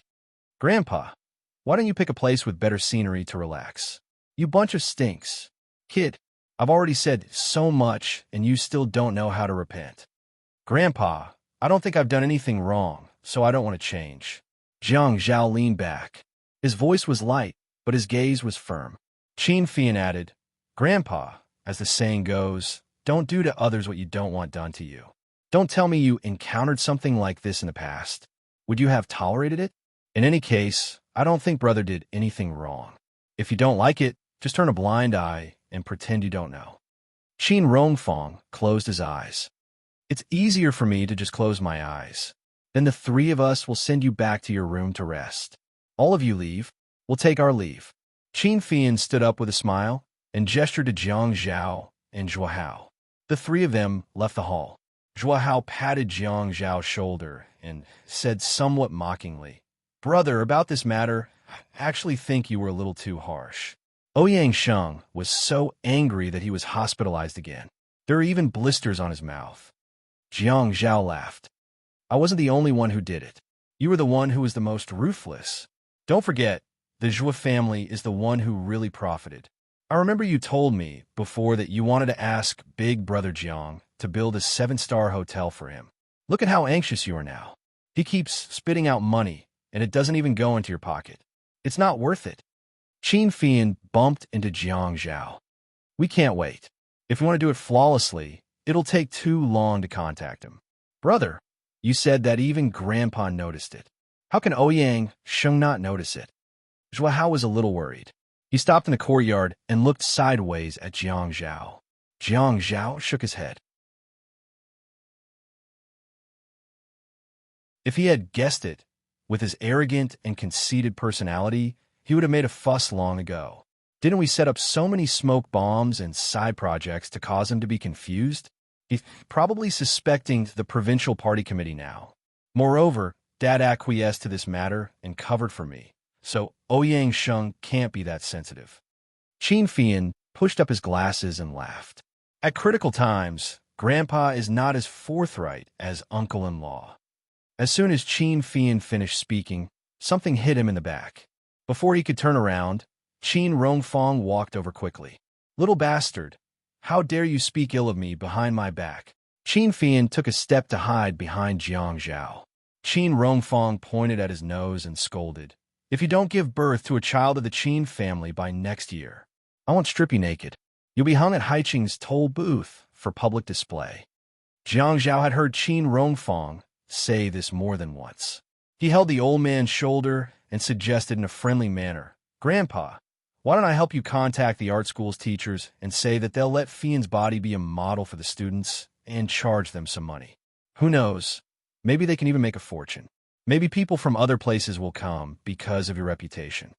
Qin Fian pretended to be angry and said, "Brother, brothers are used to betray others, aren't they?" Qin Rongfang didn't continue this topic. "Zhao Zhao, Ouyang Sheng isn't easy to deal with. If he finds out that you're messing with him behind his back, his connections aren't to be trifled with. I know, things are almost done. This time, Ouyang Sheng is under investigation.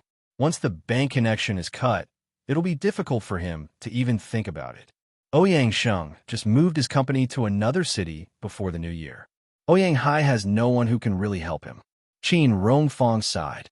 "Ask that girl from the Yun family to come over often for dinner. I'll ask Qin Jun to persuade her another day. It'll be easier for women to talk when they're together." Okay. The next day, Qingming Festival, Jiang Zhao left the house early. The radio kept talking about Qingming Festival. She was thinking about what gift to buy for Yi that night. However, just as Yi picked up her bag and was about to leave, the doorbell rang. She opened the door and felt disgusted. "What are you doing here?" "I'm looking for second brother." "What's the matter?" "I'm pregnant." Yi tightened her grip on the handbag, feeling a little breathless. She hurriedly turned around to hide her expression from Ouyang Yan's eyes.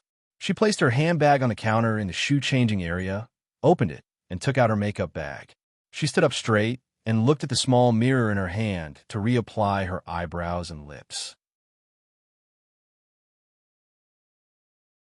However, when she saw that her face in the mirror had gained some color, she thought about the credit card that belonged to Jiang Zhao on the cash register yesterday. She bit down on her heart, but she quickly calmed down on the surface. She casually took out her phone and dialed number. She said gently, "Hello, hubby. Your mistress is waiting for you at home. Do you want to book a couple's private room? It's so hard to book a table today." When Jiang Zhao received the call and heard Yi call him hubby, he was stunned and smiled like a happy child in front of Lu Cheng, who was still reporting work. However, what she said next made his expression turn colder and colder. He propped up his chin at Lu Cheng and gestured for him to leave. The woman's voice on the phone was still smiling like a spring breeze, but he could hear the stiffness in her voice. "You're going to be a father. Are you excited? Your mistress has brought you and her baby here to look for you." "Yinyi, what nonsense are you talking about? What mistress? She was fine this morning." "Ouyang Yan, isn't she your mistress? But a mother's status rises because of her son. I'm afraid she won't be your mistress soon. She'll be Mrs. Jiang, right? I have something to do today. I'm hanging up." Jiang Zhao's throat was on fire, and he couldn't make a sound. When he took a sip of water and was about to speak, Yi had already hung up. When he called again, her phone was turned off. Yi hung up the phone and smiled at Ouyang Yan, who was standing at the door. "Oh, how should I address you?" "Mistress, miss? My husband will probably be back soon. Wait for him at the door." After packing up her bag, she realized that Ouyang Yan was still staring at her with a smile on her face. Her smile was like spring water, so gentle that it made One want to hold it in their hands and drink it into their stomach. The corners of her mouth were slightly curled up. She was the perfect example of a lady from a wealthy family. No one could find any flaws in her. This green tea B asterisk TCH had always been a B asterisk TCH like a jasmine flower. Ouyang Yin wanted to enter the door, but Yi Er pushed her and closed the door. He stood at the door and glanced at Ouyang Yin, who staggered and leaned against the wall. He sneered and said, "Be careful. This house was under my name when I bought it. This is a single-story villa. The place you're standing now is my territory. You came to my house without my invitation. Are you trying to steal something?" "Steal?" Ouyang Yin slowly stood up straight and regained her composure. However, she suddenly smiled mockingly. "Do I need to?" "Yes, it's my nature." Yi Er brushed past Ouyang Yin. "I have something to do. You can wait here." Ouyang Yin didn't expect Yi Er to react so indifferently after finding out that she was pregnant. "Yin Yi Er, is it fun for you to hold on to Jiang Zhao like this? Things have already come to this point. Don't you feel guilty for holding on to the title of Mrs. Jiang? Now that I'm pregnant with his child, what do you think?" Yi Er was about to walk to the elevator. She admitted that she was angry with Ouyang Yin. However, when she hit Ouyang Yin last time and Jiang Zhao was whipped, she knew that her impulsiveness had caused the Qin and Jiang families to be threatened by the Ouyang family. This time, she wouldn't be so foolish. The elders of the two families didn't do anything to her. She didn't need to make them angry. Attention, Hongcha 866, that you're tuning in to the Romance Rendezvous YouTube channel. We're so grateful for your support, and don't forget to subscribe to join us on this incredible journey through captivating stories. Your generosity through donations truly makes a world of difference, as it's the primary source of revenue that allows me to expand and enhance this channel for you. Thank you from the bottom of my heart for being a part of this adventure.